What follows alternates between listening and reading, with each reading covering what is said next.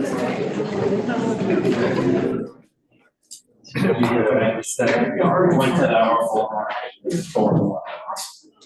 need of these.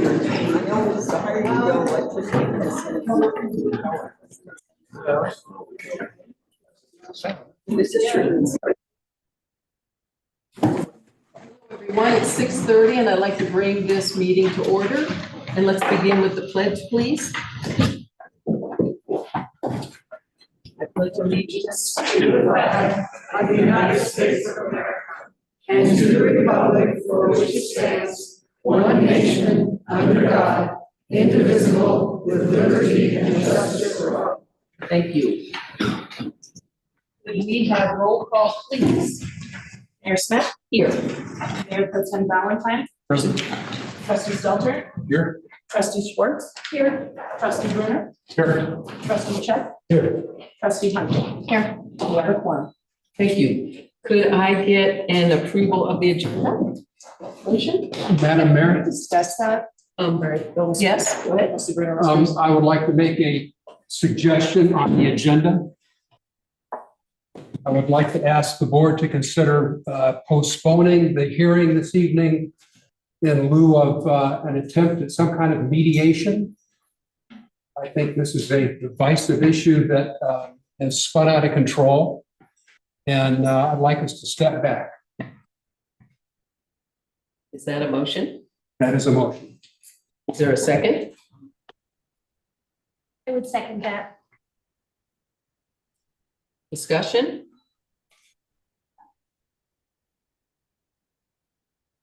Yes. I am in favor of mediation and perhaps not the legal mediation, because I think that there are ways that we can work together more and address some of the issues that have been brought up. Other discussion?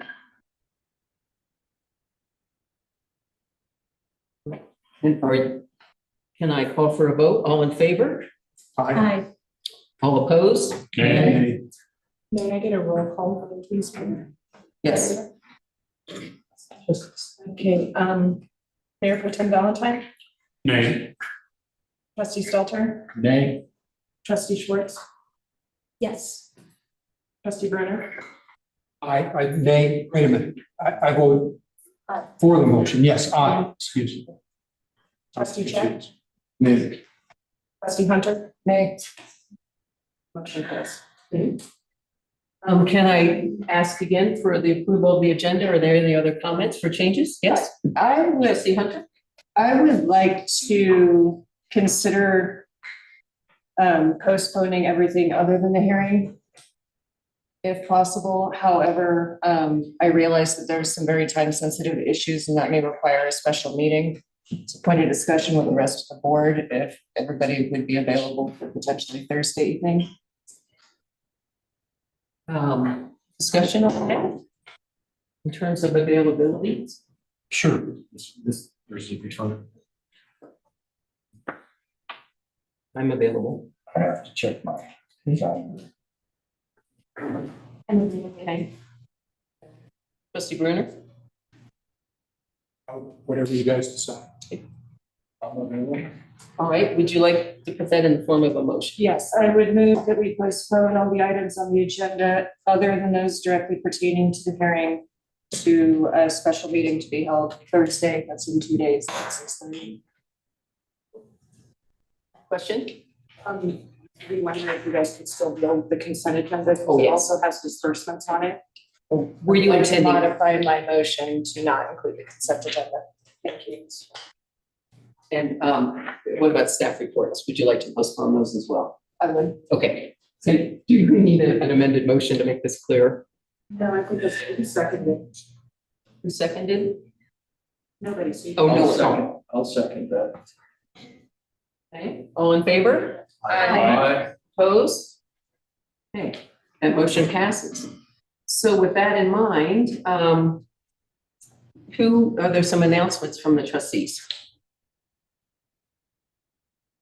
Do you want to do your? I'll say that for Thursdays. Okay, thank you. No announcements from trustees? Okay. Yes. Just to clarify, so we are gonna do a special meeting on Thursday at 6:30? Yes, that was Correct. correct. Okay, just needed to know. Okay, thank you. This is a time during every regular meeting where if there is something someone would like to come up to the podium to speak about, which is not on the agenda, this is your time to have 3 minutes to speak. Is there anyone who would like to come up? All right, seeing none, we will move on to the consent agenda. Do I have a motion to approve the consent agenda? I make a motion that we approve the consent agenda. I'll second. All in favor? Aye. Opposed? Sorry, trustee Bruner, was that an aye?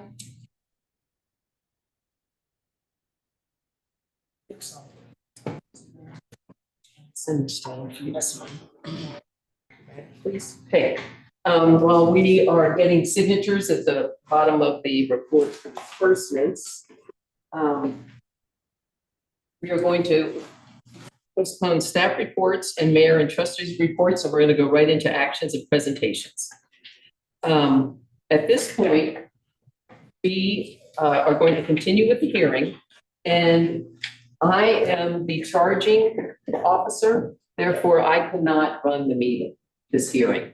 So the trustees have to choose a hearing officer to sort of change hats to be that part of the discussion. Do I have a volunteer as a hearing officer? I'll volunteer. Okay, anyone else? With trustee Stelter in mind, could I have a motion? I move that we appoint trustee Stelter as hearing officer. All in favor? Aye. All right, thank you. Opposed? No. Okay, thank you. Madam Mayor, Yes, hold on 1 second. Handing this to you. Yes. may I just point out to town clerk Vetter that the team needs to be adjusted. It was installing an update, I apologize. And thank you for trustee Stelter agreeing to be the hearing officer. So I have a question for our attorney. If you are, Clayton, can you hear me? Yes, Madam Mayor. Do we need the 2-page instructions for the hearing read into the record? Is that the script document? Public hearing removal, yes, the, I recommend that you read the script, yes. okay, trustee Stelter, would you be willing to read it in? I will. And I have it right here for you. And I'm gonna take it back from you when you're done. Actually, could we make sure trustee Stelter has a paper copy of this? He is gonna need it as the hearing officer. Thank you.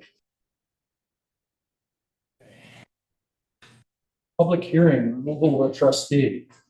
A, the purpose, this is a public hearing regarding the removal of trustee Bill Brunner under CRS 31-4-307 and the identical town code. On the special meeting held on August 1st, 2024, the Board of Trustees approved the motion to provide written charges to trustee Bill Brunner. The basis of removal is founded on allegations of misconduct or malfeasance. While the Board of Trustees will determine whether any proven charges affect the performance of trustee Brunner's duties and or are the charges of character that directly affects the town interest. B, quasi-judicial.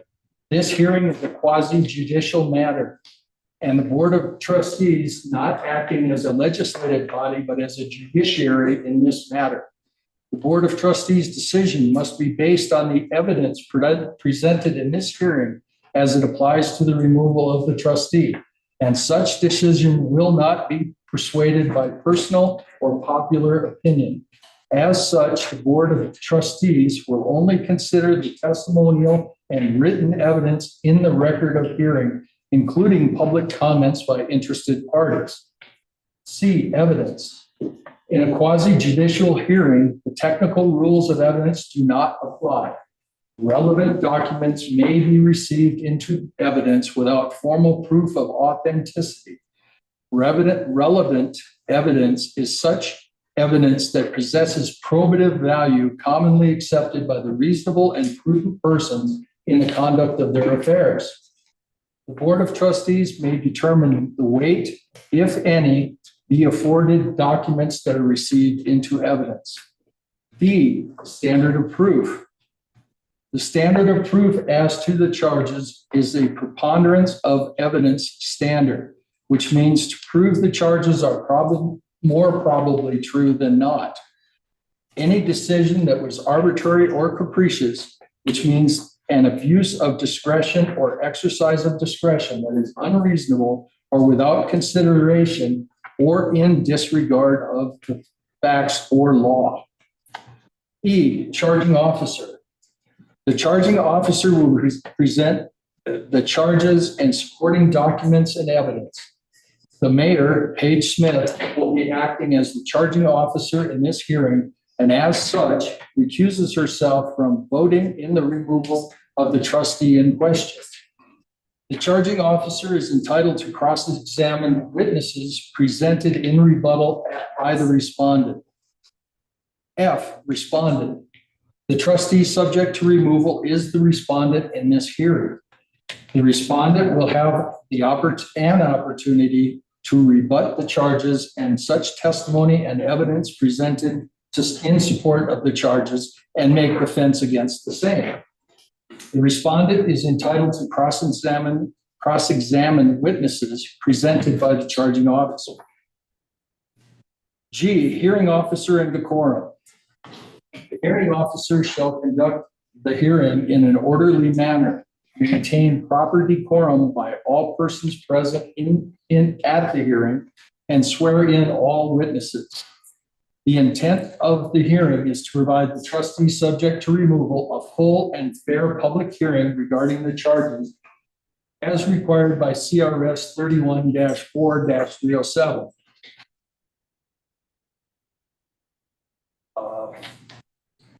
H, order of proceedings.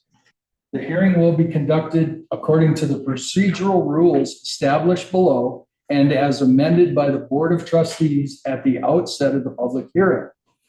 1, opening statements, 15 minutes per party. The charging officer and the respondent may make opening statements or waive the same. 2, presentation of evidence. The charging officer shall present the basis of charges and call witnesses, and the respondent may cross-examine the charging officer's witnesses. The hearing officers and members of the Board of Trustees may ask questions she deems relevant and appropriate. The respondent may then present his evidence and call witnesses in rebuttal, and the charging officer may cross-examine the respondent's witnesses. The hearing officer and members of the Board of Trustees may ask clarifying questions she deems relevant and appropriate to the matters. Exhibits offered by the charging officer will be numbered in numerical order, beginning with the number 1, and exhibits offered by the respondent will be in alphabetical order, beginning with the letter A. Public comment. 3 minutes per party, limited to a total of 60 minutes. The public comment is allowed, and members of the community are encouraged to choose a spokesperson to speak on behalf of these groups in support or against the removal of the trustee. Members of the public may not present evidence and/or call and/or cross-examine witnesses. Charging officer response, 10 minutes. The charging officer may respond to public comment or waive response. Response of the respondent, 10 minutes. The respondent may respond to public comment or waive response. Hearing officer, Board of Trustee questions. Time as needed. The Board of Trustees may ask questions of the charging officer, respondent, and any of the parties in interest. Closing arguments, 10 minutes per party. Charging officer and respondent may make closing arguments or waive. Deliberations and findings. Time as needed. The board will make findings and determination. And Board of Trustees may extend time periods as it deems appropriate and may exclude presentation and arguments considered irrelevant, immaterial, and or redundant. Board of Trustees may not consider presentation and arguments not presented at the hearing. At the conclusion of presentations and questions, the board may affirm or deny the written charges against the respondent in whole or in part, and make a motion to remove or retain the trustee subject to the hearing. Final decision and order, 10 days. Board of Trustees shall issue a written decision with findings of fact and conclusions of law, setting forth the grounds of the decision based on supporting evidence presented in the hearing.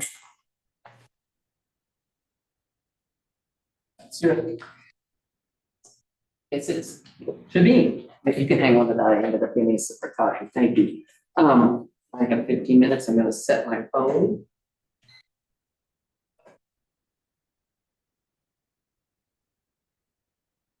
So this hearing is a continuation of the Paonia Board of Trustees process to remove Bill Bruner as a town Paonia trustee. And one thing I want to bring up first and foremost is during that August 1st meeting, several members of the public expressed concern that by removing Trustee Bruner from the Board of Trustees, it would be a violation of a will of the voters. Trustee Bruner publicly expressed that same viewpoint to me personally at the beginning of the August 5th Planning Commission meeting. It's understandable that people are upset and feel that suggesting Trustee Bruner's removal from office violates their right to elect a representative. But at the same time, we live in a representative democracy.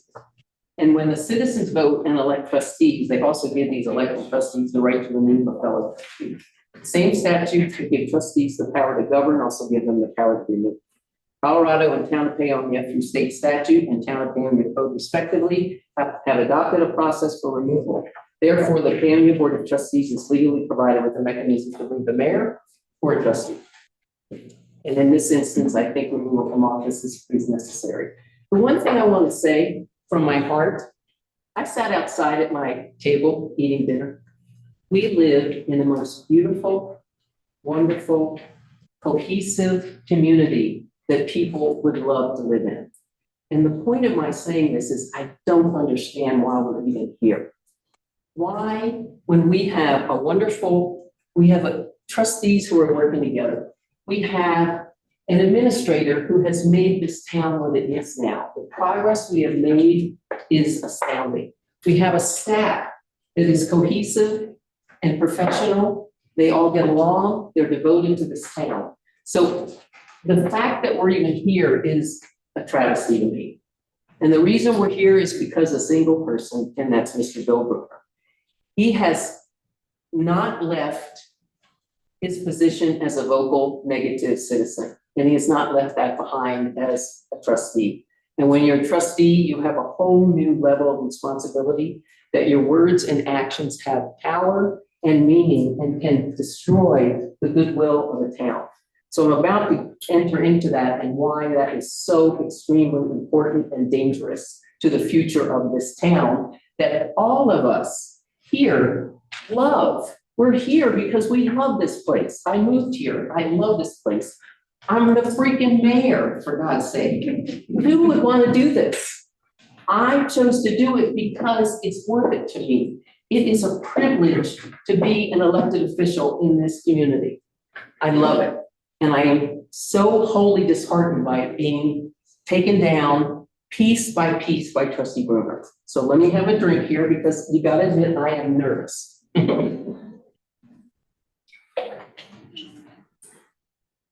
So this,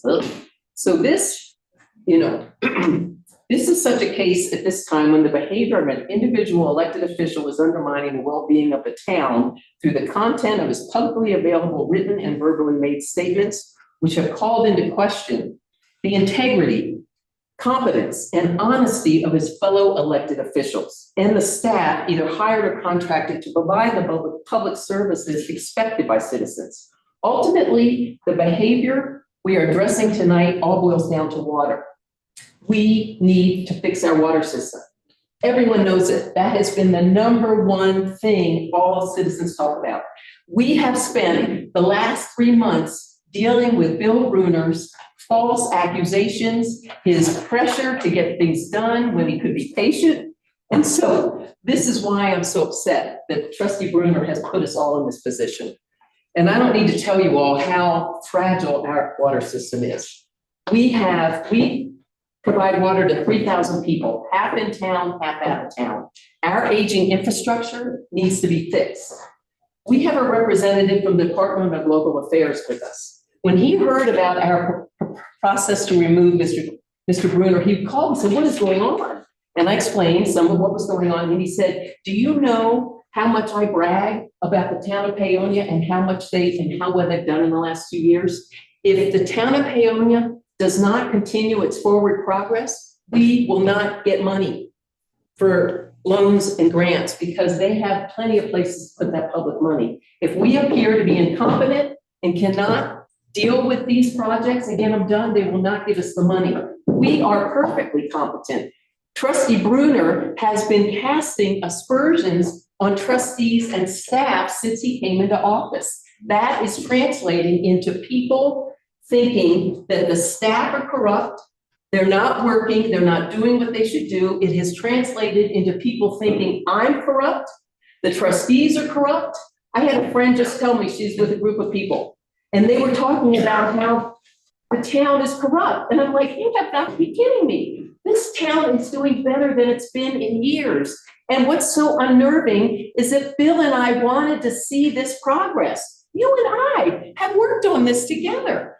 I voted for you for this position. I helped your mayoral campaign, and it's such a disappointment that you cannot leave your anger and your conspiracy theories behind. And I'm allowed? Yes, it is allowed.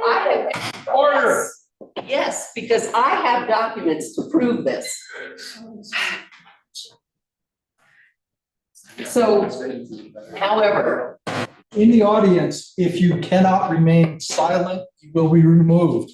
First and last warning. so here's the deal. In order for us to move forward and get our water system working, we have to have all hands on deck. If the staff are not feeling respected, it's not going to get done. If our town looks like we can't manage $8 million, we're not going to get it. What are you going to do when we do not have water? And it's been because of a single person's negative attitude, which I am going to talk about specifically in my exhibits. I'm just putting this out on the line, people. I love it here. I get up, and when I come to a meeting, you know what I'm thinking? Oh my God, what is Bruner going to say tonight? What am I going to have to try to deflect? My stomach's like this. We do not need to be public servants in this negative environment. It's not okay. And the other thing is, and I'm going to read 2 emails that came from Trustee Bruner to Stephen Wynn today. And it was, Stephen, I never intended to go like this. Intended it to go like this. I have solid issues with your performance. I will back up with lots of hard evidence. I had asked Paige to put it on an agenda in an executive session where I think it belongs. She refused, so I was waiting for your annual performance review. I am dismayed that it will all be in public tonight. You can drop the complaint and walk away, and I will not pursue. I suspect the Board of Trustees will be generous with your severance and recommendation and still blame me for everything. That is so out of line. A trustee cannot even speak for us. And the bottom line is, this is not about Stephen. This is about Bill Bruner and his actions. And I have to tell you, we would not be where we are if it was not for Stephen Wynn. He is the most professional, honest, forthright, trusted person we've had here. Leslie Klusmeyer started it and got stuff in order. Stephen Wynn has continued this positive progress. If Trustee Bruner's continued denigration of Stephen and the staff continues, we are not going to have Stephen. And I can tell you, no one is going to want to work in this town. It took 9 months to 3 different rounds of administrator hiring to hire Stephen. He is wonderful. I don't care what you're reading on Facebook. None of it is true. And I wish you'd stop being trolls and think about the community you're in. We need to work together to keep it going. So right now, we are not working together. We have one person that is putting wedges everywhere unnecessarily, and there is no value in what he is doing. We just look at if there's something I've missed. Again, I just want to say staff morale is not good because they hear the comments coming from Trustee Bruner. He may forget that the staff watch these actively and hear his negative comments. I'm just going to give you one. I have many of them in my exhibits, which I'm going to read. But one he said recently is, the town of Paonia hasn't done anything about its water in 4 years. How true is that? It's not. It's an off-the-cuff comment he's making. I don't know why. I don't know why he doesn't want this town to succeed. But those words have power. And people and our lenders think we're not doing anything, and it is not true. We are doing lots of things. And I've said that our water getting loans is in jeopardy if we do not continue our positive progress. And Mr. Bruner, I do not understand why. Bill, I had so much respect and hopes for you, and you have come in and just decided that you want to tear things down. We are a wonderful group of people. I don't see any reason why you should be negative. And you might wonder, why is the staff thinking that they're not valued? These are the kind of things that Trustee Bruner wrote in an email to staff about a ridiculously simple issue with invoices that were explained to him why a staff person accidentally bought a lunch with a credit card and he paid it back. It was a mistake. And then an invoice that was due for a new employee who had to use her own money to go to training.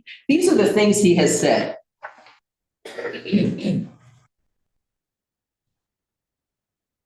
The silence by multiple individuals privy to this impropriety is what is not a conspiracy or a cover-up.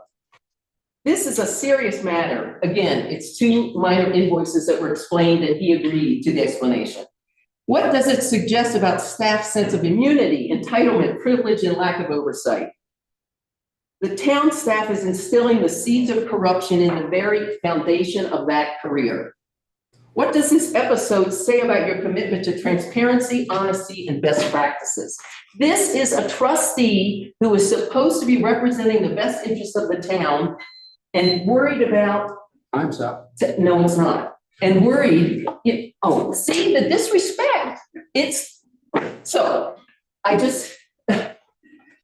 How would you feel if you received an email that because there was an accidental use of a credit card, you are denigrated down to the point that you are worthless?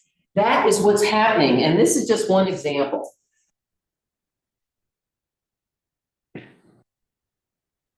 And lastly, the trustees, including Trustee Bruner and myself, and all of these trustees, have received numerous written publications, in-person training, and Paonia's resolution adopted in 2017 establishing standards of conduct for elected officials. These are best practices that we all need to follow.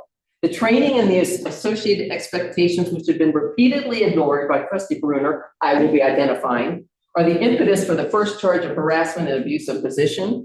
And the second charge, which I'm going to talk about at length, is his interference with a permit at 215 North 4th. The remainder of the content being submitted for Trustee Bruner's hearing will provide Trustee Bruner's verbatim comments, assertions, false accusations, and examples of his abuse of his position in his official capacity. In summary, Bill Bruner, as a private citizen, has routinely expressed his thoughts in public about the town of Paonia, its staff, and elected officials, which are generally in a negative fashion, and has done so for many years. However, when you take the oath of office as a trustee, you need to understand that he has a different and new role with much more gravitas, and that his words and actions have much more impact. Trustee Bruner has repeatedly ignored this responsibility. His behavior prevents many serious implications to the continued health and welfare of Paonia's citizens and our infrastructure, and the residents relying on water inside and outside of town. And I just want to give one anecdote. I was called in on Sunday for that water break that you all were told about. It was right next to private property, and there's a chance a shed might have had to be moved to get to it. So they called me in because our administrator was out of town.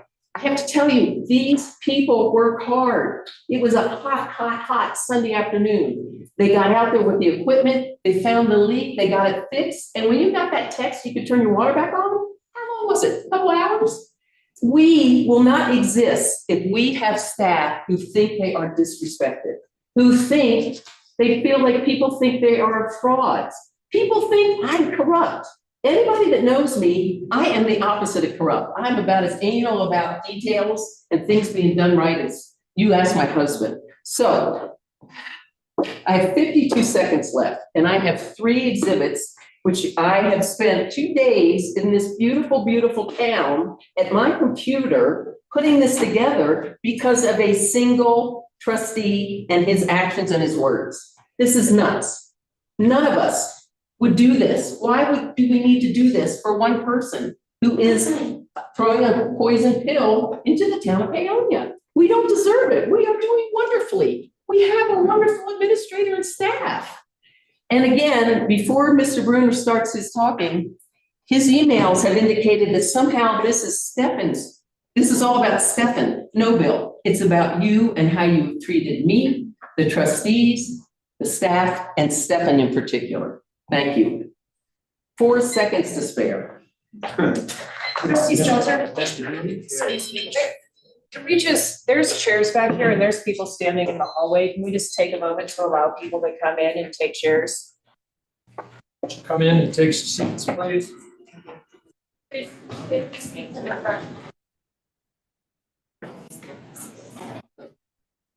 Mr. Brunner, your opening statements, please. Please, order. May it please the officer, what is the procedure for submitting exhibits? Exhibits are during a presentation of evidence, which is after your opening statement. Okay. So I am ashamed to be here. This is a really sad day for Paonia. The biggest issue here to me is, do your votes matter or not? The things that I'm being accused of here are properly handled with a recall. If I'm that bad, you guys don't want me anymore, you should recall me. There is a 6-month grace period from the time you take office until the recall goes into effect.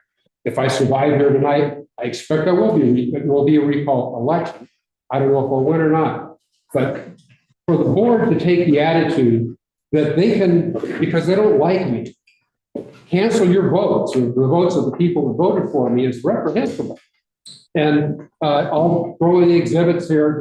The law is clear that you have to have a constitutionally valid reason to remove a trustee. It's based on the Constitution and 100 years of law. And it requires a charge adjudicated in a court of law of malfeasance or abuse of office, something like that. This is not that kind of a court. They don't have the authority to do this. They're laying the seeds for years of lawsuits.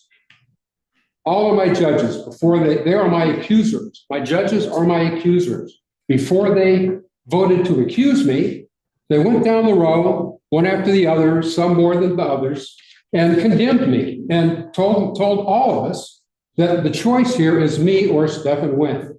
And they chose me. They all announced that.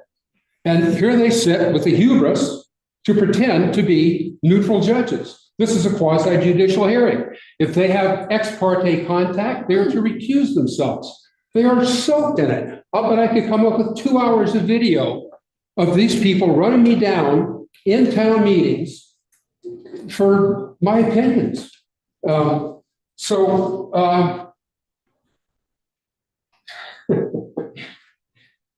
am vocal, I am a critic, and I disagree that things are as sunny as Paige Smith would have us all believe. As far as the water goes and not working on it, the moratorium's been in effect for 5 years, more or less now. And we now have a grant that's coming so that sometime in the next couple of years, we can put the meters on the springs to find out how much water is actually coming down into the system. So when I say that this is dry business, that we're not doing anything on the water, I don't mean that we're not maintaining the infrastructure and working on the pipes. We are, and I'm happy for it. We're not dealing with the prime problem of the moratorium, which is we need a reservoir or some good big ideas. I'm not saying there aren't some.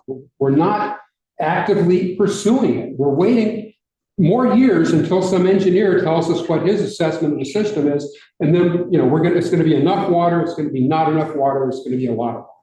We should be now, and I've been advocating for this since I got on the planning commission, dealing with those questions. We're not doing it.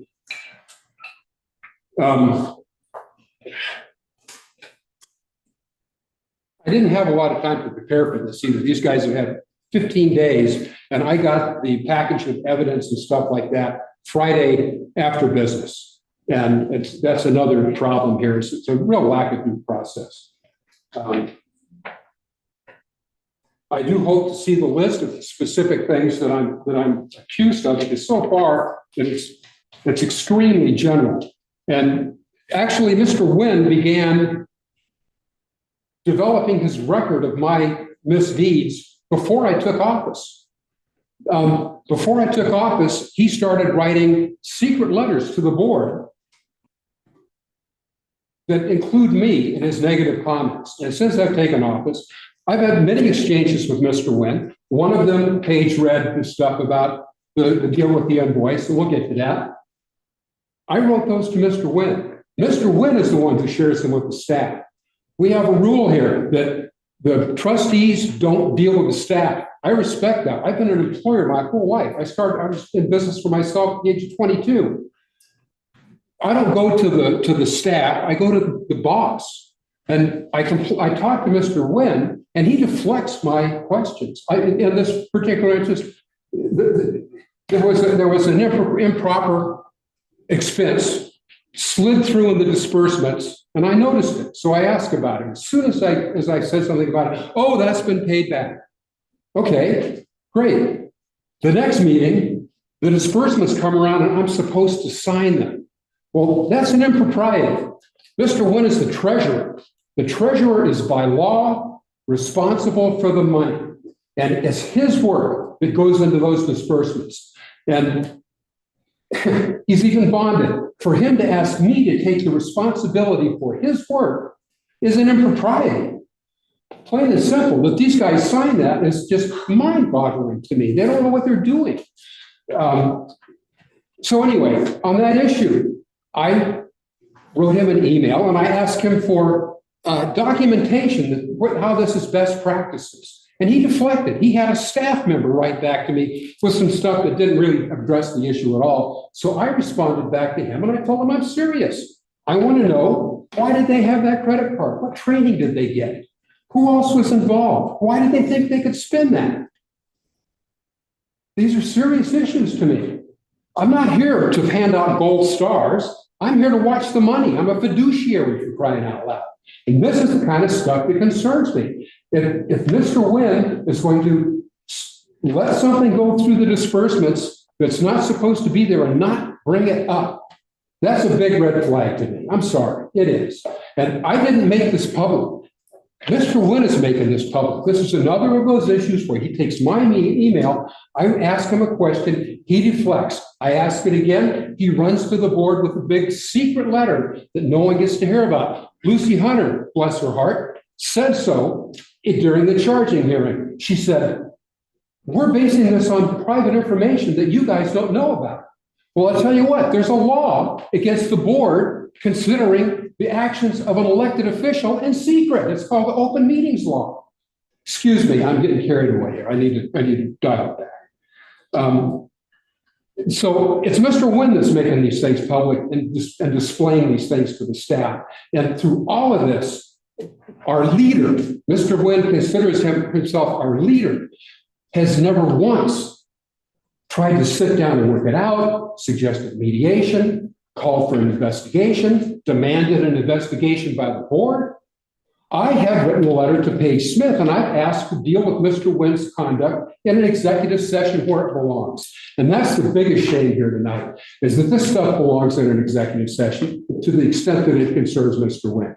My actions, yeah, right here in public. That's what I signed up for when I ran for this. And if I'm convicted here tonight, I'm going to be judged on my reputation, not on my actions.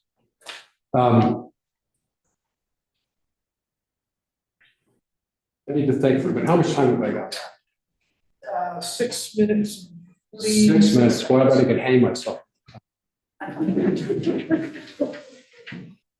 Save me trouble.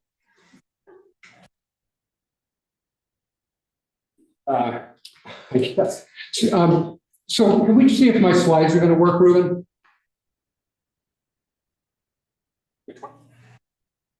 Bruner exhibits. Point of order, presentation of evidence is in the next section.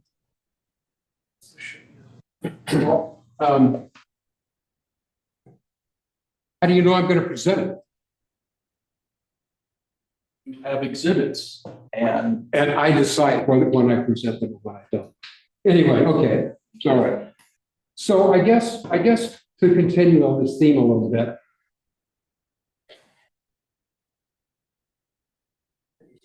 My view of what we have here is a board that is unwilling to engage in oversight. That's the issue. I mean, they've been getting these missives about me from Mr. Wynn, like I say, 2 weeks before I took office. Okay. And actually, I only found out about the first one because Mr. Wynn put a chest pounding thing in a manager's report over a copy of the certificate that he got for an online ethics course, where he revealed that he had communicated with the board about actions that in a planning commission meeting before that happened 2 weeks earlier. And that particular communication, as I have learned in training, I mean, I figured this, but it was pretty much confirmed at a training meeting, that is an ex parte communication with the board, because Mr. Wynn had a quasi-judicial hearing set up with the board on a matter of land use. And he wrote them a letter specifically discussing the way that somebody voted in that planning commission hearing. That's ex parte contact. These guys all got that letter. None of them said a word. And I sat on this board for a month before I got wind that denigrating message even existed. And it took, when I asked for it, it took almost a week before I got it. And then this pattern has continued. There's, I don't know, 3 or 4 of Mr. Wynn's missives to the board that are devoid of facts. It's like, I'm Bill, how curious is to this see relevant to you? Sorry. excuse me, what's that? What's How is this that? relevant to you? This is relevant. This is relevant to the charges against you. And I'm going to cross-examine some witnesses here. And we're going to see.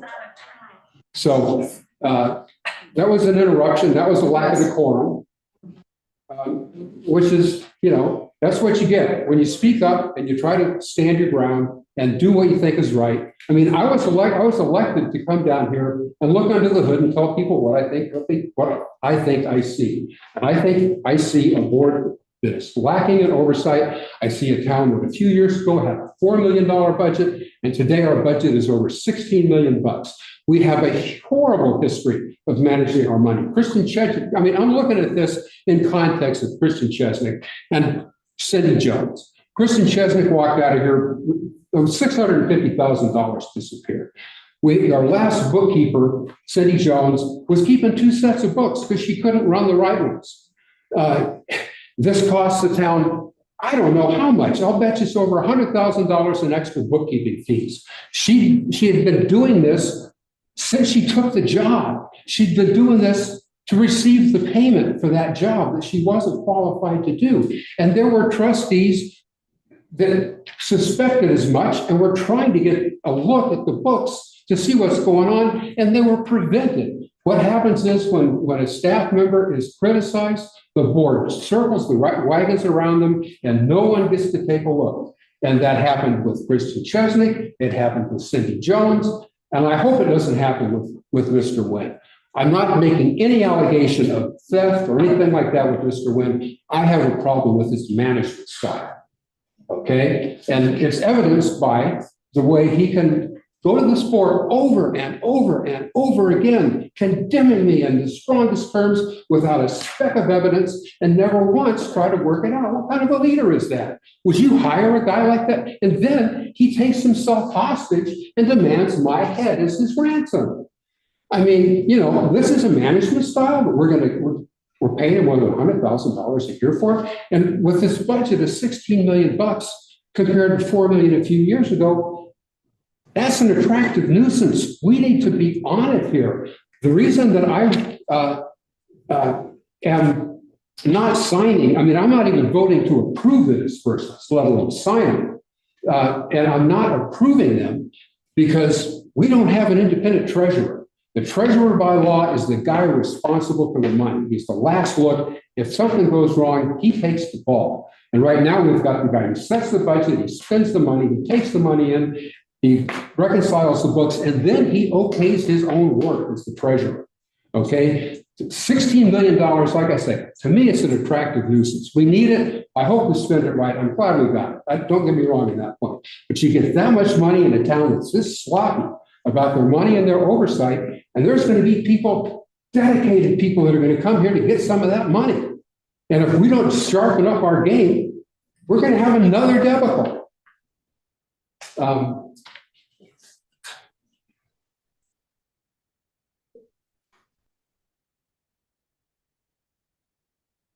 Like I said, I didn't have all the time in the world to prepare for this. I'll just stop. Okay, we're moving into the presentation of evidence.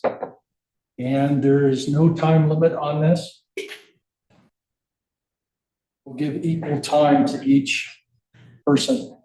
So, Mr. Buckner? Mr. Buckner, can you hear me? Yes, sir. Sorry, I was having That's fine. glitchy. Is my ruling that both parties have equal time valid, legal? I think that you should give as much time as relevant evidence is being entered without redundancy. And then I think that as the respondent, Mr. Brunner should have as much time as he needs to address the issues that were brought up by the charging officer. Again, only taking into account whether something is redundant or relevant. I don't think a time limit is necessary, and I don't think limiting Mr. Brunner to the time the charging officer takes is necessary or prudent. So I would give both the charging officer and Mr. Brunner as a respondent as much time as needed, but particularly paying attention to Mr. Brunner's rights on rebuttal. So be it. That's the way we'll run it. Presentation of evidence. Mayor Smith, you first. so I have 3 exhibits, which I'm assuming I'm going to do one after the other. Give one to the hearing officer. Is that in Mr. Bruner?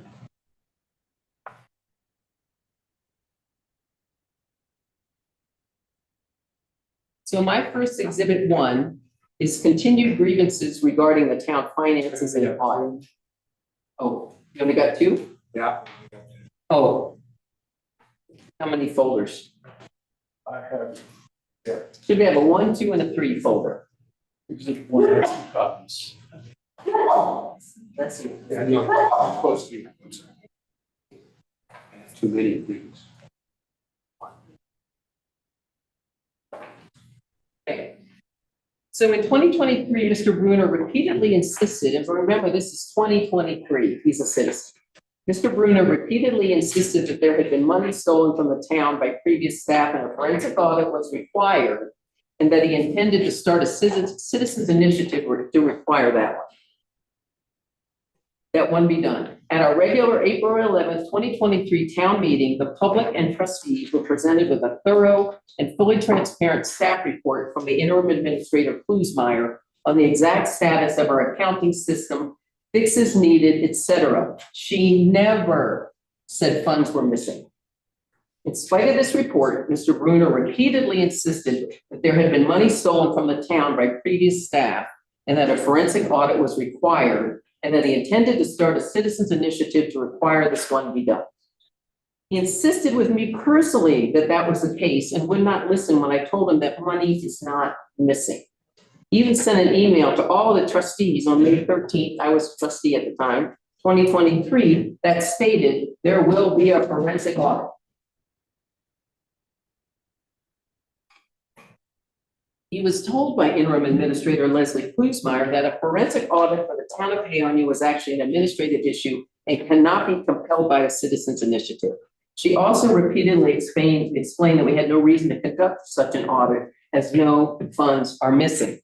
His continued insistence and continuing denigration of the town staff and trustees resulted in the following two attached letters sent to him by certified mail. The first one is from Leslie Klusmeyer to Mr. Bruner on May 16, 2023.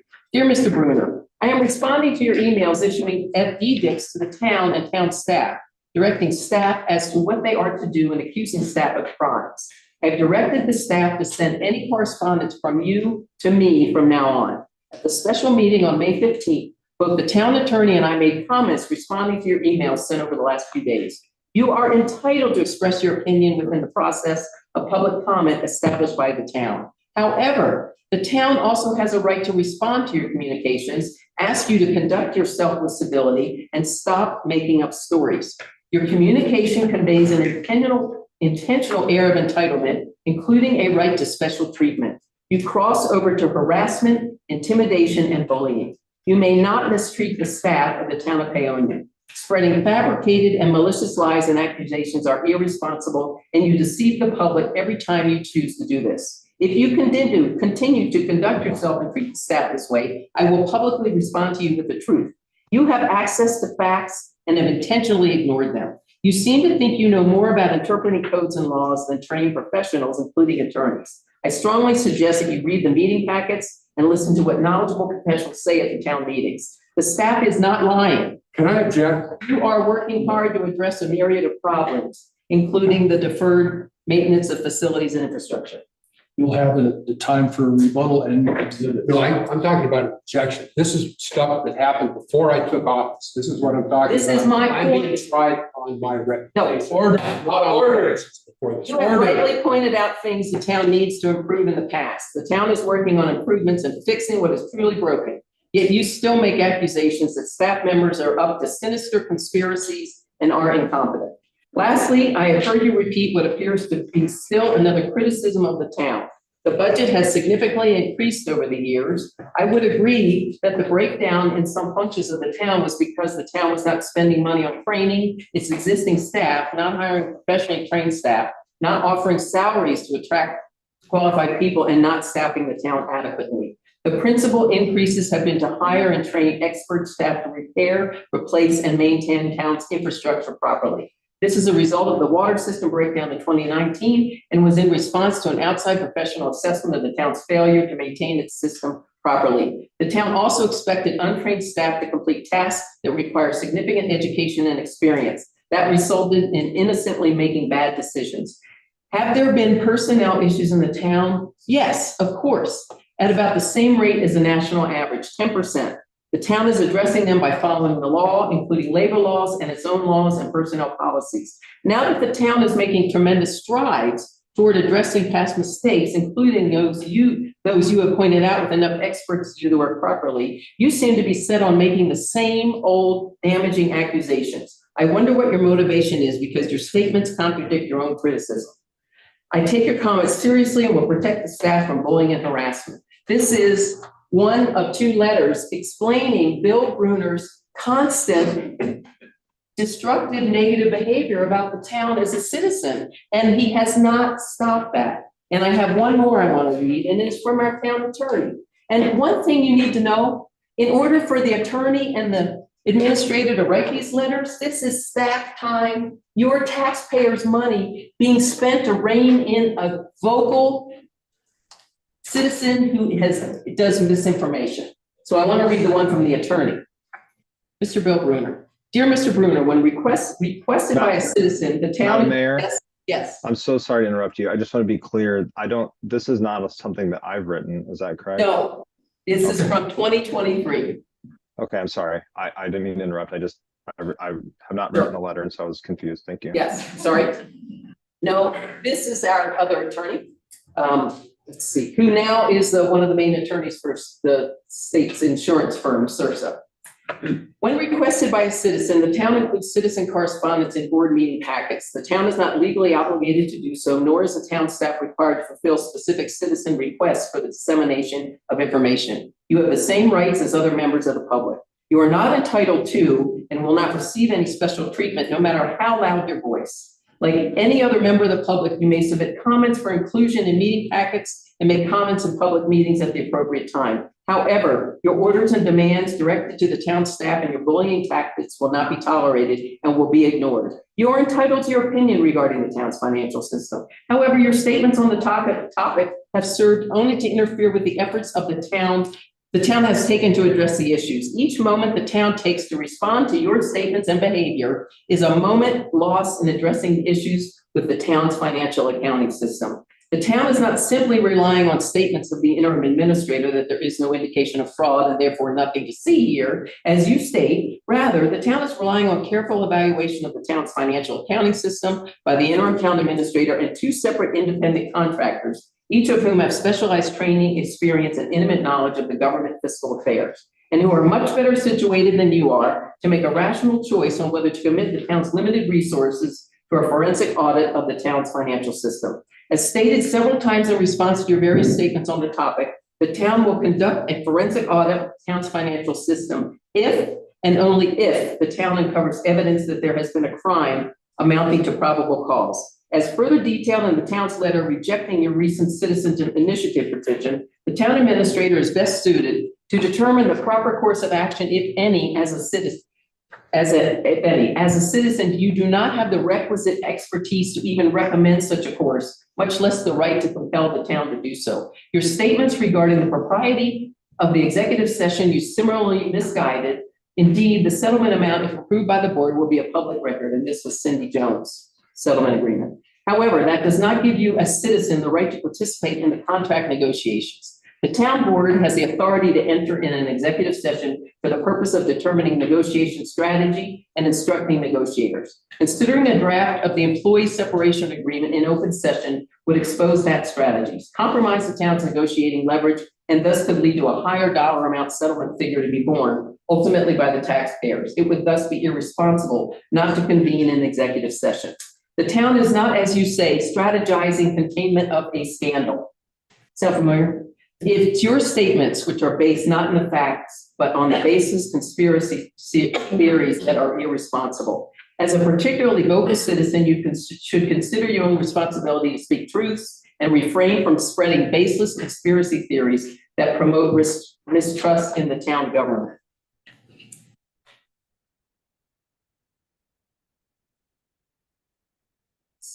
He was told by interim administrator Leslie Klusmeyer that a forensic audit for the town of Paonia was actually an administrative issue and cannot be compelled by citizens. She has repeatedly explained we had no reason to conduct such an audit as no funds were missing. He continued his continued insistence and continuing denigration of the town staff and trustees resulted in the following. Oh, I'm sorry. I already read the letter. Sorry. Fast forward to June of 2024. Trustee Bruner is still insisting that a reference to irregularities that transpired under previous staff indicates money being stolen. These are terms used in the audit.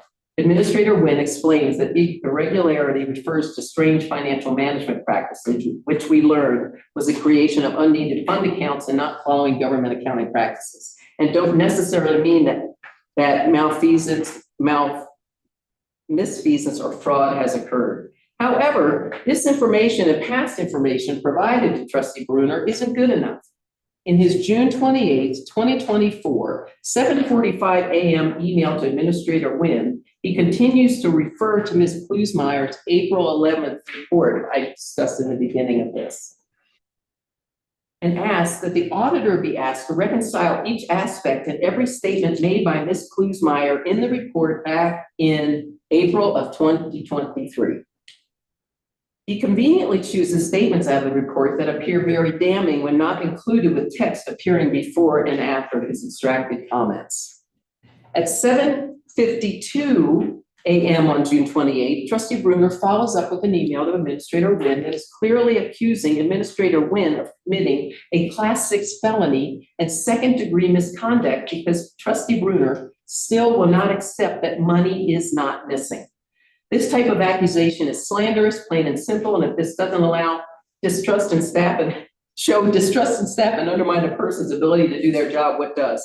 And what I am referring to is in his email back to trustee Nguyen right here. He says, hey, you know, I have all these emails, I'm trying to get this information and you're not necessarily giving it to me the way I want. Would any of these statutes apply? A very simple reference. He provides 4 statutes, 2 of which, 18-8-406, issuing a false certificate. A person commits a Class 6 felony if being a public servant authorized by law to make and issue official certificates or other official written instruments, he makes and issues an instrument containing a statement which he knows to be false. Essentially, this is a veiled accusation that trustee Nguyen is doing something severely illegal with our money.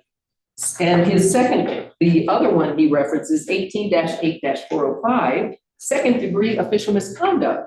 A public servant commits second-degree official misconduct if he knowingly, arbitrarily, and capriciously refrains from performing a duty imposed upon him by law or violates any statute or lawfully adopted rule or regulation relating to his office. Second-degree official misconduct.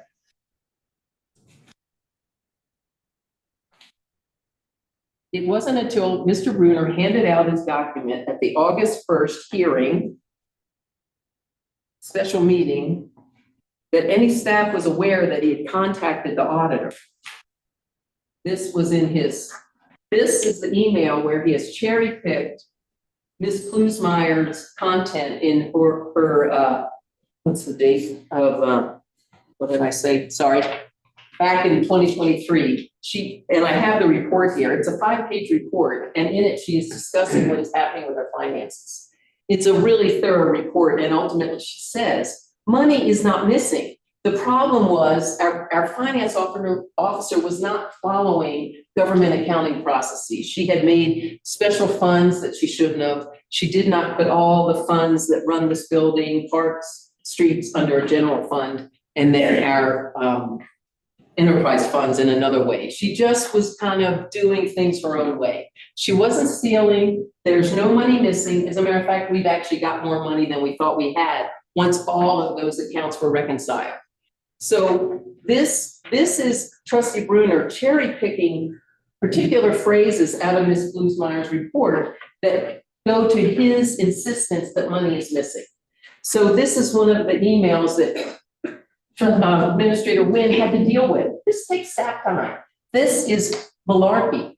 He is making things up and giving you disinformation, misinformation. There is no money missing. But here's the other thing. We didn't know until the hearing for removal.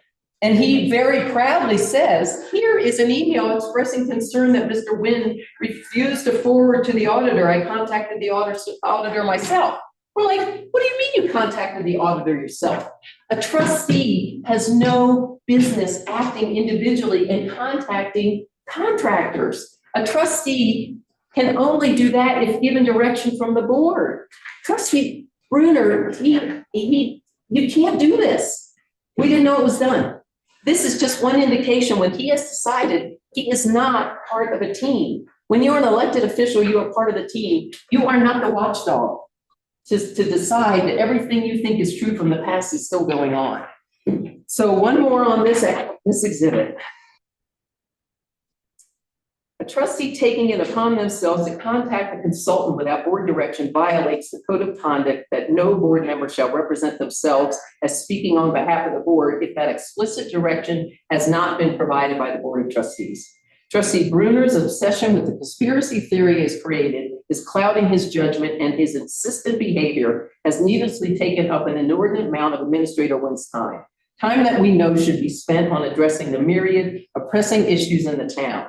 The auditor will be presenting the audit at an upcoming meeting as soon as it's finalized, which is routinely done when we have an audit, which will provide the trustees with the opportunity to ask questions. Trustee Bruner just can't be patient and wait for the professionals to do the work they're trained to do because he's convinced he has a smoking gun. This costs the town time and money and our reputation. All right, that is the content of my exhibit 1. Can I rebut that just one at a time? I think it has to be done. I mean, it's going to be so far that you're here that people want to understand the relevance of the rebuttal. I'll allow that. Well, why don't you could ask, The hearing officer has spoken. and what are we doing? Allow that. He'll be able to rebut the first exhibit. Okay, Okay, thank you.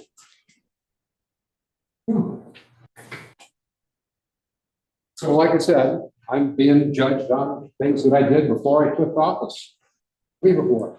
And I want to make it extremely clear, I would like to see written evidence where I said money was missing or I accused Mr. Wynn of anything. I didn't do those things. And I don't think you're going to find evidence that I actually did that. These are assumptions. There's so many assumptions. Okay, so Cindy Jones was incompetent as a bookkeeper. We had an audit a couple of years before this kerfluffle came up that Paige has read the report from Klossmeyer and the letters from the attorney and stuff telling me that as a citizen, I don't have the requisite ability to even have an opinion on the law. I mean, yeah, thanks. I don't agree with that. I think that the law is somewhat accessible to most of it. So Cindy was unable to keep the books in the way required by law and best practices, according to Ms. Klossmeyer's report. And I can read, in a minute, I'll read the highlights from her report that give me great concern. But it's not, I never said money's missing. I said that I think we need a forensic audit because we've had an auditor first since I think she took office as the financial officer somewhere around 2016. She came on right after Kristen Chesnick was convicted of embezzlement. Okay. And since that time until 2023, when she got busted, she wasn't keeping the books right. And maybe there's no money missing. I'm not saying there is. I'm saying that when your books have been a scrambled mess that takes, I don't know how much it costs to straighten them out. I'll bet you it's over $100 million, okay?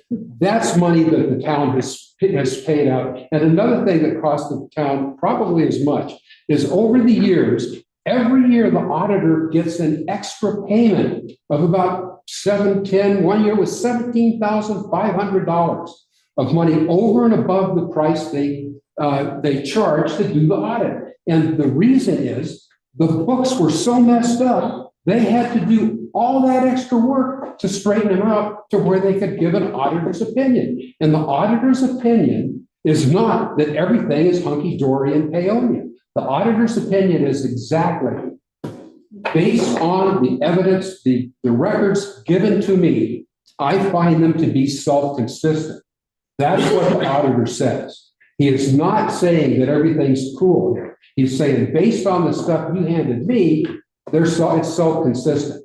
What a forensic auditor does is a forensic auditor takes all the records, and they're really good at this, and it costs money, but sometimes you just got to spend it. And they go back through the whole thing and they reconcile every invoice, and they look to see if it went to brother-in-laws or husbands or friends. And they go through it and they sniff around and they look. And when the books have been that messed up for that long, I think that's required. Okay. And I ran for this election on that platform. I paid to put letters in the paper saying that that's what I wanted to see, and I'm happy the subject has come up. Okay, so when I'm saying that stuff was stolen before and it never was. Well, Kristen Chesney got convicted over $650,000 that went missing. I don't think she got it all. I think there was a lot of funny stuff going on. But so money has been stolen in the past. I never said that money is missing. I said that things are so irregular. I have no confidence. I mean, it's like our books were reconstructed. They were reconciled.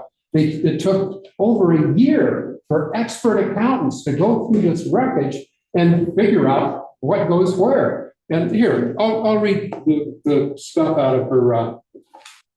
And I'm not cherry picking. I went through the main chapter, and yeah, she says that she goes through great pains to say, oh, there's nothing to see here. But the town has a broken accounting. This is plus minus, the town administrator's report. The town has a broken accounting system. The following deficiency have been found: improper creation of funds, many more than you may have seen. Most of these funds were not approved by the board as required by state statute.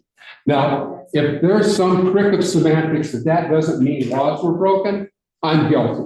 Okay, but when it's not done according to state statute, I read a law was broken. So that's just the way I read it. Financial reports cannot be produced. Accurate trial balances cannot be run. I may be wrong. I'm not an attorney, and I'm not giving this anybody's advice, but I think there's a law that says we have to keep accurate books all the time. Okay, we weren't. Accounts payable are out of balance. The official accounting system cannot be used to do cash allocations. They don't know where the money is. It cannot be used to do cash allocations. March 2023 shows a $21,000 error in 1 month. Okay, recommendation preserving only governmental funds that were approved by the board. Yeah, that makes sense. Town's budget documents do not follow the best practices, accounting practices, and I don't know, but I'll bet you those are more than a suggestion. Chart of accounts has been set up contrary to best practices. The town administrator has not been able to access accurate information regarding the amount of reserves the town has, extraordinary number of bank accounts. She was opening bank accounts on her own without town authorization. Erosion of proper internal control functions. They were reclaimed by the finance officer. After the deal with Cindy Chesnick, there was some real attention paid to our finances, and there were a whole bunch of safeguards were put in place, okay? And over the years, because boards don't really like to do oversight, it's awkward, you have to look harshly at your friends. All those functions were reclaimed by the accounting officer. So the controls eroded, and I don't know if they're back or not. Okay, so I asked for a forensic audit, and boy, I hit a nerve, let me tell you. So, obviously it wasn't going to happen voluntarily. I am kind of an activist. I believe in the initiative process. The power of the initiative is the first right reserved to the people in the Constitution of the state of Colorado. And I'm being condemned for exercising it. I was doing my duty as a citizen, and now I'm trying to do my duty as a board. Okay, the roles are different. All right, but so I came up with a petition for an initiative to have a forensic audit. You learn as you go with this stuff. The power of the initiative is limited to legislative matters. And the way I wrote it was the town will do a forensic audit now. So that's administrative. So no, they kick it back. How much time am I going to spend on this stuff? I'm just Joe Blow on the street. I could have rewritten it that anytime these things happen, the town will produce a forensic audit. I got worn out, so I let it go. There's a couple other initiatives I've done that I think made significant improvements in the way the town does things. This one I dropped. Okay, but I still, wanted to see this, some kind of an actual look at this stuff. And so I did. I wrote a letter to the town, and I said there will be a forensic audit, and I still hope there will be one. Okay, and so you see what I get. They spend time and money trying to reel in an errant citizen. My God, the guy's asking questions. How are we going to survive? I mean, I had a nerve. And so, all right, so now we come to this up, all right? First, okay, so the 20 audits are always a year late, okay? You audit for 2023 and 2024. So it was back to the 2022 audit was delayed for a year or more because that's how long it took them to juggle the books back into something they could present, okay? And so I was really curious when that 2022 audit came before the board, and there was not a word, not a single word in it about any of this. Okay, and it's like, so I went back and I look at statutes and I see statutes that say to me that the auditor has to deal with anything that was against the law, and if he is aware of it. Okay, and sometimes this stuff will ricochet back through years of books, and boy, that's a big deal. So I asked Mr. Wynn, I said, I'd like to see the communication from the town to the auditor describing these irregularities. And Mr. Wynn wrote back to me, he's not aware of it.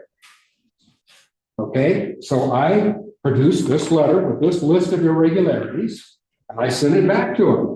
I said, and I'll read it. At a minimum, I asked the auditor to directly reconcile each and every aspect in this statement that Ms. Klesmeyer's report. This isn't my words, this is Klesmeyer, okay? With all relevant accounting standards and state statutes, by my limited understanding, at a minimum, malfeasance had to be involved, and I believe that. I don't think she could have done that without breaking some of these laws that could apply. I mean, there's laws about how towns keep their books. You know, I think at a minimum, she committed malfeasance. Okay, I'll say that. I'm not accusing anybody else of malfeasance. I do think that the board allowed that, and I think they could be implicated.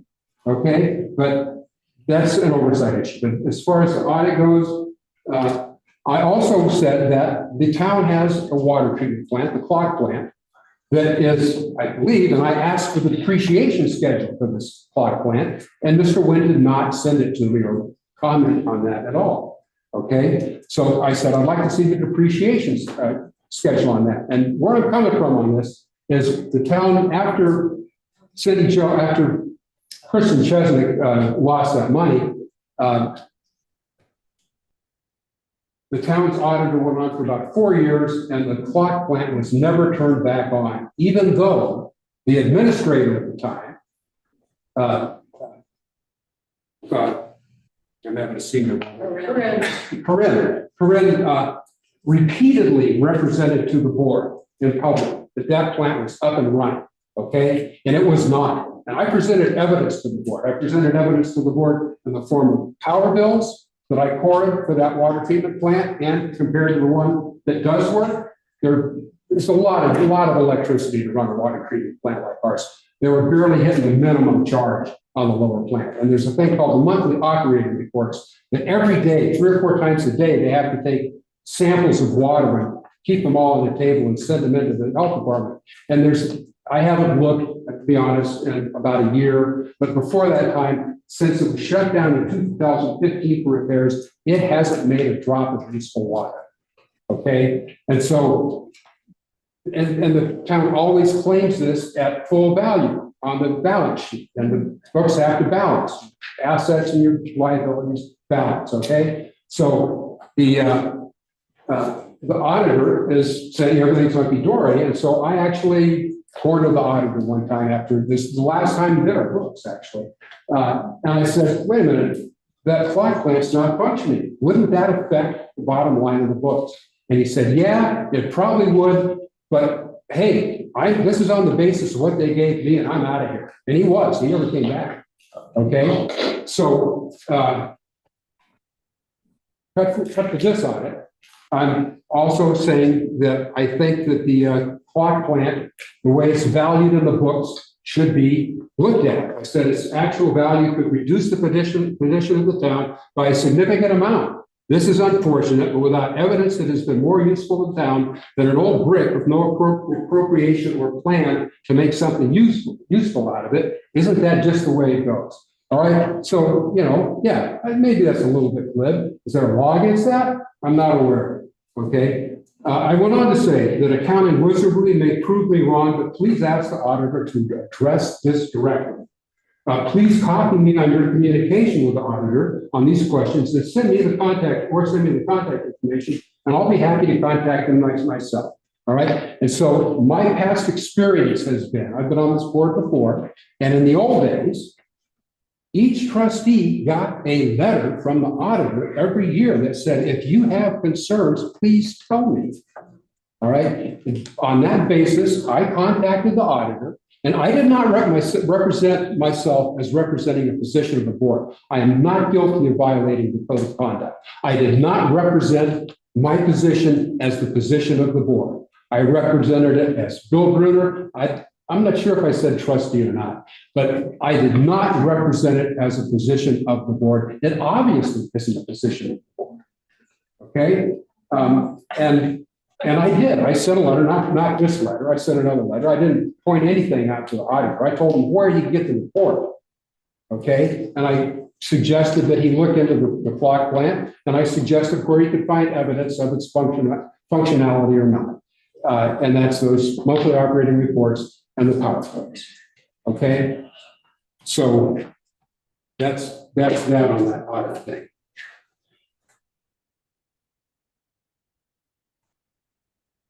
Oh, as far as Cindy Jones' settlement went or discharge, it's kind of unclear in the thing, but it looked to me like she got about $40,000 when she left. She claimed about half of that in wages and vacation time due, and I'm curious why she got the other $20K. And there was an odd thing in that settlement letter. The town required a gag order from her, a non-disclosure from her, so she couldn't talk about her experiences as the bookkeeper or what happened. I thought that was odd.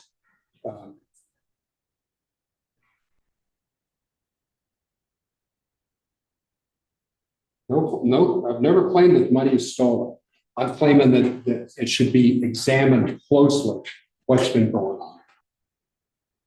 Oh, and the time that I send an email, it's not like I'm ringing the guy's phone in the middle of the night. I mean, I get emails 24 hours a day. I look at them at my convenience, so I don't understand the relevance of the time that I send an email. If I've got a busy day and I'm putting in extra time to do my duty as a board member, and I send an email to somebody at 7:45 in the morning, I think that shows I'm diligent. I don't think that shows I'm sinister.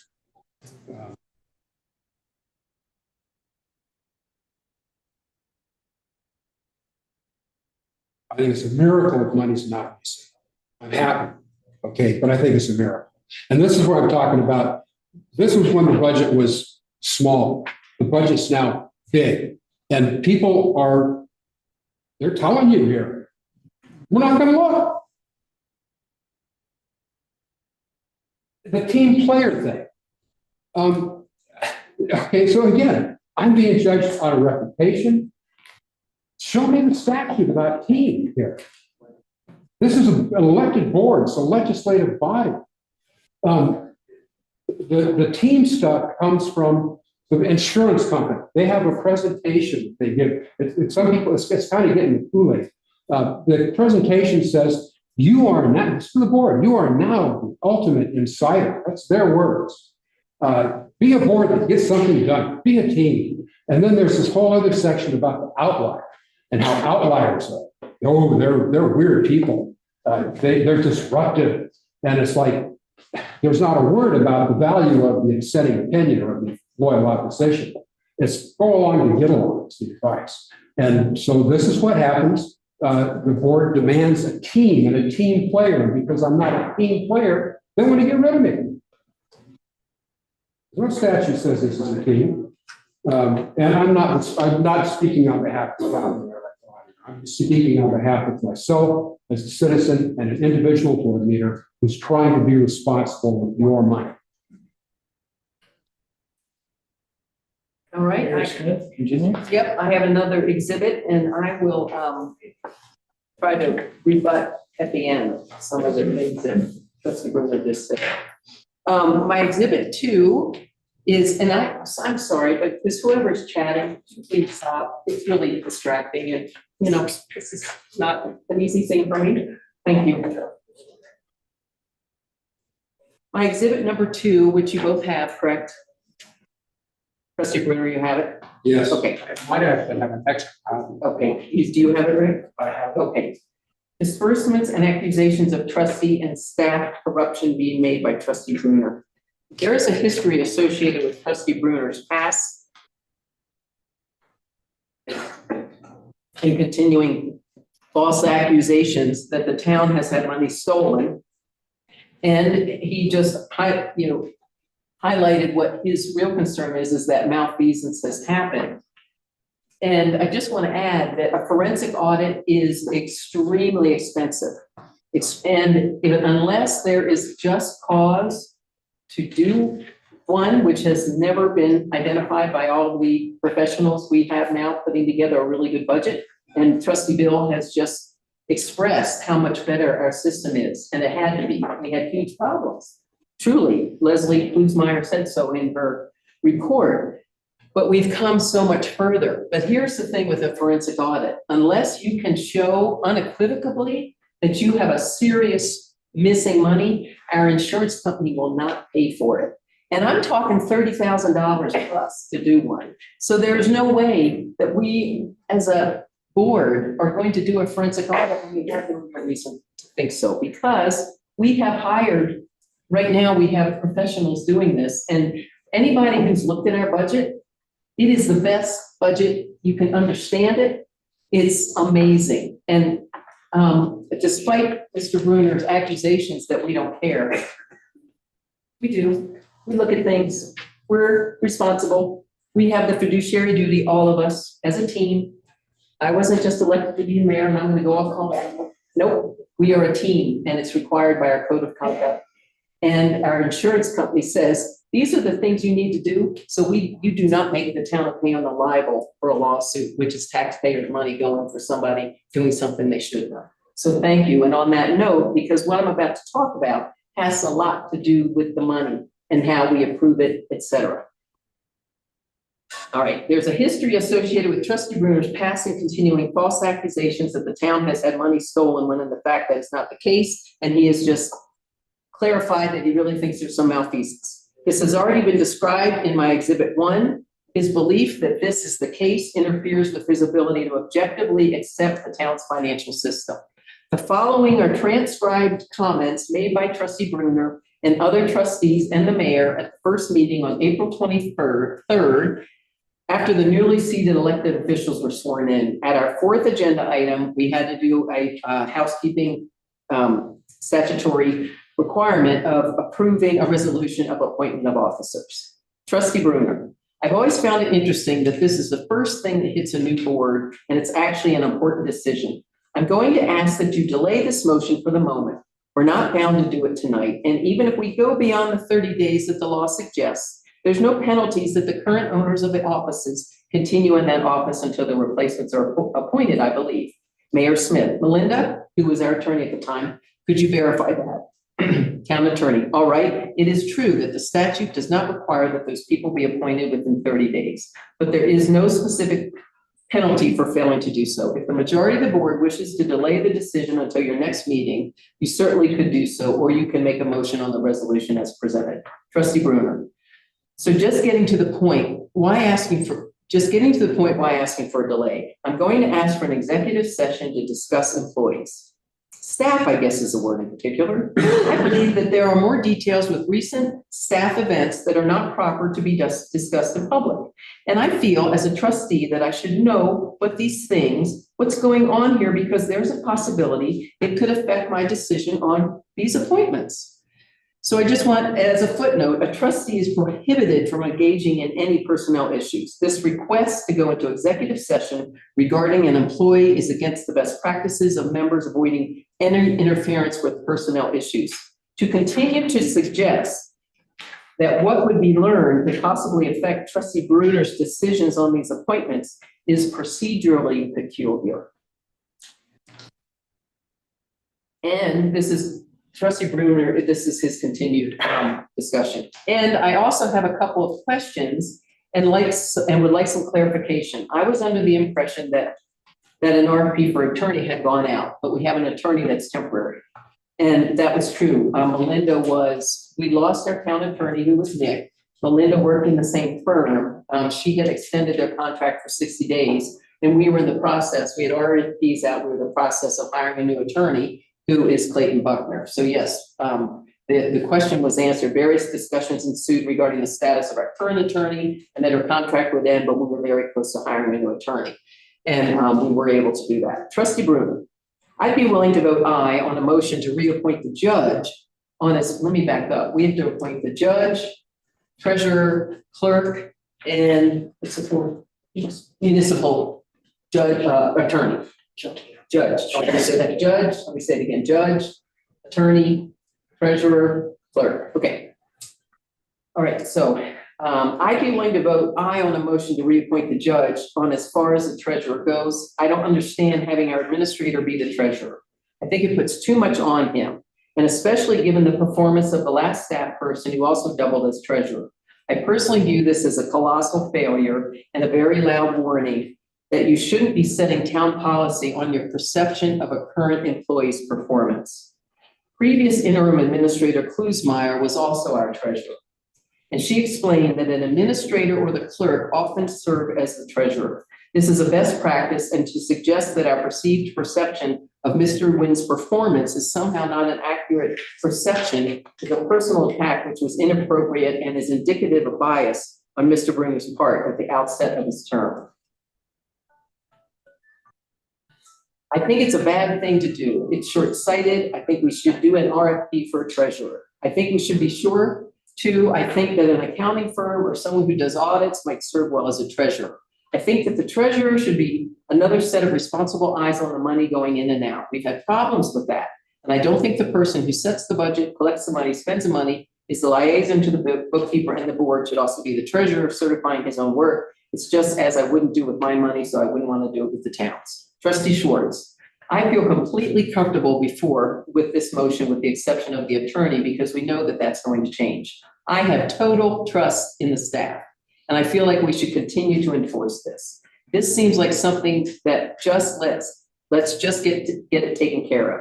We've had enough delays with the audit in the past, and I don't want us to delay these things. Let's get it done.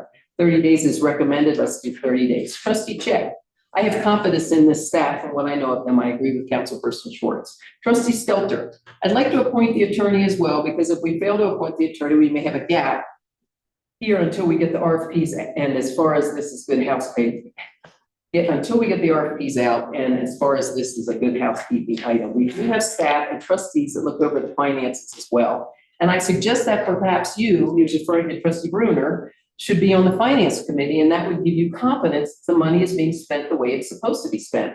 So I would right now be leaning towards approving this entire resolution as it's just the right time. The comments come from confidence in the staff.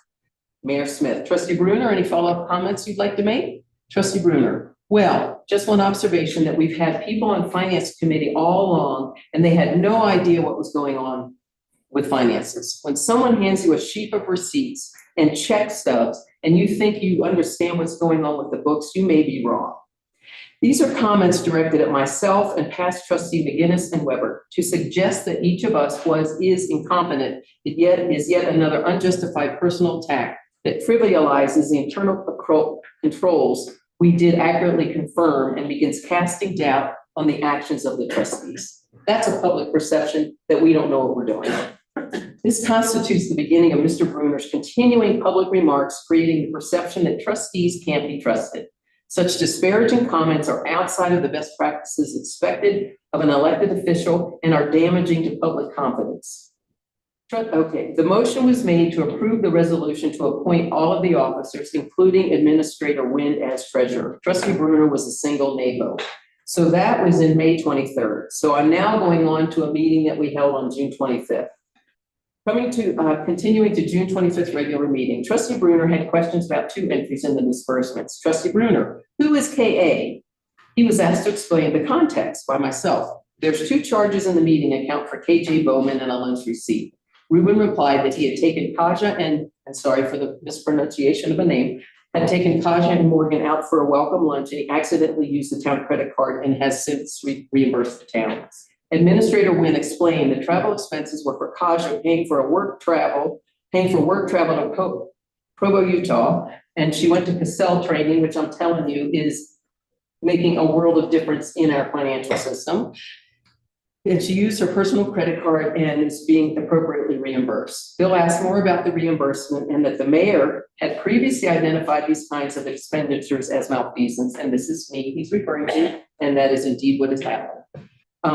Trustee Bruner's statement is correct. In 2021, as a private citizen, I did identify that about $500 of town money had been spent for expensive coffee makers, coffee, cream, or soda, and that this misuse of funds equated to malfeasance. The town administration at the time acknowledged the error and stopped buying employee coffee, et cetera, with town funds. I accepted the corrective action, did not maintain a grudge, and proceeded to work with staff and trustees. You know, people make mistakes and they fix them. You move on.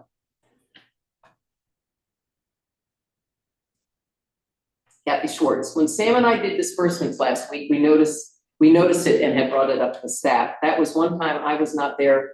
Kathy and I do disbursements before the meetings every other Friday. And honestly, we spend 3 hours looking at everything. We ask questions. Our questions are answered. Our questions result in more information being provided to us and staff. We take it seriously. So I want you to know that it's being done right. Trustee Bruner, so when Kathy Schwartz said, when Sam and I did disbursements last week, we noticed it and brought it up to staff. I happened to not be there. I was over on the Front Range at the Colorado Municipal League Conference and could not do it, so Sam sat in for me. Great, this is Trustee Bruner. Great, happy you noticed it. Stefan, as a result of this incident, I realized that there existed a policy deficiency and he would be bringing a credit card policy to an upcoming meeting. All right, moving on. Grievances on the part of Trustee Bruner about disbursements continued at the July 9th regular meeting. Trustees were asked to participate in a new internal control, which consisted of having each trustee that voted in the affirmative to approve the disbursements. Can you have that minute to hold up the disbursement sign? To approve the disbursement, which is the approval of spending to pay the vendors. This is our disbursement sheet, which is down to the nitty-gritty of how much money is coming out of each fund account for every fund we have. And it is detailed from point A to point Z, so you can see exactly what's going on. And because we use this Cassell accounting system, this is the report developed by Cassell. And there is a place at the bottom for the trustees and the mayor and myself and Kathy specifically that we were the finance committee, which indicates that the trustees approved tonight that this money is been checked. They agree with it and we can sign checks. Kathy and I also sign the checks and we usually do that on Thursday. That can be done. And the reason for this is there is no formal recording of the vote tonight until the meeting minutes are published and signed by myself, and that takes about 2 weeks. This is a real-time indication that things are being done right. And this is something that had the town been using Cassell, which is why the books were a mess because they weren't doing it and they weren't getting trained to do it. But because we are now using this very robust, very detailed a system that you can count on, we are doing what the system says is some of the best practices and internal controls. Mr. Bruner will not sign it because he doesn't trust us.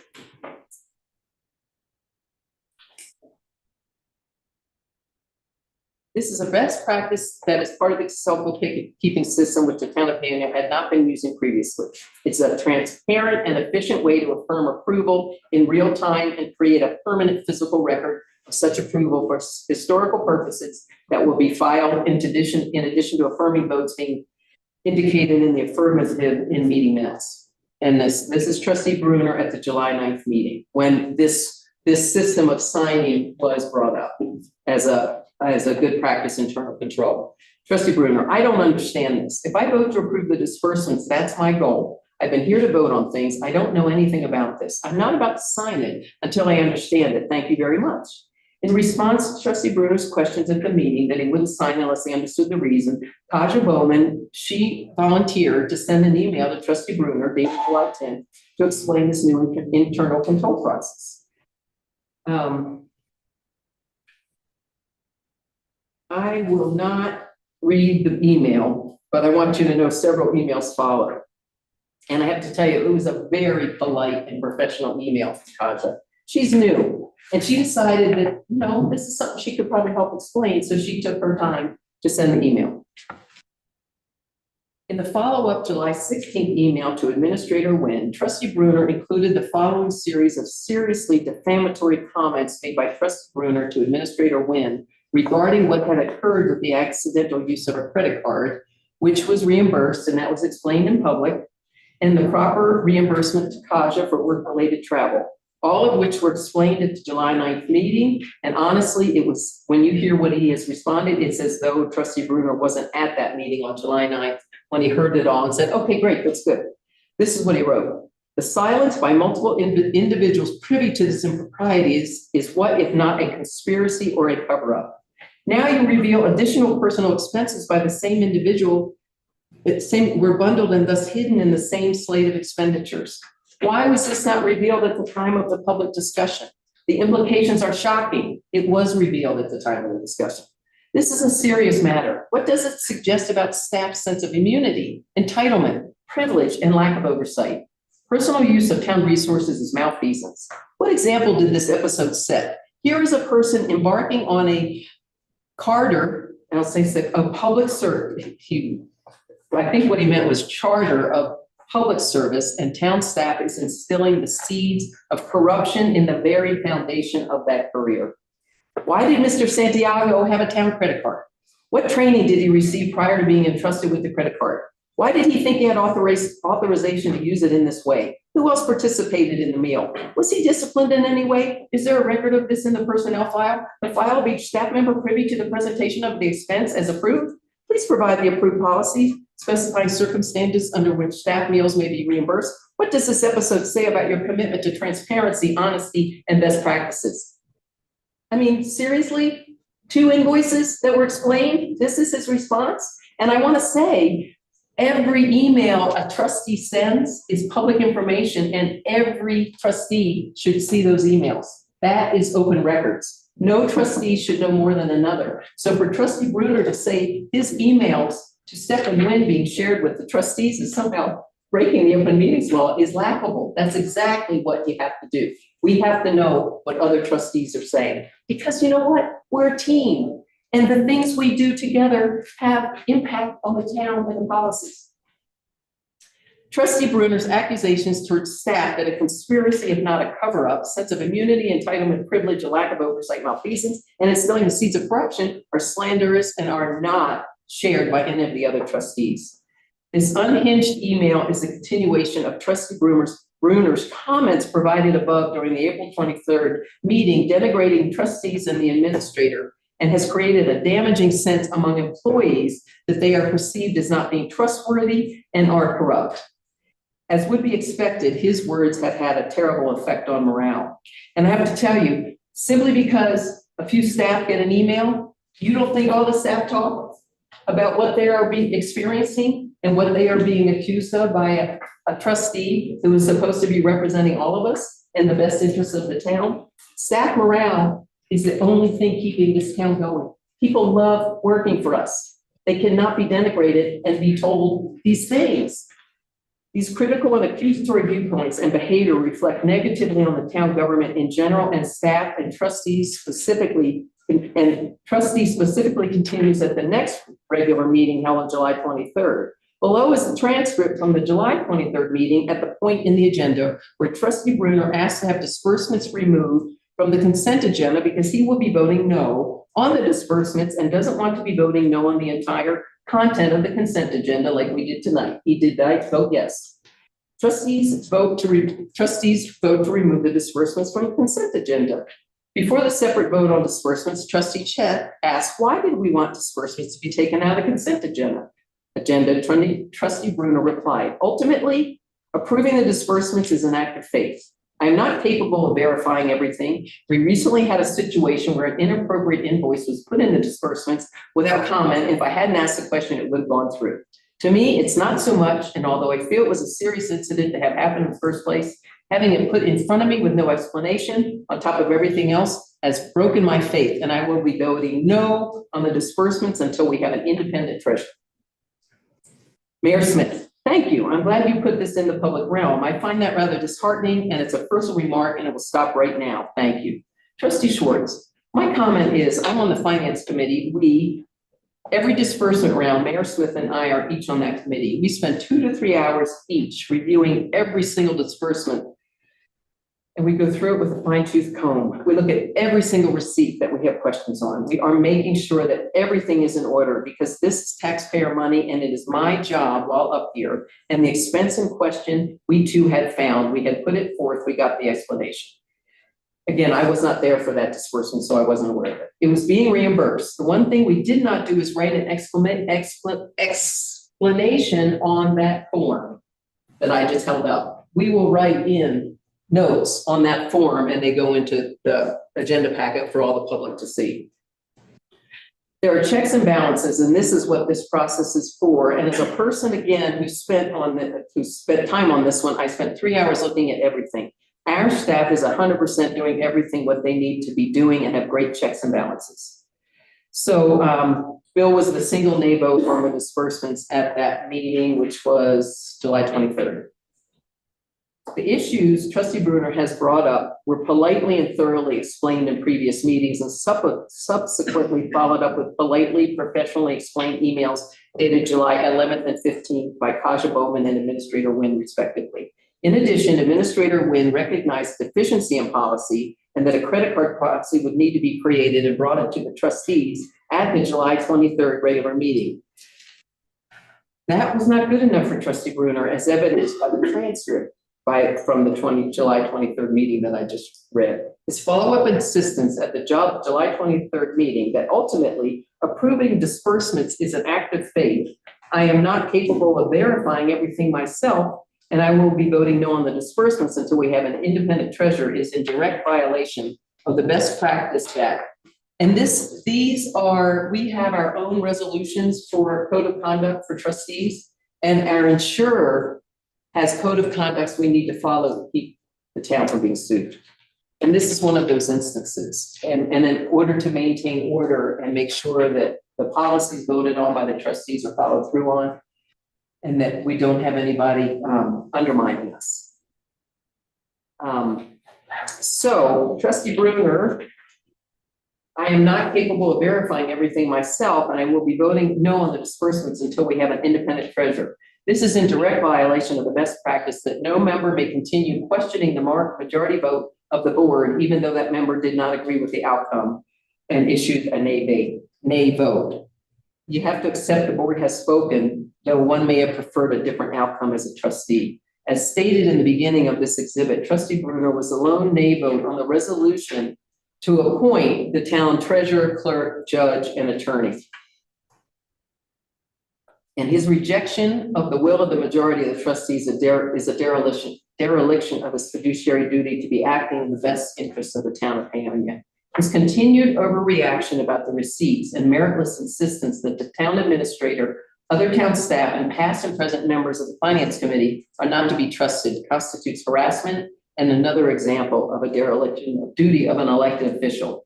His words have created a hostile working environment for all employees, and his public display of this distrust has a poisonous effect on citizens hearing his baseless claims. In short, this selfish behavior is creating a perception that the town is not being well managed and staff and trustees are corrupt, all of which is harmful and dangerous and cannot be further from the truth. Thank you. Do you have any more exhibits? I have one more I exhibit. would like to rebut that one as customary. Let's let her finish her exhibit Oh, one. no, I'm done. That's the it. content of my second. Yes, Bill. I have a motion on the floor for a recess, a 5-minute recess. Okay, all in favor, say aye. Aye. Okay. Motion carries.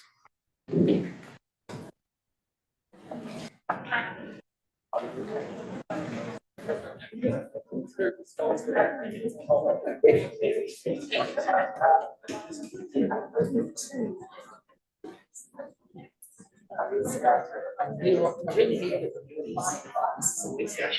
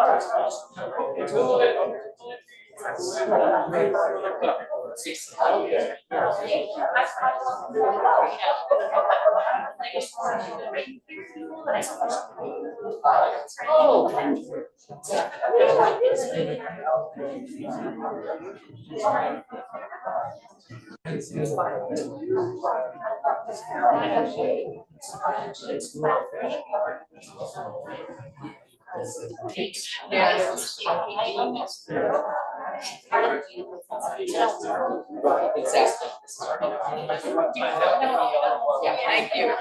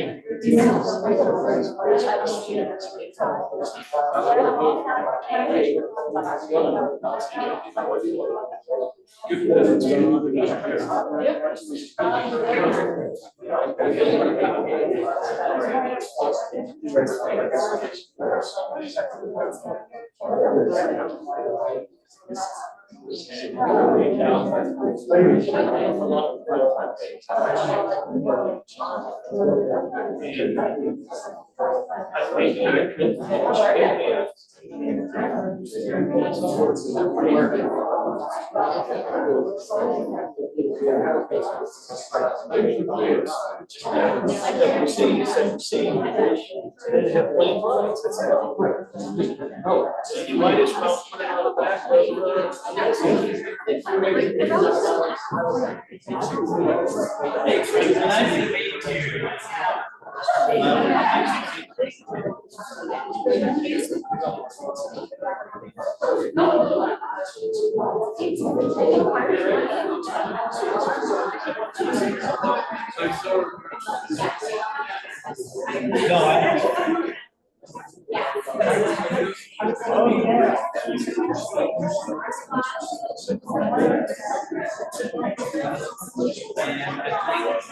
Administrator, got me, I can't find it.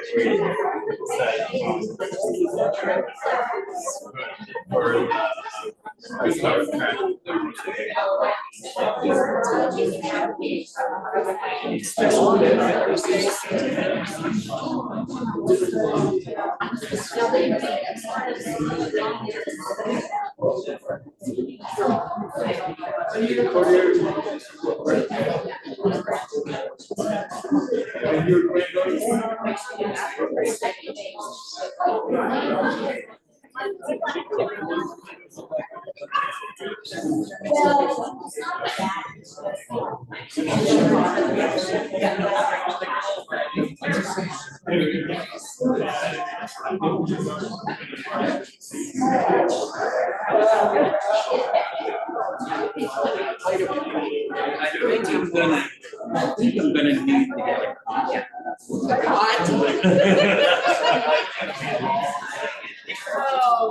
You know, it really is, we have a cottage you can stay in. I may take you up. We just had two gentlemen in there, so the sheets are clean, they were in there 3 nights, but honestly, it's only for guests. So if you need a place to stay. Well, ironically, I was told I could eat after. Oh, yeah, but. Nothing else. And I don't know if we probably would ever have you stay on our property. It might be, yeah, it probably would. That would help. Right. And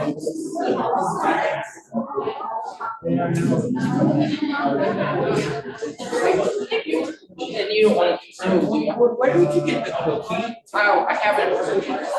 So I have another. I need.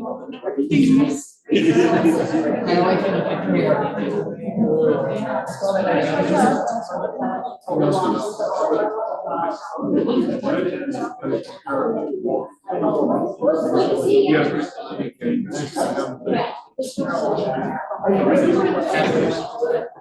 like guarantee the fresh. My protein snack.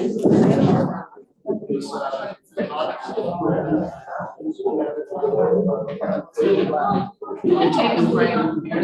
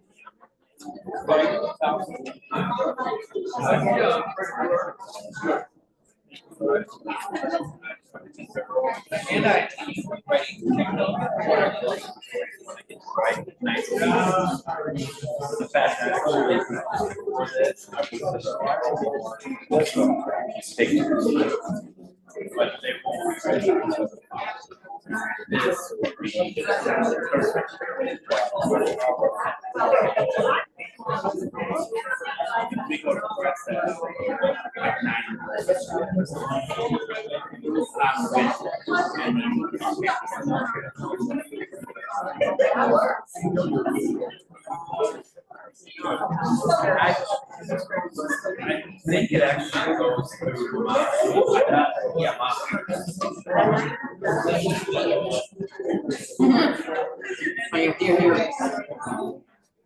Meeting will now come to order. Does anyone have 2 copies of Exhibit 3? I can't find one. Like to have it. And somebody make a quick copy of this. Is it the whole exhibit? Yeah. Mr. Trustee Renner? This one, sir? I can. Okay, yeah, please. And this is the right one? Yeah. That Exhibit 3? I haven't seen it. I'm sorry. Yes. I'd like to make an announcement. Any arguments brought forth in rebuttal will not be argued again in the presentation of the exhibits or in yours other than summation. It makes it fair for everybody. And would you say that again? I'm not sure. I We're not allowing arguments, redundant arguments. And it does call that we don't have redundant arguments. So anything presented in rebuttal will be considered to be redundant afterwards. You don't get to do it twice. Okay, go ahead, Mr. Brunner, you're on deck. Rebuttal? Okay, thank you.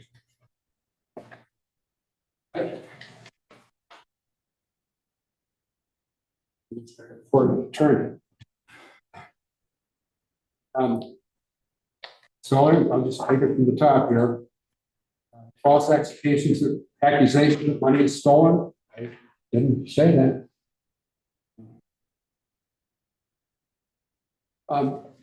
So as far as wanting an executive session before voting on approving the officers, I had a personal conversation with Mayor Page before I was elected. And I asked her some things about what was going on with Cindy Jones, and she said, there's legal things I can't tell you about. And I'm a trustee now. And I was asking to go into an executive session so I could ask about those legal things. What might affect my vote is on my conscience, not on what the rest of the board thinks. That's why I wanted to go into that executive session. I wanted to know the legal things that we don't know about that swirled up around that business with Cindy doing strange things with the books. I'm not saying she had the intent to steal, apparently she didn't, but she wasn't doing it right.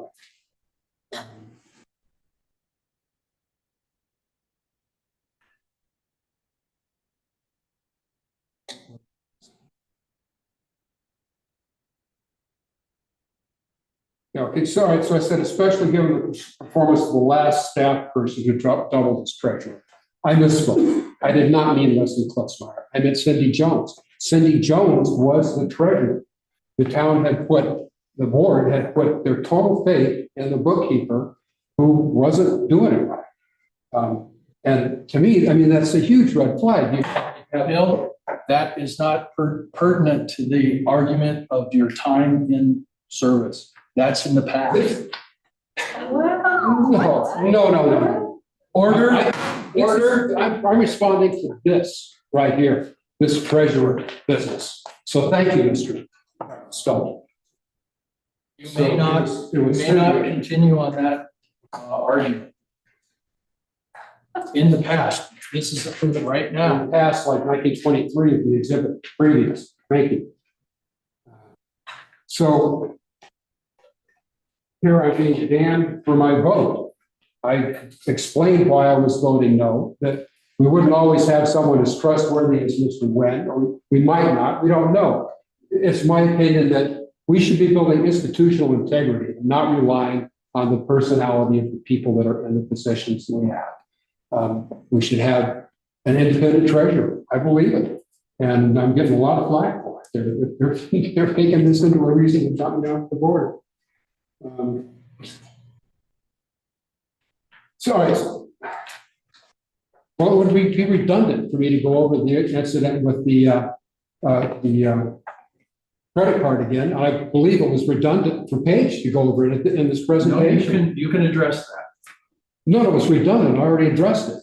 And then she addressed it again. Thank you. Just pointed out.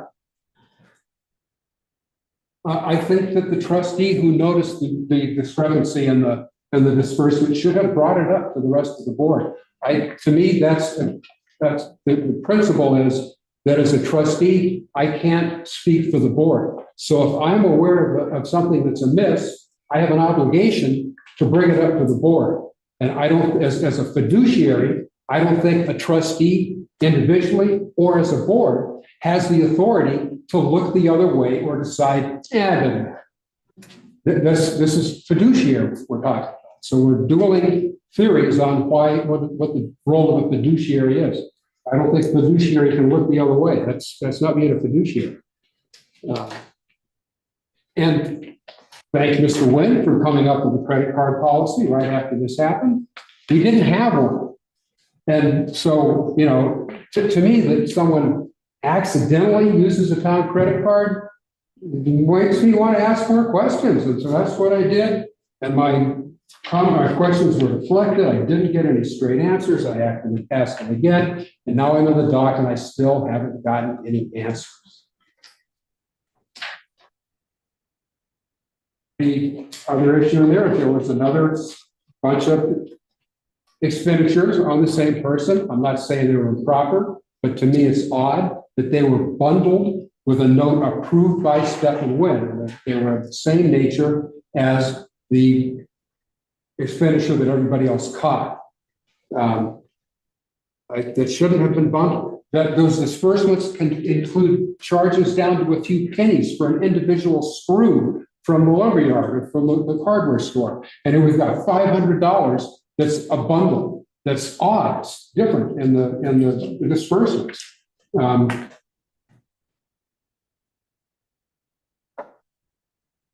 And the administrator has no requirement to notify all the trustees of every email that he receives. How redundant would that be? And again, if I write Mr. Wood an email and he shares it with the staff, it's like for slander. It has to be in public.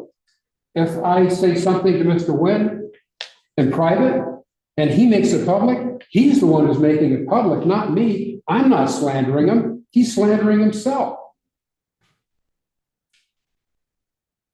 As far as the trustees diligently going over the disbursements and reconciling checks and invoices, that's happened every week, every 2 weeks since 2016 when Cindy Jones came on, and nobody was able to figure out what was going on in the books to do that. So I've said it before, I'll say it again. If you think approving those checks gives you knowledge of what's going on in those books, you may be mistaken.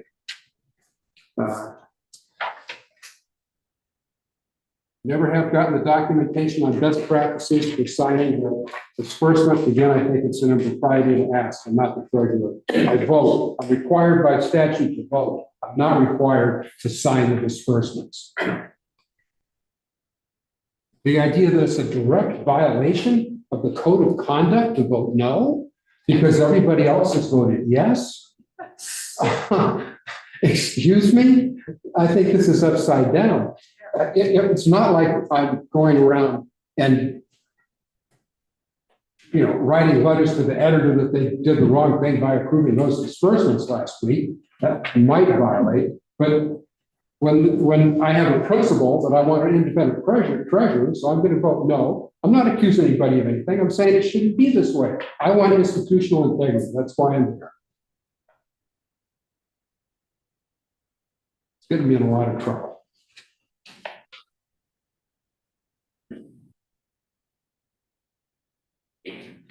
That's all. Let's continue. And I cannot rebut anything you did. If you wish. Oh, okay. Going through the process. What I wanted to explain is trustee Brunner says he's getting in trouble for voting no. No, he's not getting in trouble for voting no. Excuse me, this is Silence.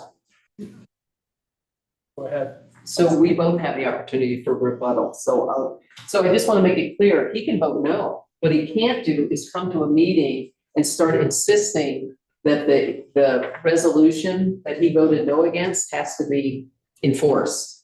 When the board has a majority vote, that majority vote has to stay. And individual trustees should not be undermining that vote, especially in public. So the point is, he voted no, and that's the way it is. The resolution has gone forward, and his no vote was a minority, and he can't continue saying, I'm not going to approve this until there's an independent treasurer, because the board voted to say there will not be an independent treasurer. That's the point. May I rebut that? No, you had a turn, you'll have a turn later. She's had 2 turns. I only have 1. Hey, Clay, how we doing? Mr. Buckner. Mr. Buckner, can you hear me? There we go. Yep. Sure. So, so the way this typically should go, because you're going to have, right now, the burden is on the charging officer to present the charges. The hearing officer is allowed Mr. Brunner to rebut exhibits and presentations made, that's fine, but it can't just be going back and forth forever. Mr. Brunner is going to have a turn after the presentation of evidence by the charging officer as the respondent to present whatever evidence and rebuttal he wants.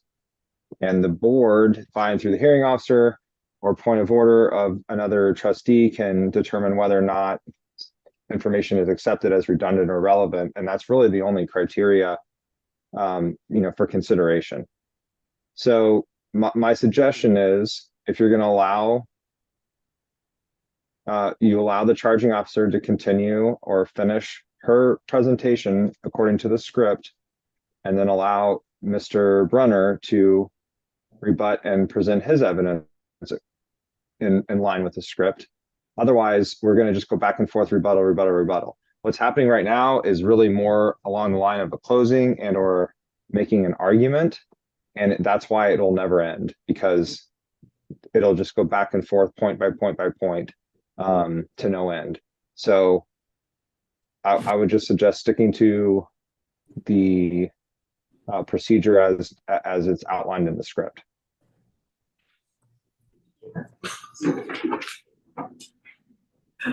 I made an error in allowing rebuttal, and we're not going to have any more rebuttal. We're going to present the evidence, and there is a rebuttal afterwards. And that's the way it'll be from here on, by advice of the attorney. Thank you. Thank you. All right, my third and last exhibit, entitled Trustee Brunner inappropriately inserting himself in a permit application at 215 North Fork Avenue. Trustee Brunner's actions regarding this property are outside of his authority as a trustee. He has made meritless assertions that the town administrator is improperly managing permit applications submitted by a private party, and that the town administrator has sold a water tap in violation of our code. Trustee Brunner submitted 3 core requests dated 7/23, 24, and 26 associated with 215 North Fork Avenue, which is adjacent to his personal property. And this is property that he owns and sold, I believe, in 2017. When in receipt of an email from the town attorney dated, our town attorney, Mr. Buchner, dated 7/29/2024, questioning his actions on this matter, I'm going to keep going. I will see if I need to read some of the attorney's email to make it clearer, but let me keep going and we'll see how it looks. When in receipt of an email from the county attorney dated 7/29/2024, questioning Trustee Brunner's actions on this matter, Trustee Brunner proceeds to tell the attorney how the attorney is mistaken. Trustee Brunner has shown no bias about the property that would preclude his participation in any official further quasi-judicial act regarding the property. And furthermore, Trustee Brunner asserts that since he initiated the citizens initiative for the section of the code that I will be discussing below, he knows what it means. The town attorney clearly responded that Trustee Brunner's statements included in his July 24, 2024 core request, which was the second of the first 3, anticipate, and this was a core request made to the town clerk, anticipate receiving the same request daily until ADU application is denied. This denotes personal interest and bias regarding the property. The attorney continues, this stated bias, in my opinion, precludes your participation in any future hearings or discussions regarding the property, as you would not be an impartial arbiter. Ultimately, the attorney states the following. As town attorney, one of my roles is to advise the Board of Trustees and sometimes individual trustees regarding conflicts of interest. It is my understanding that, in addition to the statement above, your personal address, 608 2nd Street, is adjacent to 215 North Fork Avenue, and that you were previously involved in litigation with prior owners of 215 North Fork Avenue. Thus, based on the foregoing, it is my opinion that you have a personal conflict of interest in the property located at 215 North Fork Avenue and should not be participating as a commissioner and or trustee in any discussions or hearings regarding the property. I respectfully, and this is still the attorney talking in his email, I respectfully advise that you recuse yourself in any future matters regarding the property. See CRS 31-4-404. Please see the Colorado Municipal League primer attached for statutory references regarding conflicts of interest and recusals as discussed. Trustee Brunner ignores the advice and submits another core request on August 8th, asking for all records relevant to 215 North Fork Avenue, not included in responses in previous core requests, from me, including but not limited to receipts, invoices, correspondence, records of payment to or from the town. Please include a log detailing any records not released and a statement detailing the statutory authority to withholding each record withheld. Trustee Brunner has inappropriately inserted himself into a matter that is the purview of the administrator in violation of the best practice that no member shall act or attempt to act on any matter which is encompassed within the responsibilities of the town administrator, and such as, i.e., getting improperly involved in administrative matters. He has preemptively and negatively assumed approval of an application he deems as being non-conforming with town code, but has also not allowed the administrator to complete his review and make his resulting decision as is required before any additional administration action can be initiated.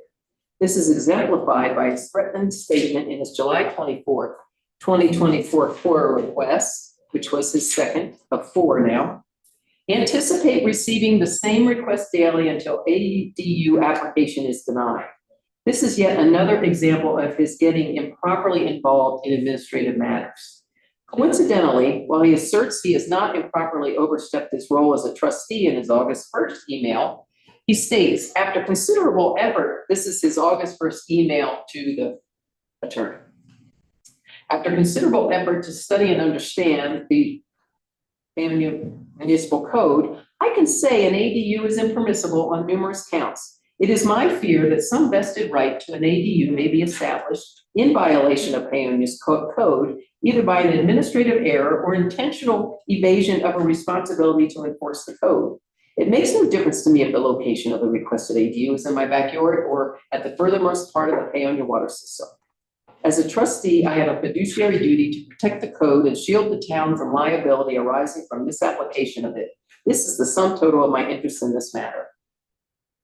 This application could potentially result in quasi-judicial hearing being held before the Planning Commission and Board of Trustees. His self-proclaimed expertise on this application is exactly what we were instructed not to do in our SIRSA training provided on July 29th to the Planning Commission. And again, SIRSA is an acronym. I can't tell you what it means, but it is the state's insurance company that insures municipalities. And they really try to give guidance to keep trustees from doing things that could have a risk of liability to the town. We were clearly told not to do our own research and attempt to second guess the person lawfully assigned to review applications, the town administrator. Trustee Bruner is acting far outside of his role as a trustee, as the elected officials are instructed to conduct themselves as a member of a body of 6, not a single entity making singular assumptions and accusations. In addition, his statements are a thinly veiled criticism of the town administrator's ethics, professionalism, and ability to carry out his duties, and as stated above, are preemptively assuming some sort of corrupt behavior is being conducted by the town administrator. These types of accusations are inflammatory, slanderous, and put the town at considerable liability if an individual trustee interferes with the due process afforded to a private property owner. In addition, Trustee Bruner insists, in quotes, as for the origin of my FOIA request, please understand that I asked to see material as a trustee, exactly as I and every other trustee have asked for and received all manners of records, unquote. This assertion that trustees have the ability to independently ask for information is not supported by Town Code Section 2-11-10, Infrastructure and Finance Records. Trustee access, subsection B. To the extent allowed by law, the Board of Trustees shall not be denied access to inspect all public records of the town, which, and continues. As was identified by the town attorney, the reference to the Board of Trustees indicates that there must be guidance to staff by the Board of Trustees to keep any trustee, subcommittee, or any other party abreast of developments beyond the existing process in order for that individual trustee to ask for such information. Such approved guidance by the Board of Trustees has not been provided to Trustee Bruner with reference to 215 North Fork Avenue. Trustee Bruner inexplicably asserts, and all this is in email record. That's how I'm seeing it. Trustee Bruner inexplicably asserts that he knows more than the attorney regarding the effect of the bolded text above, which was the reference to the Board of Trustees from the town code. However, the bolded text specifically indicates that individual trustees do not have unlimited access to records. This right is only conferred to the Board of Trustees. The Board of Trustees did not have and have not directed Trustee Bruner to take any of his individual actions on the application submitted by the new owners of 215 North Fork Avenue. He is acting far outside, hang on, He is acting far outside of his role as a trustee and has cost the staff and town attorney many hours of time paid with public funds for his own interests. Trustee Bruner's demonstrated propensity to reject the advice of our town attorney is extremely irresponsible. This can leave the town open to risk if he offers his opinions or justifies his actions as part of his official role as a trustee, which is a violation of another best practice. No board member shall represent themselves as speaking on behalf of the board if that explicit direction has not been provided by the Board of Trustees. Trustee Bruner insisted that, in quotes from the email, as a result of the records I have reviewed, it is now apparent that an owner of 215 North Fork has been allowed to purchase a water tap in violation of our code.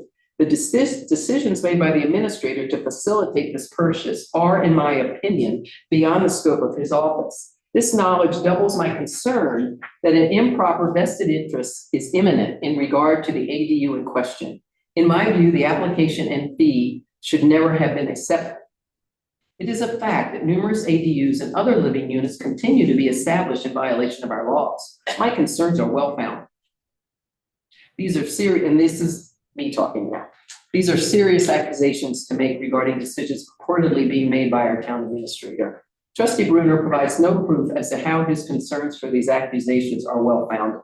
These are slanderous and defamatory statements and are being made in violation of the trustee's standard of conduct that no member shall engage in speech, which includes emails that is inflammatory, defamatory, demeaning, bullying, or threatening. Bill Bruner owned the property at 215 North Fork Avenue up until August 25th, 2019, when it was sold, and the transfer of the standby tap fee went with the property. I was rooting around because I was hoping I knew where I put something.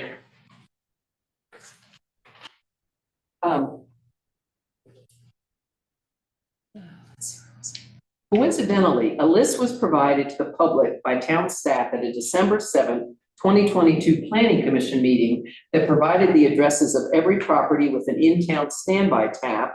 And the purpose of sharing this with us was because those taps, which were had been purchased prior to the initiation of the water moratorium, which I think was January 2020, are considered taps that still can be exercised. And this was what was provided to the Planning Commission. And at that time, there were 47 taps where people have been paying the requisite fee to keep that tap on their property, and they should be able to exercise it when they're ready to use it. And this includes, I can find it, 215 North Fork Avenue, the property in question. Let's see. The property at 215 North Fork Avenue was on that list. It is baffling as to why Trustee Bruner is insisting that an owner of 215 North Fork has been allowed to purchase a water tap in violation of our code when he had been paying for a standby fee at the property since October of 2017, and that standby fee was transferred to him from the previous owner.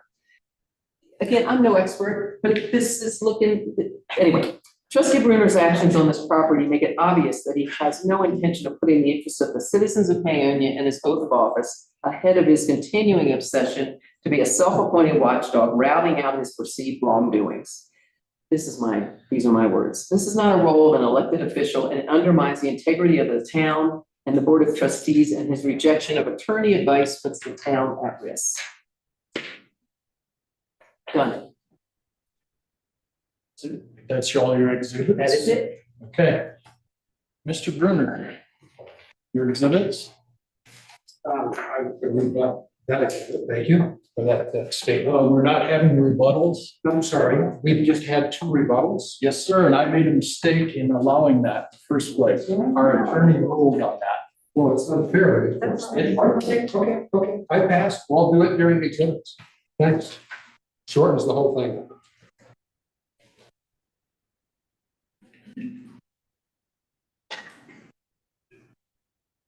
Okay. Exhibit A. Ruben, can we try my slides now?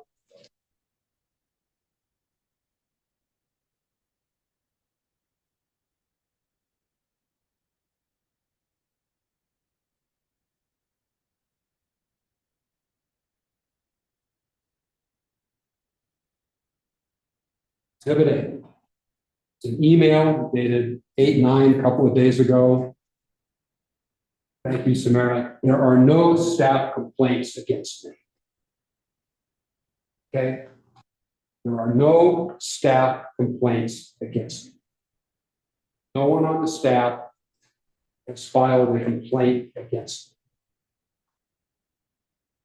It's Exhibit A.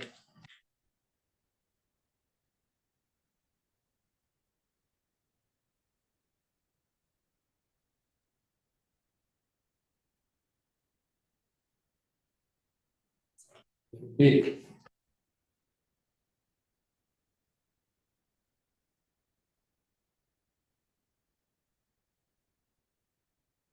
If you, it should be, they're all in a row. Scroll down. Yeah, so if you can scroll down now.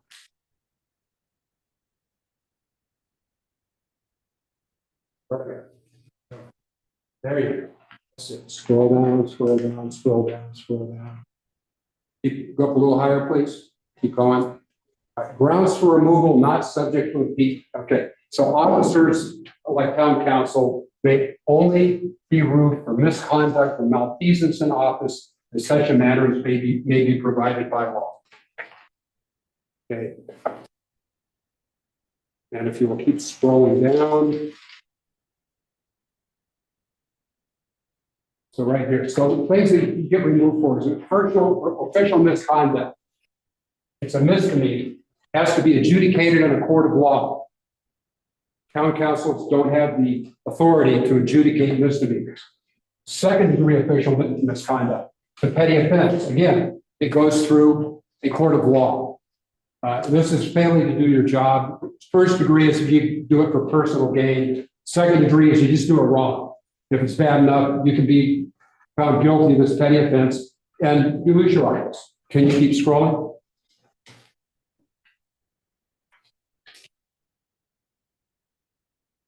So this violation is malfeasance, is removal. There's a statute that pertains to malfeasance. You can be removed from office for it. You file an affidavit with the district attorney.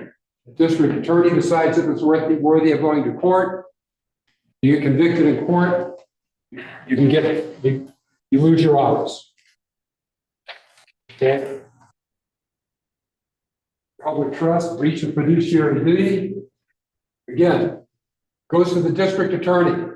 Doesn't say it goes to the town council. Right? It's Exhibit B. Exhibit C. This goes directly to the nature of the charge.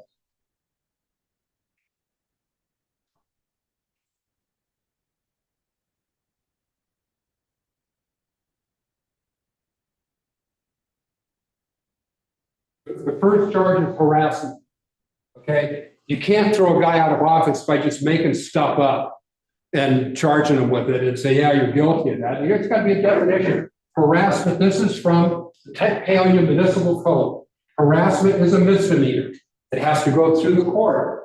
If you strike, shove, kick, push, obscene language, gestures, follow somebody around, initiate communication that's improper, make telephone calls in the middle of the night, stuff like that. That's harassment. I've been charged with harassment. I'm not close to criminal harassment. Next slide, please.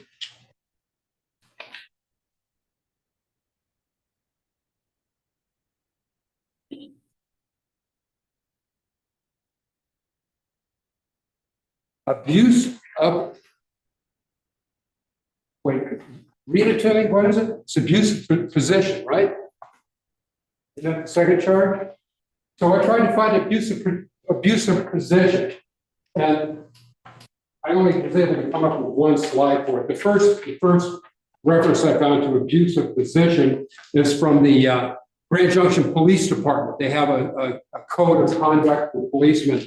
An abusive position is that you don't use the police car for your own use. You don't pick up an apple off the stand and not pay for it. You don't cut in line at the movie theater using your badge. And then there's abusive position of the trust or use of a special skill. And this is a federal sentencing guideline enhancement to a sentence for sexual things, stuff like that. And it's when you use the position to facilitate the commission or concealment of an offense. Okay? So this abusive position doesn't exist anywhere except the minds of these trustees that have indicted me on this. So we'll keep moving here. If you guys want to go home. So this one here is Exhibit E. Here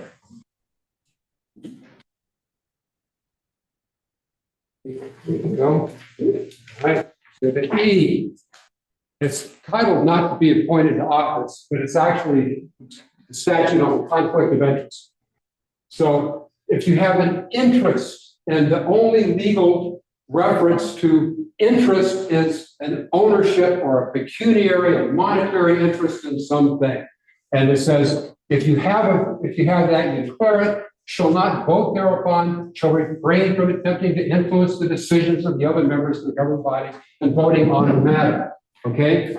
Well, so I don't have an ownership interest in that property. I sold it. It was a mess. I got sued for it. We got out of it in court. We came out even on the money. I don't care what happens in that property. That's next door to me. It's rezoned. It's settled law. They can do what they want with that property. I have no interest there. Okay, and can you come back there a little bit? And shall attempt to influence. I haven't influenced anybody. There's no matter before the board. There's no matter before the town about it. There's an allegation that there is, but I disagree. Now can we go on up to Exhibit E?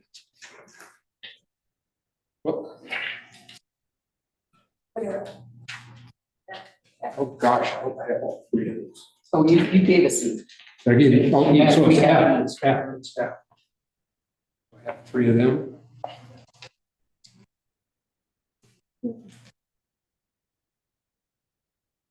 So this is failure to disclose the conflict of interest. If you have a conflict of interest, here's the law about failure to disclose a conflict of interest. This is copied out of the official copy of the state law. Okay, so it's if a government official is voting on, is giving a contract, purchase, payment, or other pecuniary transaction from the government to a company they own or have an interest in, they're supposed to disclose that and step back. But here, a potential conflict of interest exists when the servant owns or controls directly or indirectly a substantial interest in any non-governmental entity participating in the transaction. So if you own a company and it's getting a bid from the town and you don't disclose it, that's failure to disclose a conflict of interest. An ordinary conflict of interest, like is the house next door, do I have a conflict there if they come before the town? How about the house next to them? How about the house on the other side of town? It's like it's up to the individual to discern whether or not you have a conflict of interest based on something besides the money. And I don't. Okay, so let's see, let's go F. What comes after F? Maybe to disclose.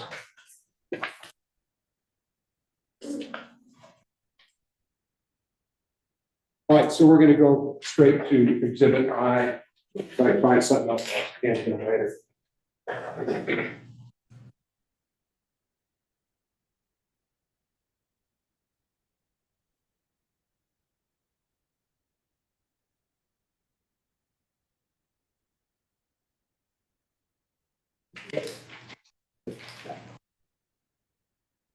So this, go back to I. Is there I there? Here we go. No, all right, so I don't have it on the slide. Exhibit I is a list of citations that I want in record. The first is a court case called Bond versus Floyd, First Amendment protections, freedom of speech for elected officials. Next was Trimble versus People. This is a Supreme Court that an elected official whose term is fixed you've got to have a pretty high bar to kick them out of office, and this doesn't meet it. There's a civil action, town of Buena Vista, held that Gillette versus the people is still good law. Gillette versus the people says that you can't kick them out of office until you've got a court that's convicted of something. And then the last one is, there it is. The Supreme Court of the United States, Houston Community College System versus Wilson. The Supreme Court held in 2022, that the legislative body may censure, but they may not expel. You may not remove from office on your own. You got to have that court in there. Because if it wasn't that way, there wouldn't be an election in the country that would mean a darn. Okay. So let's see, Exhibit J, I'm getting buried in my own paperwork here.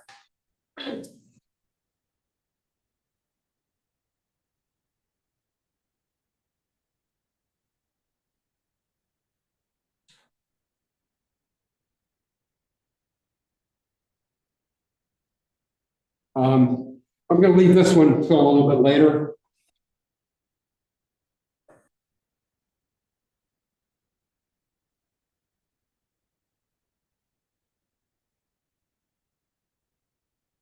M is the memo.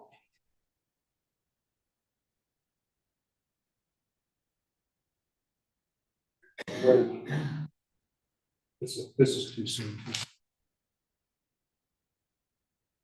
Yeah, sorry.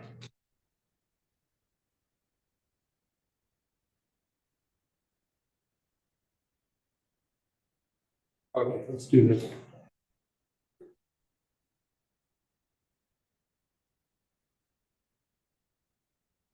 There. Is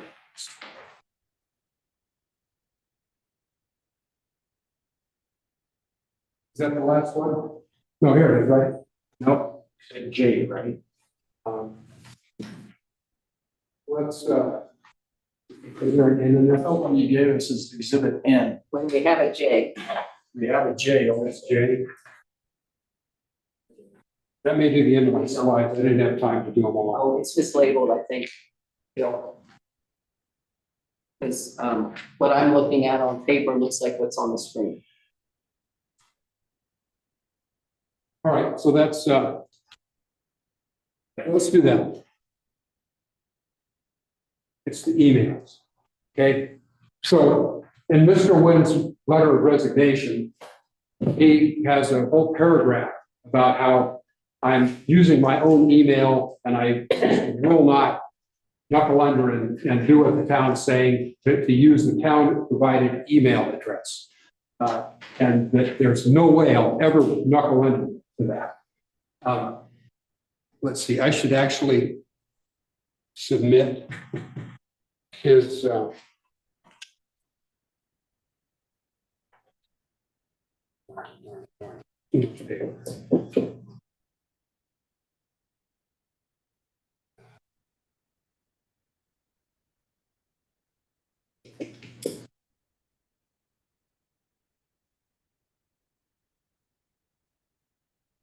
just keep going with this.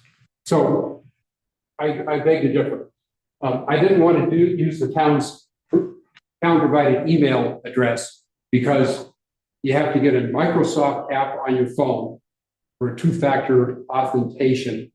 And that was the main reason. And then I found out I tried to use it, but there's things that I get from the town that have cookies that I have to accept. I don't want to put them on my computer. So I started asking for a town provided email, a device to do my town provided email. And Mr. Wynn is saying that I won't accept that. Well, I said, here's an email. When do I get a device so I can access email without the mandatory cookies going to my computer? Can we go up?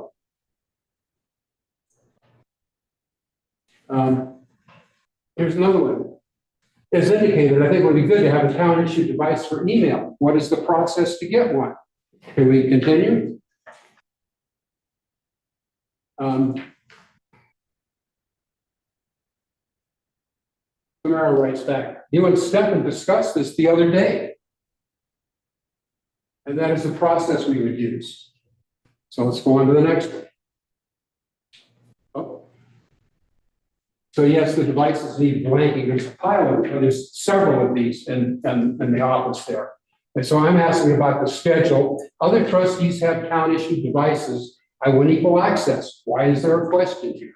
Okay, so if this comes up, just remember that.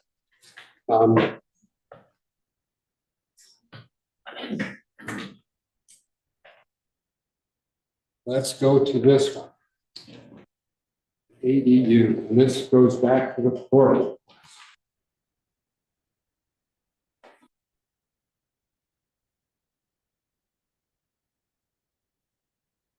Another one there? Oh, this is out of order. Keep going there. Well, let's do that.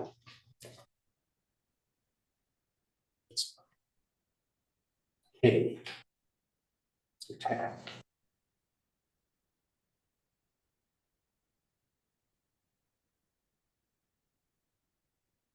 Right, so here we have water tap application. In town, $6,000. 215 North Shore. Do we go up?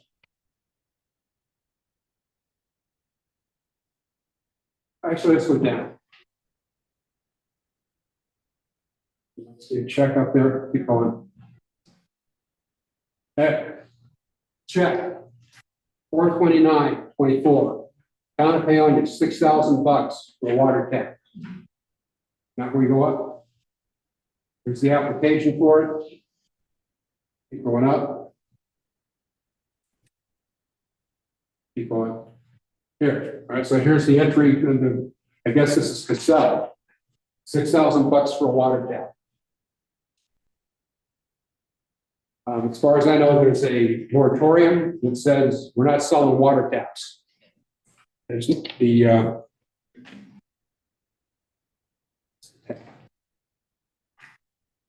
what do we have next? K and L. No, not that one. Yeah, I gave you L. L. Yeah, all right, so I'm gonna do L. Okay, so this is the ADU. So I ran out of time to do slides on this, I think. So this is an email indicating that a plan set for an ADU and a home have been accepted for 215 North Fork. Okay, it says, I just wanted to let you know that we've assigned a building permit for this request and it's in review. And however, you will need to apply for a variance since this home is less than 600 square feet. And it's unlawful to do a home of less than 600 square feet. And then the next page is another email where Mr. Nguyen writes,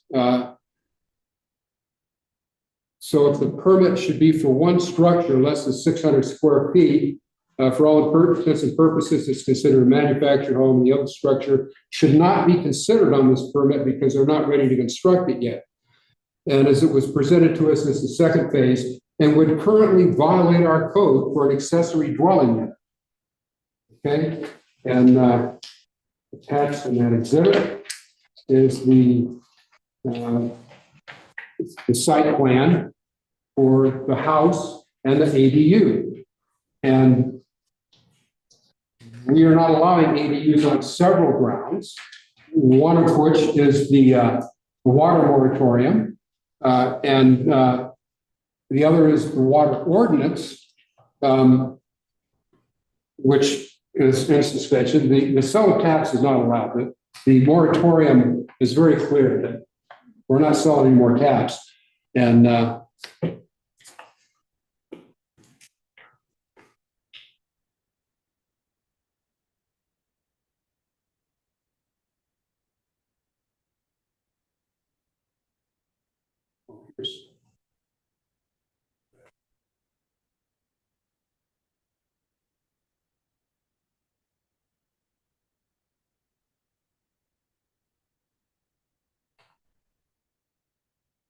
L. This is Mr. Wynn's resignation. Oh, no, that is the ADU application. Now I got the wrong letter on it. It's on the floor. Let's change it to Z, okay? You change that to Z. Make this exhibit Z.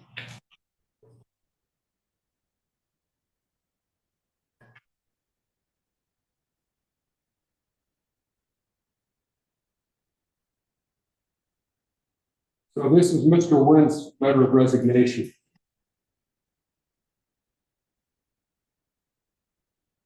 And the reason I'm throwing this out here is because this is the whole reason we're here. Okay? Mr. Wynn has said a lot of bad things about me and says that he quit should that be the wish of the board. And when the proper time comes, I would like to call Mr. Wynn to the stand to discuss this. Excuse me, can we remove that person, please? They were given plenty of warning. If you want to giggle and laugh, you're out of here. Thank you.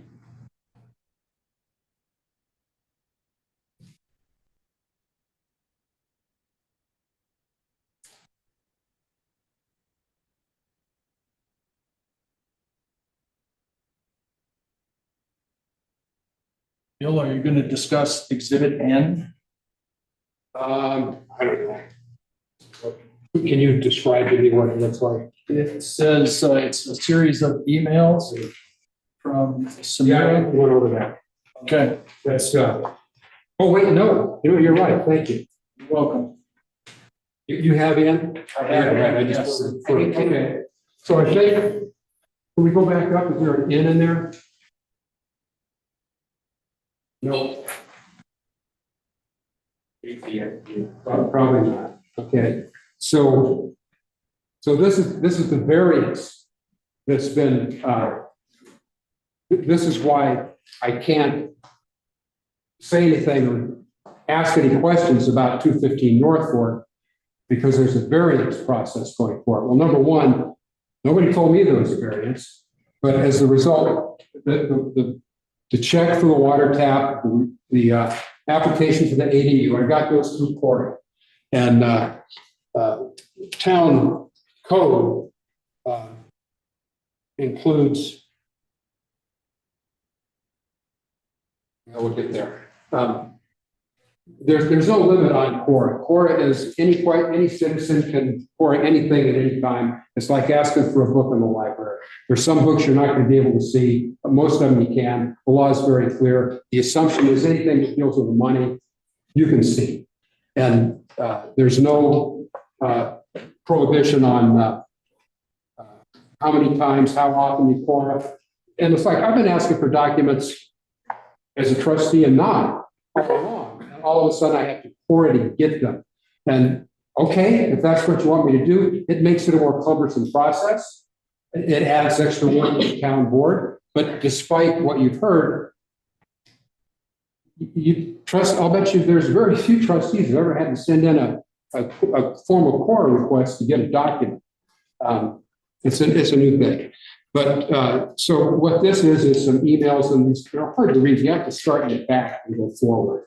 So the owners of that property have paid for a variance for I guess for the ADU. And so they write, can you tell us if the letters have been sent to the adjacent property owners, the various requests signed, posted, and the first variance review meeting scheduled?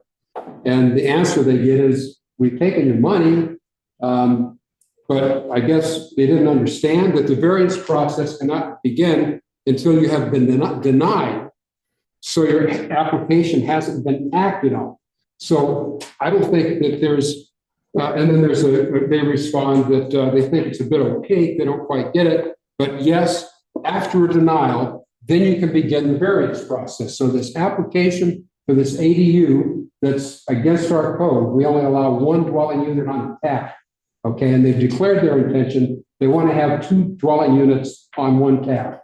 But simultaneously, the application for the variance was accepted. It's not being acted on, and after it is accepted and their variance becomes official, then I might have good reason to recuse myself. But in the meantime, I have not done anything to influence anyone outside of this hearing where I think it's proper to talk about it on those matters.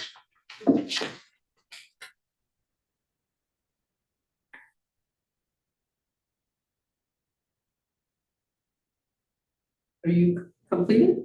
I think so. Justice. Sam?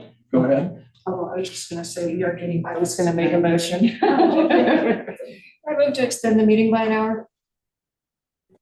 Do I have a second? I second. Motion's been made and seconded to extend the meeting for an hour. All those in favor say aye. Aye. Aye. Opposed? Motion carries. We have a 5-minute recess. A motion for a 5-minute recess? Second. I can't make a motion, Chair. Do we have a motion for a 5-minute recess? Okay, do I have a second for that motion? It's been moved and seconded. Do we have a 5-minute recess? All those in favor say aye. Aye. All those opposed, nay. Great. We're recessed for 5 minutes. Okay.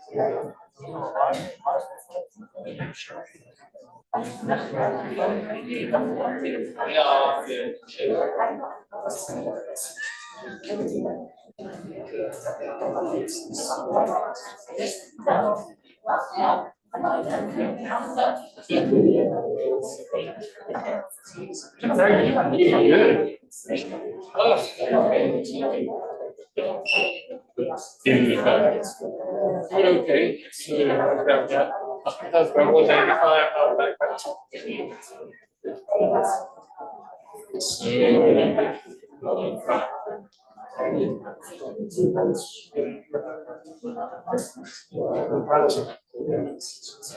Good to see you.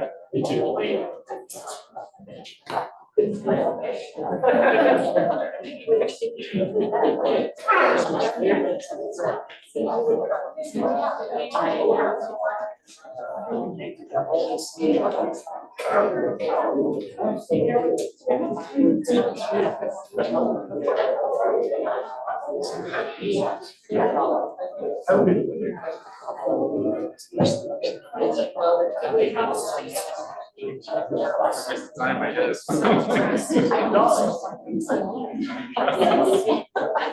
Is it 6?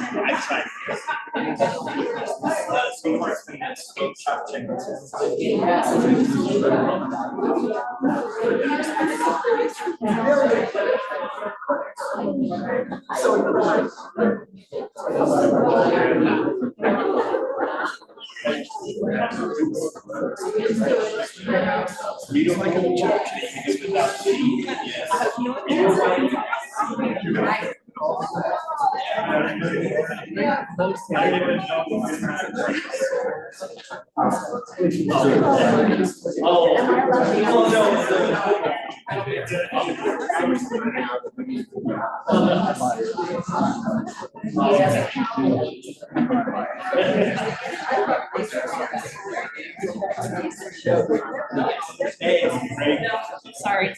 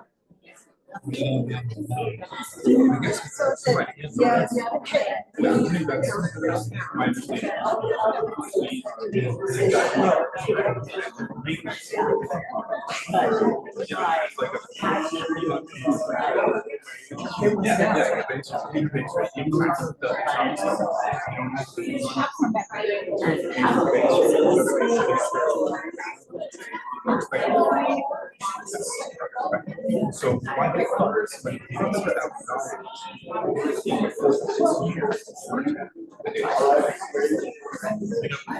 so what now what they add is then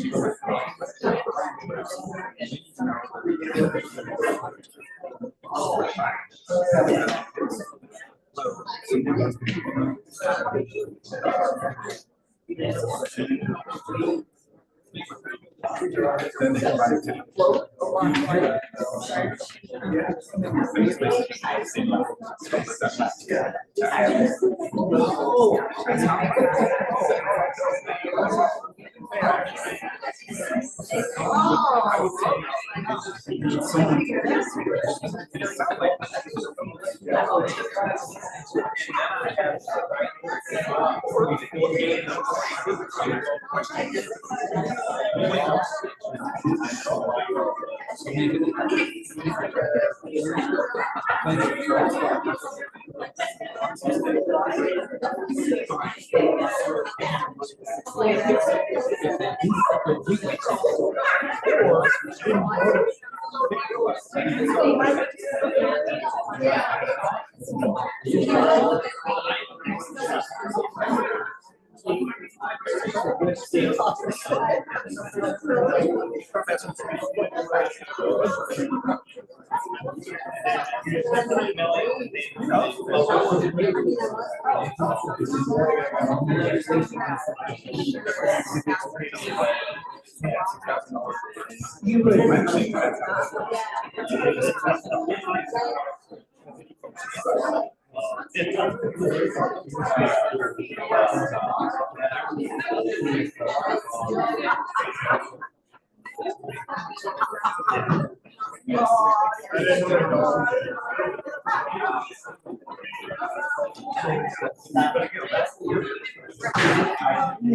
Come to order. Trustee Brunner has another exhibit.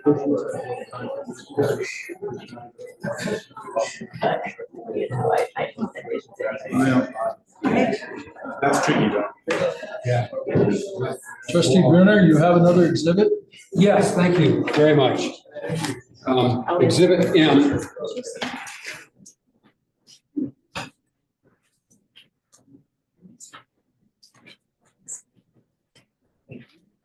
These are some, actually, I think this is in my slide. Did we go over? Which one? Map of the town building. Actually, if I only get to, do I only get to refer to this once during my presentation? I get to refer to it again, don't I? During witnesses? I mean, it doesn't make much sense to put exhibits in if you can't, Well, ask the. if you can't use it. Mr. Bruckner, Can I get a ruling on this or advice, please?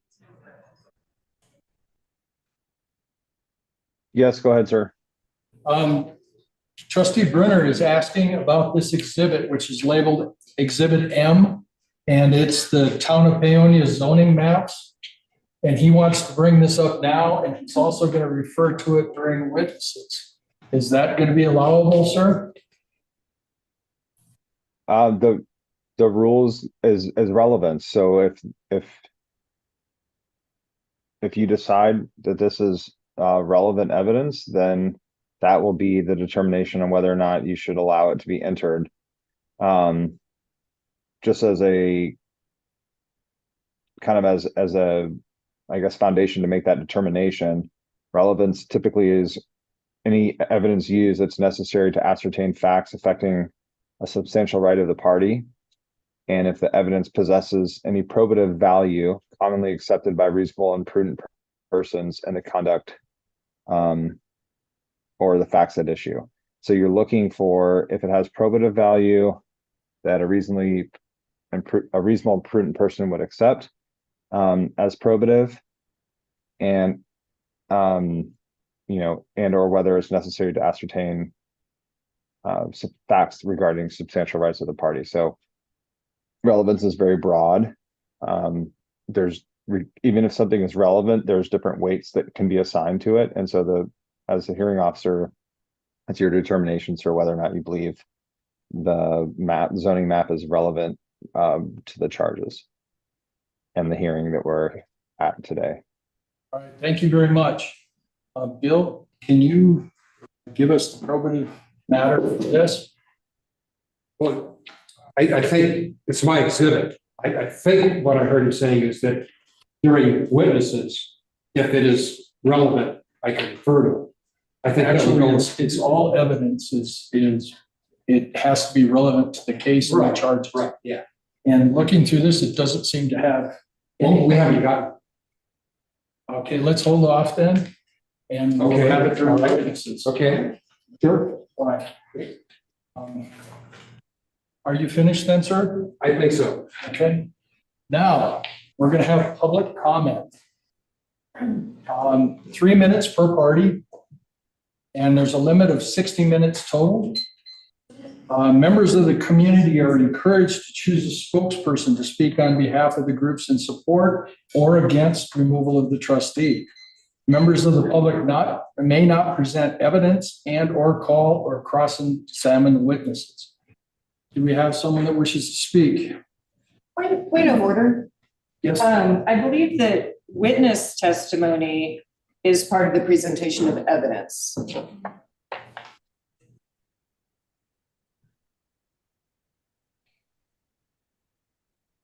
That is true. The charging officer can call witnesses and they can be cross-examined. I'm sorry, I've made a mistake. I'm an amateur at this. It's the first time I've done it.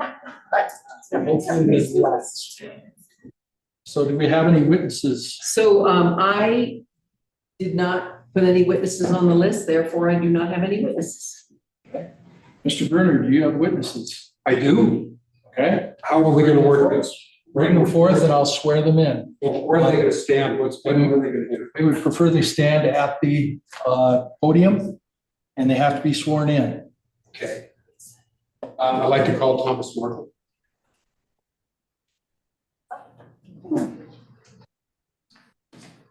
Raise your right hand, sir. You swear to tell the truth, the whole truth, and nothing but the truth? I'm sorry, I am so sorry to do this.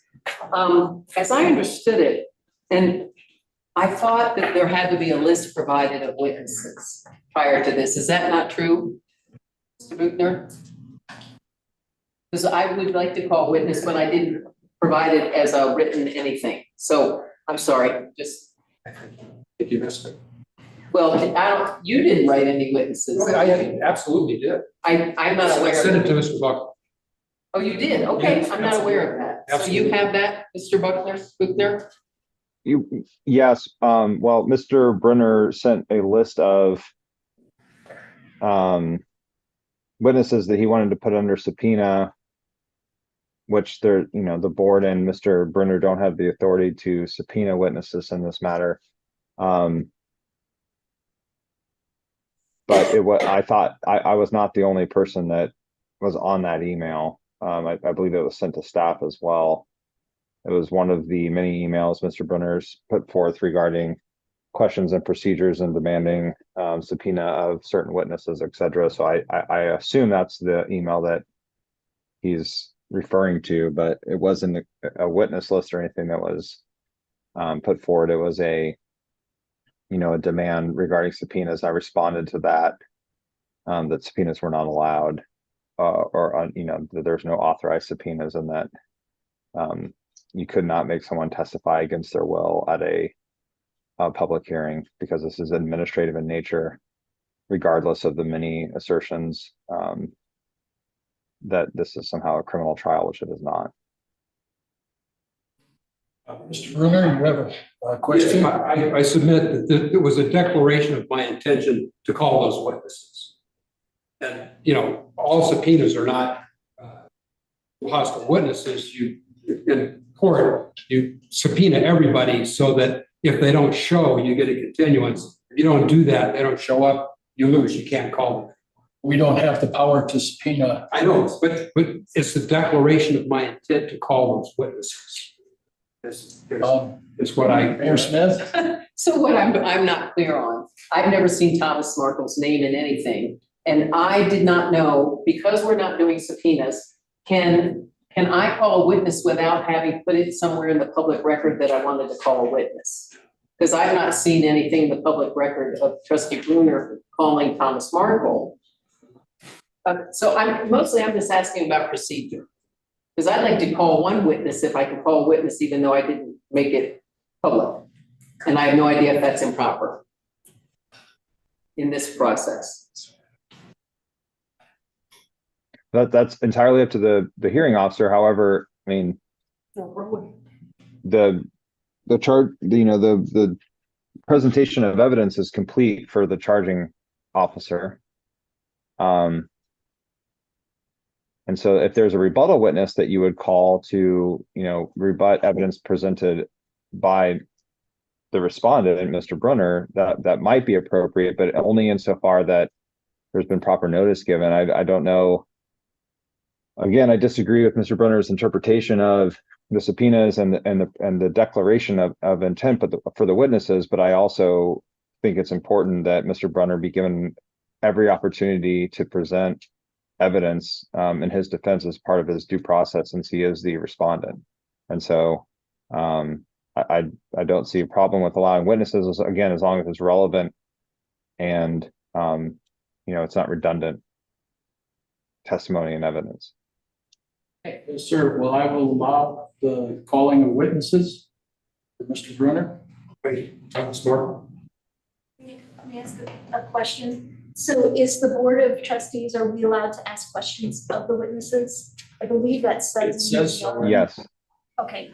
So allow Mr. Brunner to directly question the witnesses, and then the charging officer will have an opportunity to cross-examine the witness as to their testimony and questions asked. And then the board can ask clarifying questions of the witness. And again, the important part is that it's relevant to the charges on record, which are have been explained, I think, in detail. Okay. We'll swear Mr. Markle in. Raise your hand. Swear to tell the truth, the whole truth, and nothing but the truth. Shout. Go ahead, Mr. Brunner. Mr. Markle, thank you for appearing without a subpoena. So you were a trustee for the town of Paonia? Yes. And that was about how long ago? How long were you on the board? The elections were in 2022, and then I served from 2022 to 2023. I resigned in July, I think, last year. Okay, so you're on there for a few years. Yeah. And while you were there, did you ask questions about finances and practices and things like that? Yes. You did. And how was your inquiries received? Not well. Not well. Not anything. Okay, and so what were you asking about? What were your interests? And why did you think they were relevant to your job as a trustee? Before I was a trustee, and during, I have an interest in the way that Cassell was being utilized. And I didn't have any specific suspicions of anything, but I just thought that it would be good to be able to use that information. Actually, I ended up doing a core request for it. And what happened when you sent it? So exactly what were you asking for and what happened when you court? I have to look at the request, but I would look for the database that we use to run town operations. And you didn't get it? No. Okay, and so then at some point it was discovered that if you had seen that, you would have known sometime in advance, or you might have known, you would have had evidence to examine this, that there were irregularities in the way the books were being maintained. Maybe I'm not an accountant. Could we get this towards the charges to your, to you? Well, I think it's relevant because did you feel you were a outlier on that board? Yes. Okay, and that's basically the charge here, that I'm an outlier. Okay, and so what did you ultimately quit, right? Yes. Okay, because why? Well, how long do you have? How long is my appropriate response? All the time. Let's make it shorter. Okay. We all have beds. I understand. No, believe me. I understand. So I initially started coming to town meetings because I was being overcharged for town services. And I observed town meetings as a member of the public for 6 years. And my participation was predicated on my personal belief that democracy works. And if it works, it can work here in this scale with these people in this town. And in my time as a citizen, while I was looking for this information for help with my particular problem, I was not treated well. I was deflected and chastised and treated very poorly. And so I put my name in as a trustee thinking that I might be able to help change that system. And then it got worse, and I was treated worse by everybody in public. And I saw my fellow trustees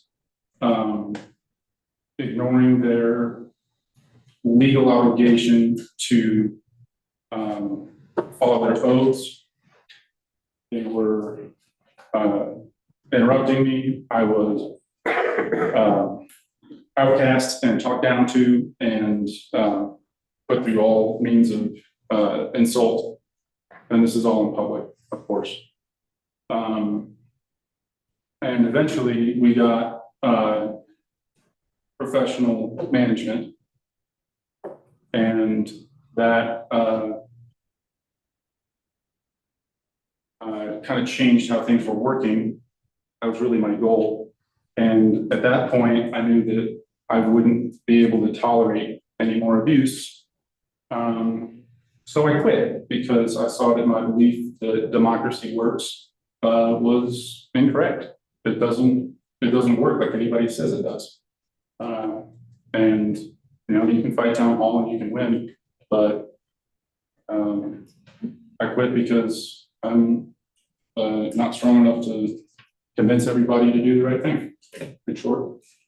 Thank you. Is that it? Dolly, so I guess I'll stand up just a bit. So first of all, could we clarify that you and I were on the trustees together? Yes. No, it's And- together. And I too was looking for information, and the reason that you weren't getting information is because it was the previous dysfunctional administration. And no, it makes a huge difference. That was the whole reason that we got on the board, was to change the administration. That was my intent. That's Right, and we did. And you, the day you quit, you said to me, Paige, you got it. We got it done. I'm done. So you were painting such a dark picture of your time on the trustees. I was there with you the whole time. I did not treat you disrespectfully. And we worked Is that a together. question? Well, boy, you have it. So all Meeting the I, witness. wait, so This is we, not cross-examination. That will be enough. I'm There's- trying to ascertain. Cross-exam. It's beyond the scope of my No, direct. we were together. When we did this, we worked together to get Leslie Ask the Kuzma. question. My question is, I feel like you were painting such a negative picture of how bad it was here and how good it is now. That's what I'm saying. And you said to me, you just said to me on Ask a Sunday, question. Ask a why? Silence, Wait. Bill. Thomas, Sorry, I'm just grabbing myself. Let's check with the attorney. Silence. anyway, I just want to clarify. Order. There will be order. That Thomas and I served together with several other trustees, and we really did want to change the administration of the town. We did, and we now have a really good administration. So, anyway, and so, Do you have a question? I don't. Let's see, what's my, He doesn't have a. wait. I have it. Cross-examine. I do. So when you did, tell me what happened when you went to talk to Cindy to get information? Because it was Cindy you were trying to get that from. That was a long time ago. Anyway, never mind. It was, It's, Mr. Buckner, you have something to interject? I'm done. Well, if the charging officer is done, that's fine. But the bottom line is that for direct, you can ask questions. On cross-examination, you can ask leading questions, meaning they don't have to be, they can be leading with yes or no answers. But yes, you have to be asking questions. This cross-examination isn't a time to testify or make argument. But insofar that the charging officer would like to just, ask a question, it can be leading. Meaning you can preface it with, isn't it true that at this time, this is the situation? Isn't it false that this, meaning you can ask those leading questions, but there still have to be questions. Yes, sir. So thank you. I make a motion that the judges disregard the charging officer's statements. In which case I have questions. Thank you. I think she said she was done. No, I'm not. You I said just you were got- done. You said you were done. Stop. Let's I ask the just attorney. heard what I can Yeah. do. I had no idea. Are you an attorney? I'll make a ruling. I am I not. asked We will continue on. Now I She understand has what I a can do. question. I'm sorry. I've never done this before. So my question is to Thomas Markle, what did you ask of Cindy and what did she provide you? well, it was more, my initial conversation with Cindy was, I had to look at the books. I just looked like a review, like the first year, 2017, 2018. I asked to look at the, review the books, and, I was brought the statement of from this is like the audit, the end of year audit. Is it the general ledger? No, every year there's I guess maybe it's the audit, but the thing produced at the end of the year, what is it called? Is it I don't know, it was like the statement of accounts at the end of the year, that's essentially what it was. budget And- actuals? No, I guess, but anyway, we just went through it, and I guess I was satisfied for a couple of years, but it was probably 5 minutes if I want to. Or you can pour the pour, you know? I'm just asking a simple question. It Yeah, doesn't have to be. It was, I wanted financial information, and I was given stuff that was very, very basic. Okay, thank you. So, Redirect. so You asked for information. It's hard to remember back then specifically what you said on a core request or anything. But you were asking for information and you didn't get satisfied that you were being shown that it was transparent. No, I got you go with the emails, there was a bunch of emails back and forth with Corinne and Bo Nerlin. And it came around where they were, settled on, okay, I'll just, what I want is anonymized water usage data, because that was part of the sell as well. That's really what I was after at that point. I gave up on the financial stuff. And they eventually got me a spreadsheet of water use, and I think it was like a month maybe of like all of the water use broken down by account. And this was when I was on the with Varsity Water Committee. I did a presentation with the data, and I was super excited. And this is relevant because Okay, so you core data, you received data. Were you admonished or threatened to be kicked off the board because you filed a core request? No, however, when I was a trustee, I did ask for information and was told that I should Quora it. And then our attorney, it was Nick at that time, I think it might have been the guy before him, said that that was not usually necessary and things are done in good faith. That's kind of a sign of not a very functional. You have to core, it's not. Yeah, as a trustee. Relationship. It's okay to core. All right, so the last question. Yeah, I have, that'll be public too. That was during the attorney training. the last couple of questions. So referring to your earlier testimony about feeling like you weren't really appreciated by your board. So would you say there was a particular, can you describe the culture on the board? And just briefly. Yeah, it was a very small in-group, mostly the mayor, and I have a couple of, I was gonna come in here and lay a spiel on you guys, but I was like 5 minutes late. So I actually have some things that attend to with this as my service, since it's the first time. Public comment. Okay, yeah, Okay, so I'll say it. brief statement on culture. Right, so the culture was exclusive. There was constantly, I was interrupted by the mayor, by trustee Knudsen especially. I was denigrated, I was talked down to, I was insulted. And this is by trustees as well as the administrator at one point wrote a real long nasty gram when I repeated her comment that we don't know where the money is.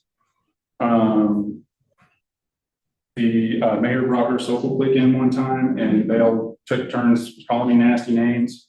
And relevance, can we get relevance here? Okay, it was you still are somewhat aware of council meetings. no, I haven't seen one. This is the first time I've been in one. I haven't watched them. I haven't read a thing. No. All right, so this is completely up to you. From what you've seen here tonight, do you think the culture's changed? Not much. I think it's a different faces, but I think it's the same thing. Thank you. That's all I have. You're direct. Have you got any more questions? I guess I'd ask one thing. So I want to make it clear when you were asking the questions of Cindy, you were a citizen. Yes. You didn't get on the board till I got on. Yeah, We no, that pretty was much got that on was at the like same 20 time. It had to be 2017 or 2018. Yeah, so I just want to make it clear that that's the timeline. Okay. Thanks.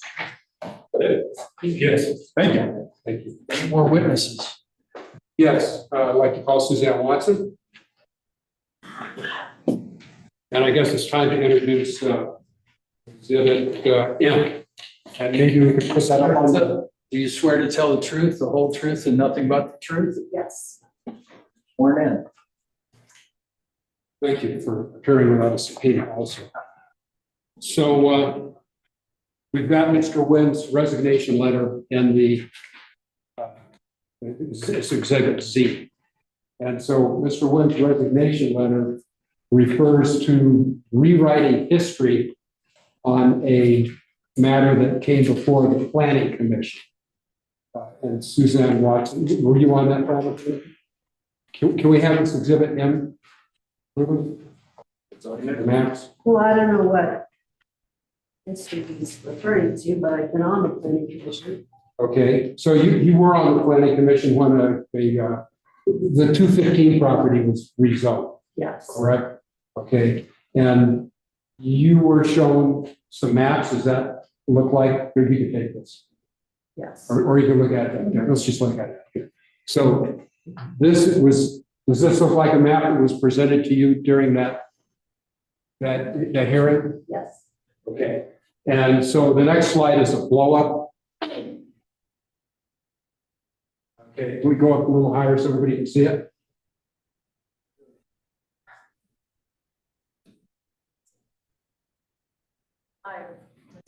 Can we get a little higher with it? That's the end of the page right there. That's it, okay, all right. So is this the property that was rezoned? Yes.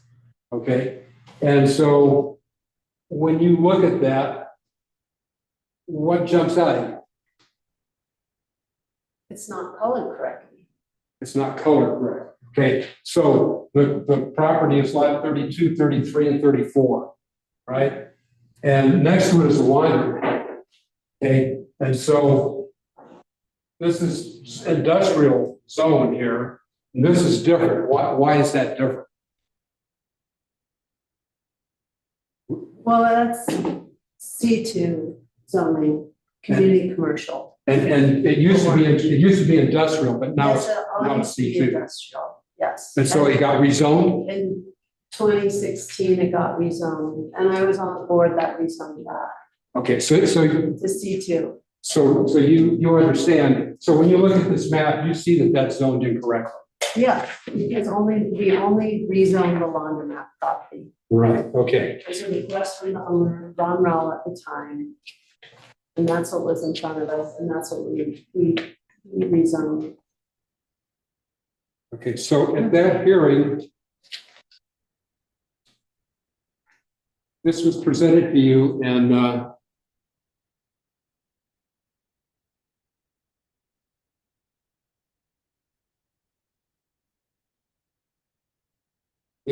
so I guess I need to ask you to read this, if you would. The statements regarding. Right here? Yes, the statements regarding, or acknowledging that the property is, about the property and its zoning status. Okay. Okay. Is requesting to rezone a single property of 3 lots with 2 different designations, lot 32 and 33 is light industrial and lot 34 community commercial. The current zoning designation split the property into 2 different zoning designations that abut an existing. Yeah, that's what, this is an unofficial hand-done transcription off the video, and so I just stopped there. And so basically what this says is that the administrator was telling you that this property was already it was improperly split into 2 different zones. And that's how it was written in the report. Right, and this okay. presentation. And so did you point that out? Yes, because Okay. And as far as you know, did the administrator make any effort to confirm or deny that? Did he submit the same report with the same inaccurate zoning designation to the board later on? the report didn't change. The report didn't change. Okay.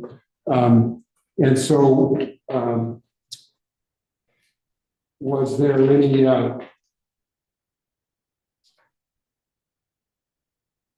were there any repercussions from that? Yeah, he wasn't happy with me.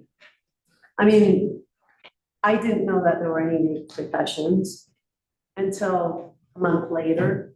I don't know, was it 2 months later? And then there was an email that went out.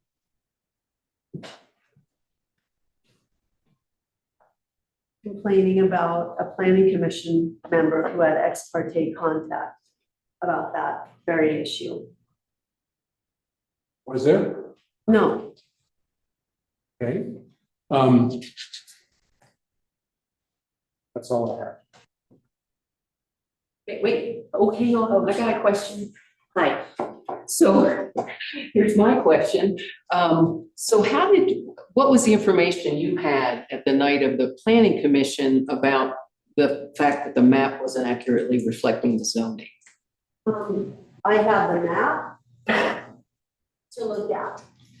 And the presentation, it was just the map that we were looking at. We didn't have the ordinance in front of us from the actual rezoning of the properties there. In 2016. Yes, So you had a copy of the zoning map from 2016. I don't know when that, I don't know if we had a signed map. I don't know if it was an official map. But it was the map that has been identified as having mistakes in it. And what's the date on that map? I don't know. Well, I guess I'm wondering, how were you so sure?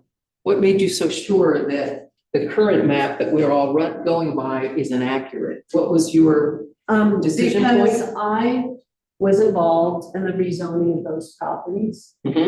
All we rezoned was the laundromat property. It was a request that was brought to the board by the owners of the laundromat property. And there's an order, it was a public action. It was advertised in the paper, you know, the ordinance was printed as ordinances are printed publicly. And it's public record. And I saw that was inaccurate. And I said something. Okay, so I have another question. So we had the training on the 29th. And I wonder, because this is kind of a, knowing now what you know based on that training, would you have brought your information at the meeting up in a different way? No. I referred to the criteria that were in the app, or that was on the application for the applicant. And it pointed to rezoning, and it said, it shall be allowed only upon findings as follows. So it was criteria A, rezoning, one, subsection 1 shall be allowed only as follows. That's a excerpt. B, under that is or, and then the I is the existing zoning is erroneous. And I felt that we were being presented with a statement that that zoning was erroneous because it was a split property and it was improperly zoned C2 and I2, but it wasn't zoned C2 at all. And I thought it was my duty to bring that up because I didn't think it was correct information. And I thought that this information could be corrected before it went to the Board of Trustees because the Planning Commission only gives recommendation. We don't do a final vote. And I thought the information that I offered would be helpful where the staff could go back and actually research the actual zoning of those properties instead of relying on the colored map. Okay, I have two continuing questions. Yes. So if you could go back to that meeting, and as we were instructed in our training, it would have been to ask for that hearing to have been continued because you had information that the other commissioners did not, and it's improper to give it to the administrator ahead of time. So would you have asked for that to be continued had you had the training on the 29th? I don't know. I would have to think about that. Well, I'm saying yes to myself, having had that training. And my last question is, when we had this. So you're saying that I should have answered yes? No, I'm not. I'm just reflecting back on the training that we received. That was 2 weeks ago? Yeah, on the 29th. And I'm just thinking, kind of for myself, if I were in that position and I feel like I know something, to continue, to ask for a continuance in the future. But that's, I'm just, Okay, anyway, so my question is, am I responsible? No, I'm for not. the rest of the board, if you No. might not know the laws because they haven't been paying attention? No, I'm not saying that at all. I'm just saying we just got, so never mind. We got training that we could have done this, it could have been done different. Here's my question. I do want to say, I've been asking for, I've been wanting to meet as a planning commission, I'm now the chair. And I feel that I've been stymied. I feel. Suzanne, this isn't, I'm sorry. I'm It's not sorry. right now.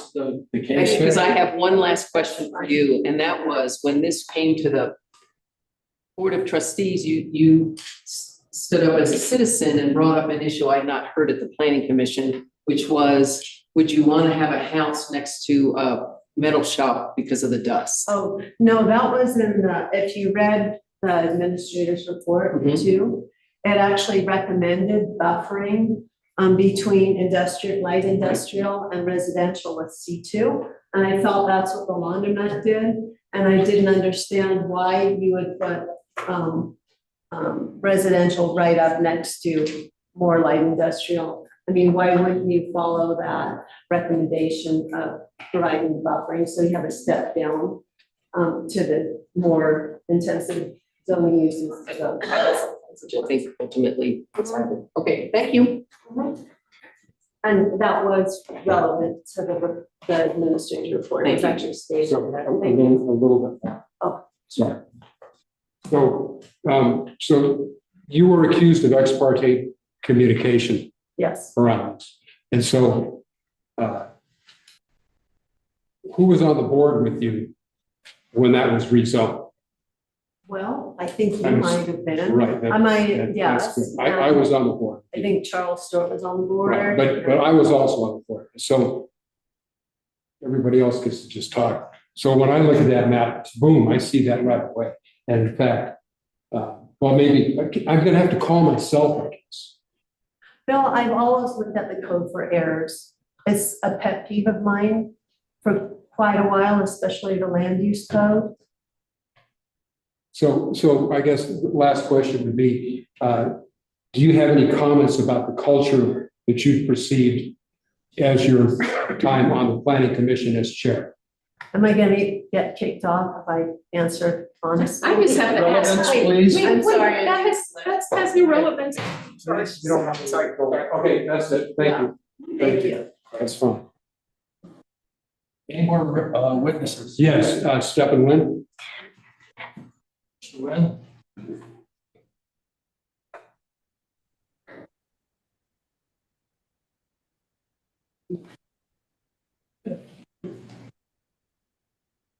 You swear to tell the truth, the whole truth, and nothing but the truth? I do.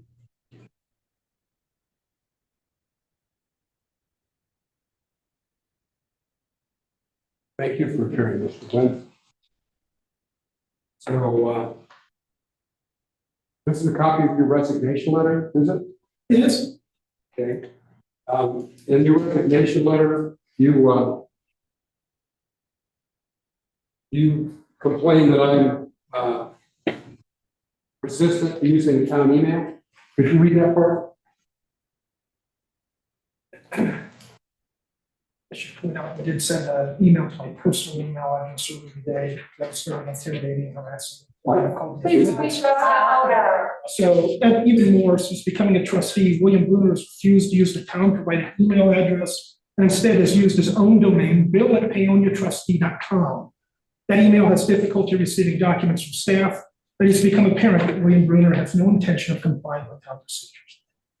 Okay. So tonight, we saw an exhibit of 4 emails of me asking for a town device so I can get on the town's email system.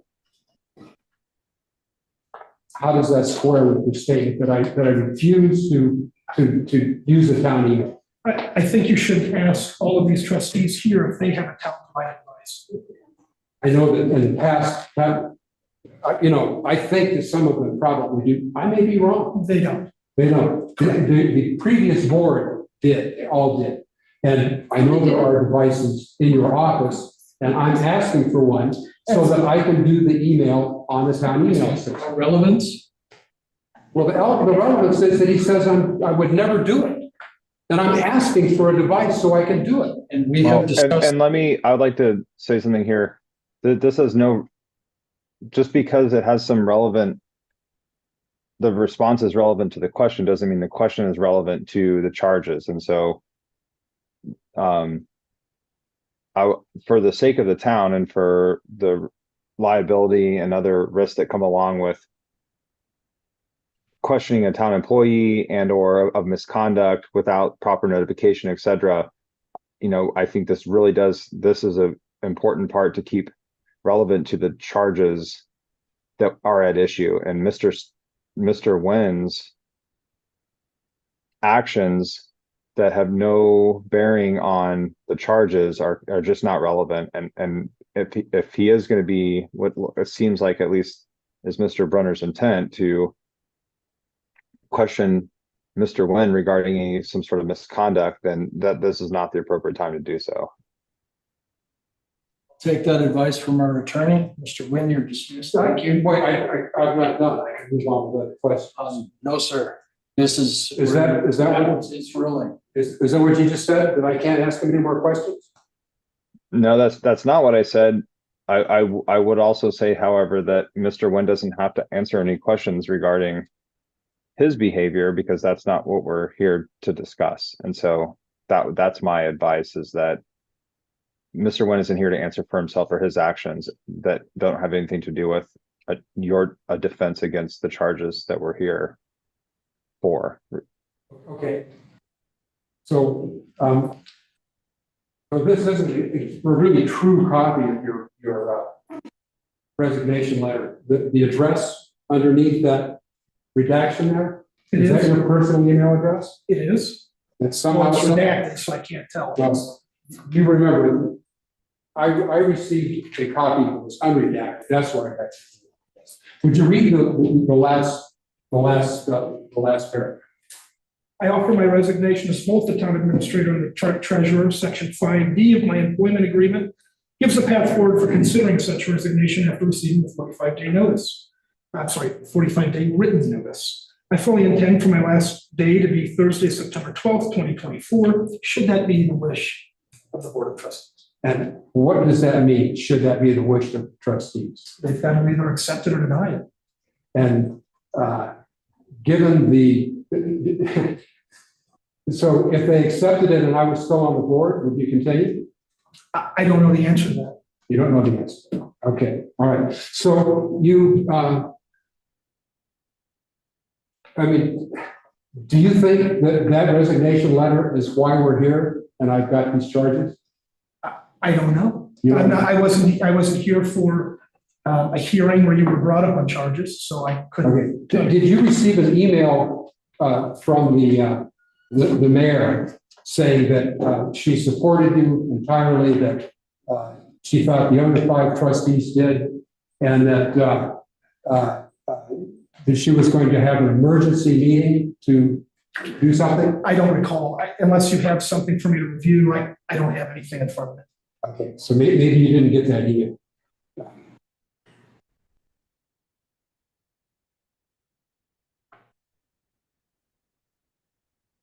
So you say that for weeks, Watson and Bruner have attempted to change or rewrite history, and you point to a CIRSA training that kind of was the last straw. Can you tell us about that? Not here to discuss Mr. Nguyen's actions. We're We're here to discuss the staff complaints against me, and to the best of my knowledge, the only complaint that any staff person has made is Mr. Nguyen's, and he's making complaints against me in his resignation letter, by name, many times. But may I clarify, this is a resignation letter. It is not a complaint, it is a resignation letter. Right. As of right now, my final day is September 12th, 2024. Okay, your letter contains many accusations against me, does it not? I'm asking you to explain those accusations against me. I think that's reasonable. I think they've been presented in exhibit. And Yes. Mr. Brunner, The that's exhibit- not, Exhibits are behavior in the past. Mr. Brunner, our attorney has a point. just, Okay. Mr. Brunner, just same as the charging officer, you have to ask a question, and you're typically on direct and you have a lot of leeway because it's an administrative hearing, but typically on direct, you can ask non-leading questions and get a response, but you can't direct a witness to testify the way you want them to through explanation. So just make sure to keep it to, relevant questioning. But you do have a lot of leeway, but you have to ask the questions appropriate. You can't argue and or testify for the witness. I apologize. So would you please explain what you mean when you say I tried to rewrite history? I think that There have been many attempts at making public comments at any chance you can for a recorded meeting to change events that have happened in the past, Would you please? directly related to 215 North Fork Avenue. Okay, tell me what I've done. I think it's all in the public record. No, It's I'm been asking you presented. to tell me. I'm not going to recount that. I don't have anything in front of me. I didn't even know I was going to be called as a witness tonight. I have provided a resignation letter. And Trustee Brunner, you sent emails threatening and intimidating me this morning to my personal email address, and then you called me as a witness. If this is a clear violation of, it's harassment. And I'm not saying criminal. It is a civil matter of harassment. You are harassing me. I've had enough. I don't believe there's a civil course of action. You know, Anyway. can we, Can you wrap it up? Have you got another question? Yes, Mr. Wynn, You threatened harm to my family. you made great hay out of the fact that I made a core request. Are you aware of some law that limits my ability to make core requests? That's irrelevant to the case. No, the case is Move all on. about core It's requests. irrelevant. Go on. I made a ruling. Move it on. All right, I'm done. Thank you. Sit down, Mr. Wynn. Paige, or I Mayor have, Smith, do you have a question for Mr. Wynn? what I would like to ask Mr. Wynn, and I'm going to read these emails again that Trustee Brunner sent this morning to, Is that what we're here for? Is that relevant? it was part of my opening remarks. But it's all, but Then it's but done. I unfortunately, entertain a motion to extend the meeting. May I not do them again? yeah, the cross-examination is limited to the direct questioning. And so Mr. Brunner didn't bring up anything regarding those emails. And so that's not on the table for a cross-examination of a witness, even though, again, Mr. Brunner didn't have the right to subpoena Mr. Wynn. Mr. Wynn voluntarily decided to testify regardless. The cross-examination would be typically limited to matters on the questions that he was given on direct. And I have no questions. Wynn, you're excused. Thank you.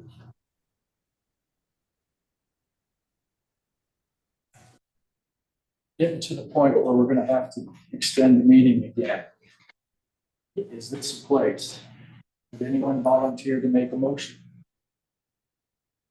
I'll move to extend the meeting another hour. Do I have a second? Lacking second. Second. All right, we've had a motion that's made and seconded to extend the meeting another hour. All those in favor say aye. Opposed? Motion carries. So I just want to point out that Trustee Brunner had two witnesses, which I was not aware of. He just called a person who didn't know he was going to be a witness. So I would like to call someone as a witness myself. So may I respond to that? I at least provide. Let's see, this is an attorney question. Mr. Bruckner? An opinion? And Madam Mayor, as a charging officer, unless there's a witness you're going to call in rebuttal during the time of rebuttal, and that witness is going to speak to something directly contesting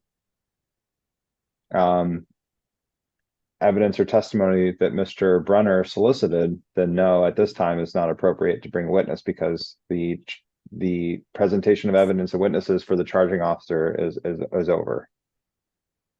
I do have something that he brought out from a witness. And that can happen on rebuttal, but I believe that time is not Thank now. you. Okay, thank you very much. Okay, we are done with presentation of evidence. We will now move into the public comments section. We have a 3-minute comment per person, 60-minute limit total. And the public is encouraged to choose a spokesperson, either for or against. And I will swear you in as you come up. Sir, in the third row. State your name. My name is Jeff Holbert. That's HOL, V as in Victor, OET. and 106 Third Street, East Side. That's the apartment next to the senior center.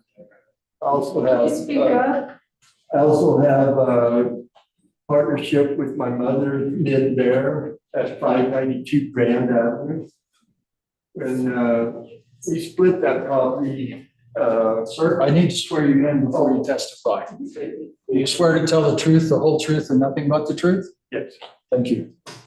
So we split that property at 592 Grand back in 2018. And I got the surveyor to do the work and was told by the town, I think Corinne was in the town at that time, that I'd be able to build on the place. And then in 2020, and that property is part of the town back in 1989 before my stepfather, Charlie Bear, and Nick Bear bought the property. There's a sewer line that runs on the north side of the property. And so in order for them to tap into the sewer, they made that part of the town, even though there's businesses closer to town there in the county. So that's how that property ended up being in the town. So we split that property and I was told that I'd be able to build on the property. Then I saw in 2020 about the moratorium. So I paid $1,000. I was told I'd make a down payment. And so I got the water and sewer tap down payment made. And I was told I had a year to pay the rest of the month. So in December of 2020, I borrowed money from a high interest credit card to pay the rest of that off. So I bought the water and sewer tap and I've been paying, and at that time, the standby fee was $60 a month. And it's gone up and up and up to where it's now $103 a month. And so my point is that if, you know, the taxes on that, the county gave that address as 594 grand. And the taxes on it are about $1,200 a year. So I'm paying just about the same amount of money for a standby water fee. And if Mr. Bruner is correct in that and here a few weeks ago, I went in to talk to Mr. Wynn about this price keep going up, $103 a month. That, you know, I'm getting no service for it. I don't, and actually. Sir, what does this have to do with the charges with Mr. Mr. Bruner is saying that the water tap was sold in 2024 because they had gotten on some kind of a list. If I had gotten on a list and been told that I could build on the property and not have to pay $103 a month for the last 4 years, then when I get ready to build, then pay for the water and sewer tap, it would have saved me the 4 years that I've been paying a standby fee on that property. Well, sir, I don't think this is relevant to the case. Well, he just said that the water tap. We have charges here for Mr. Brunner. The charges are up for Mr. Brunner. It's not a dispute between you and the town. We need to go on. I mean, unless you have some evidence for Mr. Brunner or against Mr. Brunner, it's time that we go on. I thought that was a big issue, that he made a big stink about the 215 property. This is about charges that were preferred to him. Okay. Anyone else? Charges are specifically about 250. Mr. Markle. You were sworn in, you still sworn in. This is more opinion than. But It has to be relevant to the case. Sure, I'm sure it is. Bill's an asshole. He'd be the first one to admit it. Most of us that voted for him probably know that. And I think if he's committed to crime of harassment, we should charge him with it. He can be abrasive and explosive, but he's not a liar. He's not crazy. He has very acute principles that make him predictable. He has a very keen and specific interest in what is written as law. And if something happens that's incongruent with what is written, he gets mad. He asks questions and he works to fix that discrepancy. Sometimes he changes the law itself. But if you think logically, if you ask for evidence and give straight answers and follow the law, you'll probably be okay with Bill. Stephen is super smart. He is organized and experienced. He is an asset to this town. He has done awesome things here. But if he does not have the professional and emotional capability to accept and answer criticism from a trustee, that's on him. What I'm hearing is that he can't deal with Bill and you kick Bill out and he'll stay. That's my understanding of the deal. I don't think that's ethical. Here's what I think you should do. You can censure Bill, but he really hasn't done anything worthy of censoring either. You could write a law and force it for everybody equally. He'd follow that, I guarantee it. You tell your attorney not to work on anything that's not board directed. That'd save you all that attorney time. You could ignore him. That worked on me pretty good. Y'all can toughen up. But what's not going to work is lashing out, deflecting, dodging, and doing all the same things that happened to me. You can kick him out, but he's not the first or last person you're not going to like. You're not solving the problem. If you want to solve the problem, you got to change your protocol. Because the principles you're trying to enforce are social principles. You're not trying to enforce the law here. You're trying to make friends. You're concerned with forming and being a part of the in-group.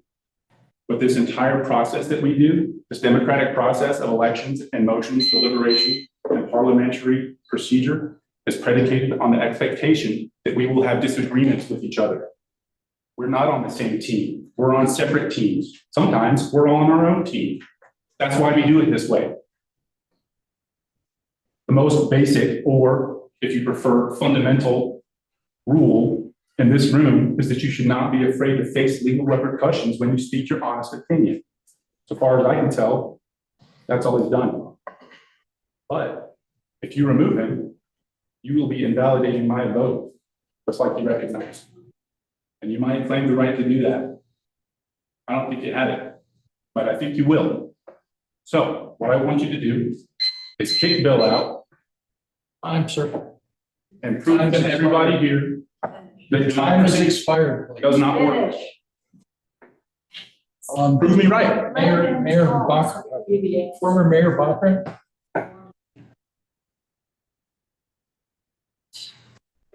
You swear to tell the truth, the whole truth, and nothing but the truth?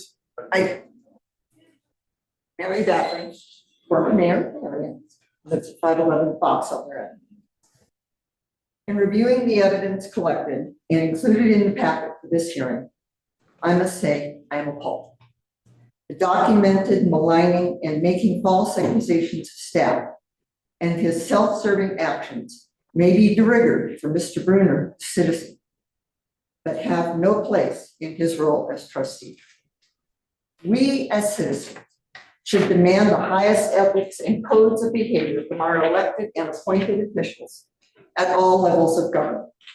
The citizens elect a person to office, true, but that person needs to display appropriate behavior and the highest regard for the needs of the people who endowed him or her with their trust. This includes respectful behavior toward all staff and putting aside their personal issues when addressing town business. If that person violates his or her oath of office to obey all the rules of the town, treats staff with contempt and slanderous comments, and acts in a way we would not allow our children to behave, that person should be removed from office. Excuses for their behavior only allow shameful actions to continue. Allowing a trustee to serve on the board who does not live up to and embody the highest principles besmirches the town at the local, county, and state level and opens the town to litigation. We as a community are better than the actions demonstrated in the evidence. Our town government is better than this. It is time to stand up for what is in the highest tradition of public service and remove those who do not meet that criteria. Thank you. Sir Pete McCarthy.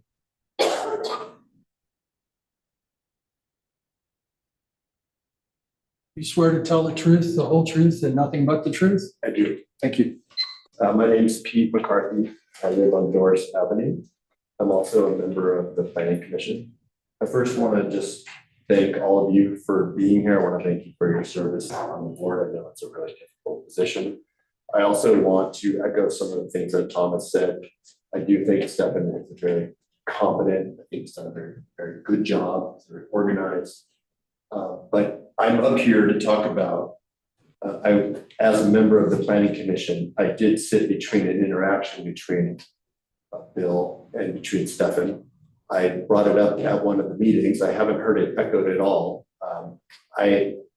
We're sitting here talking about being held to the highest ethical standards. I had a conversation with Stefan where he said that Bill and Suzanne were forming a shadow government. That is a really inflammatory comment. It was not brought with any facts or any supporting. It was just said as a sort of off the cuff comment when Bill was asserting that we could have a planning commission meeting. It does feel like there's sort of a team here circling the wagons. You're talking about a standard. I was shocked by that. I was actually on vacation. I pondered it the entire time. It was 3 weeks. And I thought, you're making a comment like that's like illegal activity, a shadow government. It's also in the current political environment, it's just reckless. And my plan was to sit down with the board and talk about this because I think the first thing I came back to was the meeting for CIRSA. And I was like, this is an ethics violation. So before I had a chance to even talk, there's a letter of resignation that's basically forcing this issue. In that letter of resignation, there's not a single fact other than that Bill isn't using the town's email address. There's just assertions. There's just assertions of a hostile environment. I'm not defending Bill. I've told Bill, I think comments like being malfeasance and incompetence, it doesn't benefit the situation. But but comments of shadow government shows that there's two people playing here in this thing. So if you're going to accuse one person of this behavior, as the current former mayor was talking about high standards, then you've got to remove two people here. And so if you're not going to do that, then I really question how you're applying these ethics. And it's sort of, I came up and made that comment last time, and I listened to the opening remarks, and you were speaking as if Stefan was above reproach. And you heard that. You didn't comment out. I mean, maybe you can't because this is a quasi-judicial matter now, and I understand that, but it doesn't seem like that's Your time's expired, sir. These comments. Thank you. Suzanne Watson?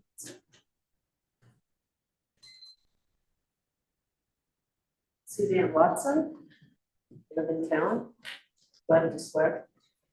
Swear to tell the truth. Well, you're sworn in from being a witness. Okay, I'm already sworn. I do want to say, as a member of the Planning Commission, I feel like there's been this incredible lack of communication. No one's been even trying to reach out to me to work with us. I think it's really exciting. As citizens, we can get to volunteer for these positions on these boards and committees, and it's our chance to learn more about our government. And some people are newer and they can actually work up to the seat of understanding what it is to be on the Board of Trustees. So I think in exchange for our service, I would expect communication and assistance and an interest. Okay. Relevance Okay, to the so- charges? Okay, so I'm feeling a real lack of communication. I would also like to say, there's a PowerPoint presentation from 2019 from CML.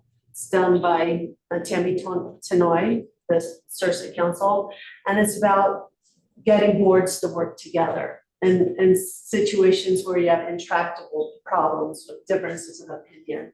And I have this printed off copy of the PowerPoint from a few years ago, and I think it would be awesome if there's some way that you could get Tammy Tenoi here to give her PowerPoint presentation, because I think it could be really helpful. I don't think you're solving any problems with this action that you're considering tonight. It's going to be dividing the community, despite what Mayor Page said. It's very destructive going down the pathway that you've chosen. Thank you. Anyone else in the public wish to speak? Sir? You swear to tell the truth, the whole truth, and nothing but the truth? I do. Thank you. Just want to thank everyone in this room for taking the time to try to work this out. I hope the deep state has not arrived in Pam. I think that some of the things that have come up, if it's a $30,000 bill to settle out whether there's been issues with the budget that has gone up a lot more than I'm aware of, it should be done. I think that some of the things that Bill brought up, and I have to say, there's been times where I've heard Bill talk, and I'm very offended, quite frankly, as a citizen of Paonia. But he does bring up some things that need to be brought up at times. Bringing this up that a district attorney has to be involved with this, I think you should keep that in mind. I think a censure is a much better way to go for now. I think you should have a month cooling off period as a board and as a town. Bill got a lot of votes. And I think that we should assign, at least offer, that we have a mediator. We have plenty of good therapists in this town, and have Stefan and Bill sit down with a mediator and try to work out their differences. The minute that you start talking about money and Cindy did this and the previous trustee who went off to prison, people are going to be walking out of this room suspicious. That's the last thing this town needs. And if it's a $30,000 bill, it's money well spent. Because what you've done, and Bill's brought it up, and I don't think that, I think some of the things you brought up is extremely legitimate. You've got issues where you've got people having multiple assignments that if they want to take money, they can. We had money stolen before. So you're going to have a whole lot of people in this community now thinking there's theft going on. That's what's going to happen. People are going to definitely believe that. I think you need a mediator between Stefan and Bill. Thank you. Anyone else wish to speak? In the back, I can't really see. All I see is a hand. Mr. Knudsen.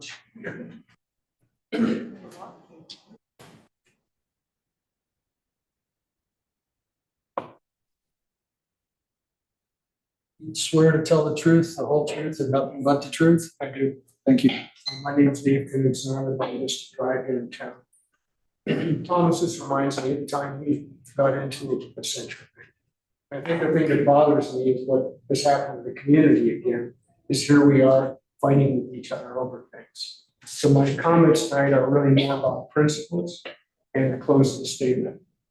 These principles apply to both sides of the situation. So first of all, past behavior is an indicator of future behavior. Some people are fundamentally incapable of seeing the world through anyone else's eyes but their own. There are those who build up and there are those who tear down. High drama is an indicator of no work getting done. That was supposed to be humorous. Sorry. So as a citizen, I'm not privy to the scope and background you have regarding this issue. People have made comments about a democracy. Let's not confuse democracy with consensus and those kind of things. This is a representative government. You are charged with making this decision on our behalf. I trust each of you to make the best decision on behalf of the town. Thanks for the opportunity. I had somebody else in the back. I could see the hand. That's all I saw. In the back, Sally? Michelle, please come up. I'm sorry. Do you swear to tell the truth, the whole truth, and nothing but the truth? I do. Thank you. Thanks. So thank you to I'm sorry, am I supposed to address you specifically, all of the trustees? Everybody. Thank you to the trustees for being here tonight. I know it's very difficult to make reasoned decisions 4 hours into a meeting, so I appreciate your attention, your time, and taking this seriously. I hope that we see a vote based on facts and not on feelings. We have seen the trustee removal process sort of weaponized by previous boards. I think that's, I hope that you're considering very carefully, not just the decision you're making tonight, but whether all of the information that you've been given gives you enough evidence to make that decision on more than just how you feel about a person. Mr. Bruner has expressed, Trustee Bruner has expressed frustration with the town, both as a citizen, as a trustee. When I was a trustee, he called me out rightly several times. He pays attention, he asks questions. I'm sorry, I can hardly see all of you over this. He knows the code and the law better than I did, certainly as a trustee. And so I appreciated his input, even when it was uncomfortable and sometimes unpleasant. I never felt harassed by Mr. Bruner. I did feel harassed by other members of the board that I worked with. I had a very different tactic, and I don't always agree with Trustee Bruner's tactics. I tried to be professional. I tried to follow board decorum. I tried to work within the bounds given to me. And what I found was that did nothing. Not nothing, that's extreme. But many times I found that I was spinning my wheels, that I was talked over, that I was ignored, or that my concerns were set aside because I was never the loudest voice in the room. And I still have regrets about that to this day, about things that maybe we could have cleaned up earlier if I had had the courage to speak up, to be that angry voice in the room when I wasn't. But that's just not me. Is that my time? No, you still have time. Okay. One thing that was not brought up tonight in the written packet, it's notable to me that Trustee Bruner asked the attorney in one of his emails to outline the proper procedure to bring concerns to light. There was no response to that in the packet, so I don't know if he got a response to that, but I ran into the same issues of asking, how can I do this? I have concerns, how do I bring them forward? And getting silence in return. He also asked to have something added to an agenda, and that request was denied. So what is the trustee to do at that point if they have potentially legitimate concerns about the law being followed? Thank you. Witkowski?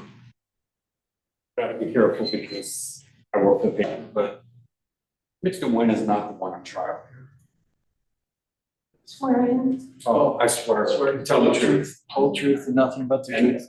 Yes, I swear to tell. I'm getting tired, folks, believe it or not. I'll be very quick. Mr. Nguyen is not the one on trial. And that's how I felt tonight with all the witnesses. Mr. Bruner is not always correct. He has tried to treat this like a criminal trial. And Thomas Markle had said that he resigned because of all the harassment. He resigned because the town was in good hands with the new town administrator. People asked him to stay. Excuse me, I don't speak for me. And that is all I had to say. Anyone else? Sharon? Sure. Okay. Do you swear to tell the truth, the whole truth, and nothing but the truth? I swear to tell the truth before God, before the flag, but not before that sign there, be nice, be fair. That has nothing to do with procedure in this municipality. But anyway, I know Bill since a while. He's a businessman. He has many interests, many duties, many other things to do than serve repeatedly in town. but he's a public servant as well, and a good public servant, one of the best. And I've been in many places. I've lived in other countries. I've lived in other states. I've lived in other towns. And he is one of the best that I have seen in action. He's not driven by ego. He's not driven by profit. He's not driven by fame or fortune. He's driven by doing things right. And if you don't get that and you want to turn him out, well, then people are going to be after all of you to turn you all out. That's all I have to say.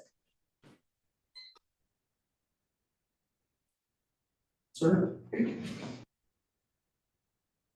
You swear to tell the truth, the whole truth, and nothing but the truth. I do. Thank you. Scott Brown, 316 Oak Avenue, and however this turns out tonight, let's follow it up with some community conversation about communication, respect, civility. We've done pretty good here tonight, I think. No violence, but you know, the heckling, there's just so much room for improvement, just thinking about the long term. And I get the messiness, and I am a mediator, and I like that idea. And mediation is hard. People have to be willing to listen. So there's fundamental, foundational capacities that we all need to build, because we've got tough things that we're facing as a culture, as a civilization. And this is a very special place. And yeah, that's it. Ladies, anybody else want to speak? Yes, sir. Swear to tell the truth, the whole truth, and nothing but the truth. I do. Thank you. State your name, please. Rick Pierce, I live in town here on Penn American. I'll keep it really short. I've known Bill for a number of years, and we're about as opposite as you can get in a lot of ways, but I do count him as a friend. And I haven't heard anything here tonight that would make me feel any less about any of you. I know that you've been offended, but I don't really understand why. I hear him asking a lot of questions that you disagree with. You don't think he should be asking the questions. But let him ask the questions, and if you don't agree with them, just say, we're not going that way. Let him keep asking, it won't hurt. I happen to agree that an audit, even though it's expensive, would be helpful. I don't think he's calling into question anybody here that's on the board now. He's looking to see what actually happened in the past. I was here when it happened, and I know that for a good while after it happened, things continued in town to be crazy in terms of the way the finances were handled, the way receipts were given out, unnumbered receipts on a piece of paper saying you paid. That went on for a good while after that went on. So Bill's, in my mind, what I hear is he's asking, what went on before? We need to really look into it, and the forensic Bill would help. Now, that's for you guys to decide, but I only hear Bill asking questions that he feels should be asked, and he's being denied answers. Well, that's up to you to be able to do that. But I would ask that you keep Bill on board and not censure. Let him ask the questions and ignore him if that's the case, if you think that's what needs to be done. And sometime maybe he'll come up with something you agree with. And so I just hope that the board will do that. He was elected by many people because we wanted him to ask questions. So I've been in the position you're in on different boards and in places out from Paonia before. I know what it's like. But I think it's good to have someone with an opposing view, let them ask the questions, and go on from there. Thank you. Do we have anyone else? In the back, please.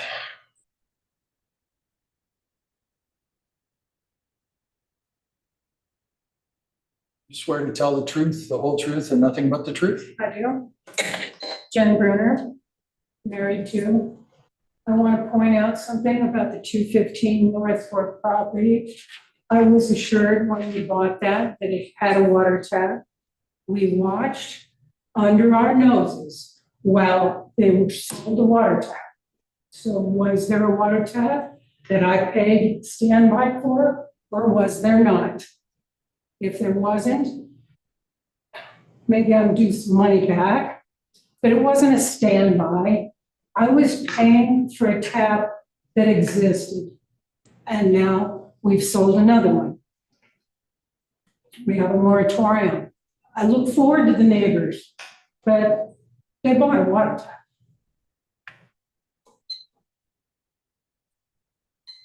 Is there anyone else? In the back corner?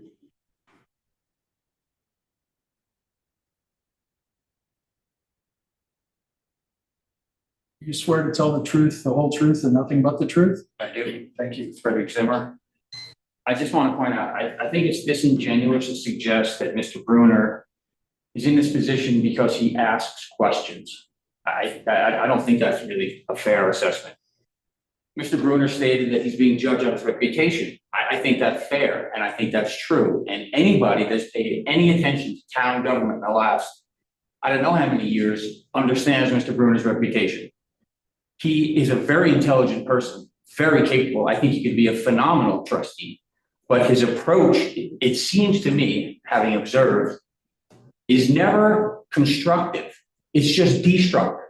His objective seems to be to prove how everyone else is stupid and he understands things better than anyone else. And everyone should do just what he thinks. I don't see how that's an appropriate posture for a town trustee. I don't see how that mentality serves the best interest of the town. This is not the first time he's in this position. He's been censured before by another group of people that felt like it was difficult, or maybe I misspoke, I don't know. I know there was contention with a previous board because they felt that you made it very difficult to work together. So it seems like this group is in a similar position. So I just beg the question, is it all the other people? Or maybe this is not a great place for you. Maybe you're better off out here because you've got a lot to say. You bring a lot of points to the table, but maybe you don't understand how to conduct yourself in this context. I don't know. But I think that it's a question to be asked. And I appreciate your intelligence and what you bring to things, but your methods, I don't appreciate. You know, and another point I would point out that two of your witnesses that you brought up to state how the rest of the council treats everyone so badly were people that conducted themselves in a way that I thought was kind of inappropriate in this room when they were part of the group. The sign, "Be nice, be fair," is here because this room became so toxic because people couldn't sit in this room and have a conversation. And we're supposed to be running a town. So let's try to look at the whole picture. Thank you.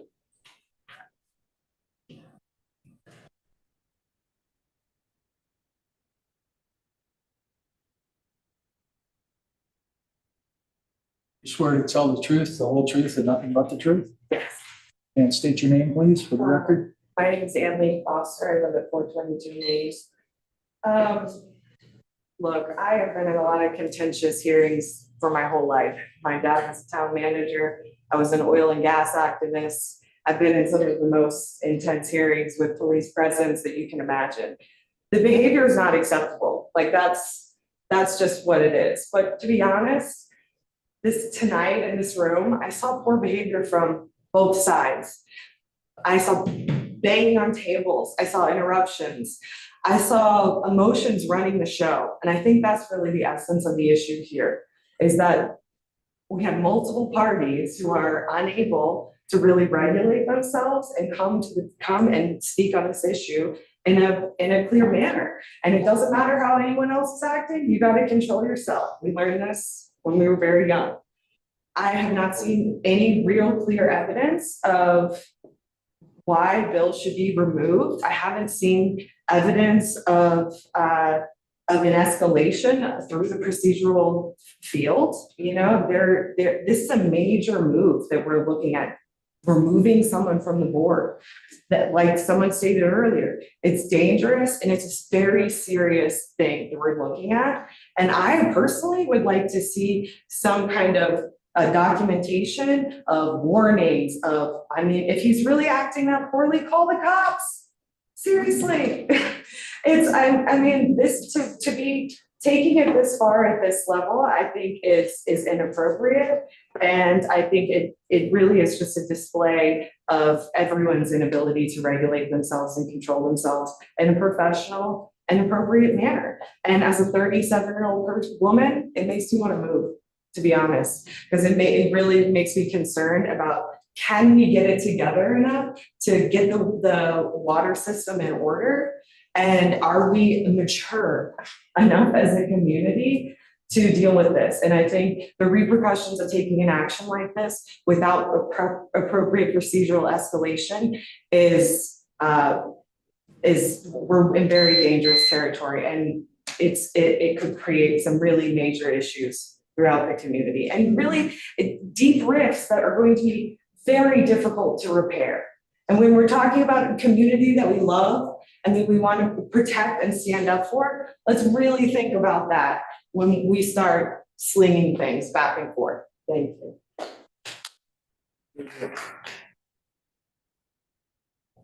Is there anyone else?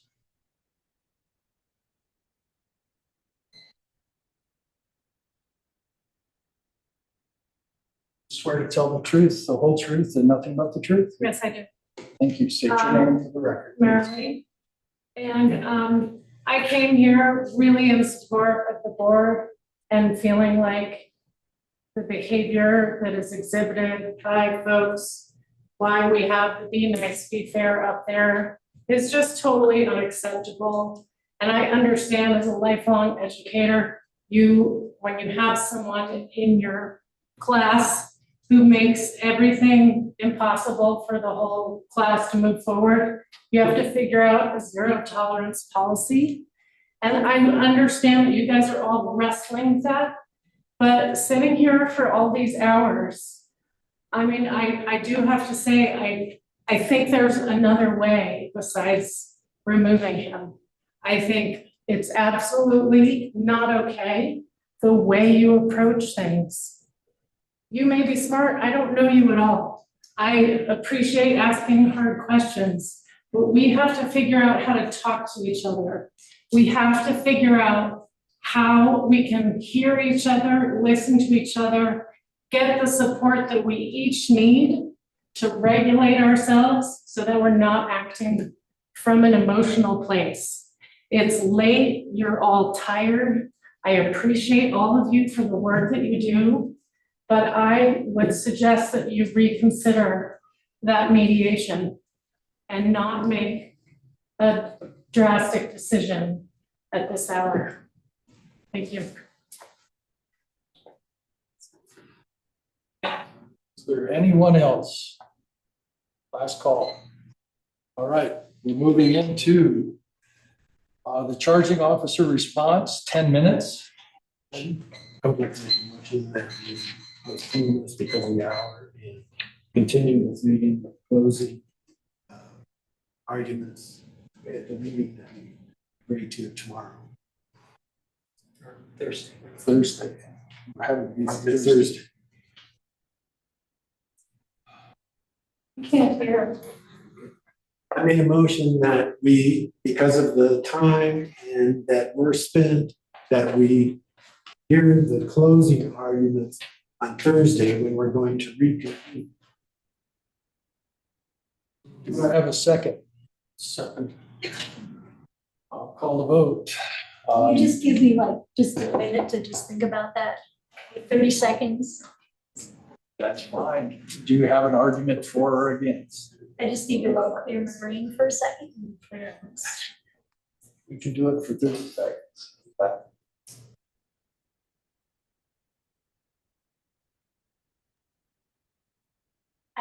My brain cleared. I'm clear. We have a motion on the table and seconded to postpone the finality of the end of this meeting Thursday at 6:30. All those in favor say aye. Aye. Aye. All those opposed say nay. Steve Ruler still has a vote. Still a trustee. Did you vote, sir? I don't feel like I'm a part of this conversation. I'm the accused over here. I'm at Did you abstain then? for personal interest, yes. I see 3 ayes and 1 nay and 1 abstention. I declare this meeting is adjourned until Thursday.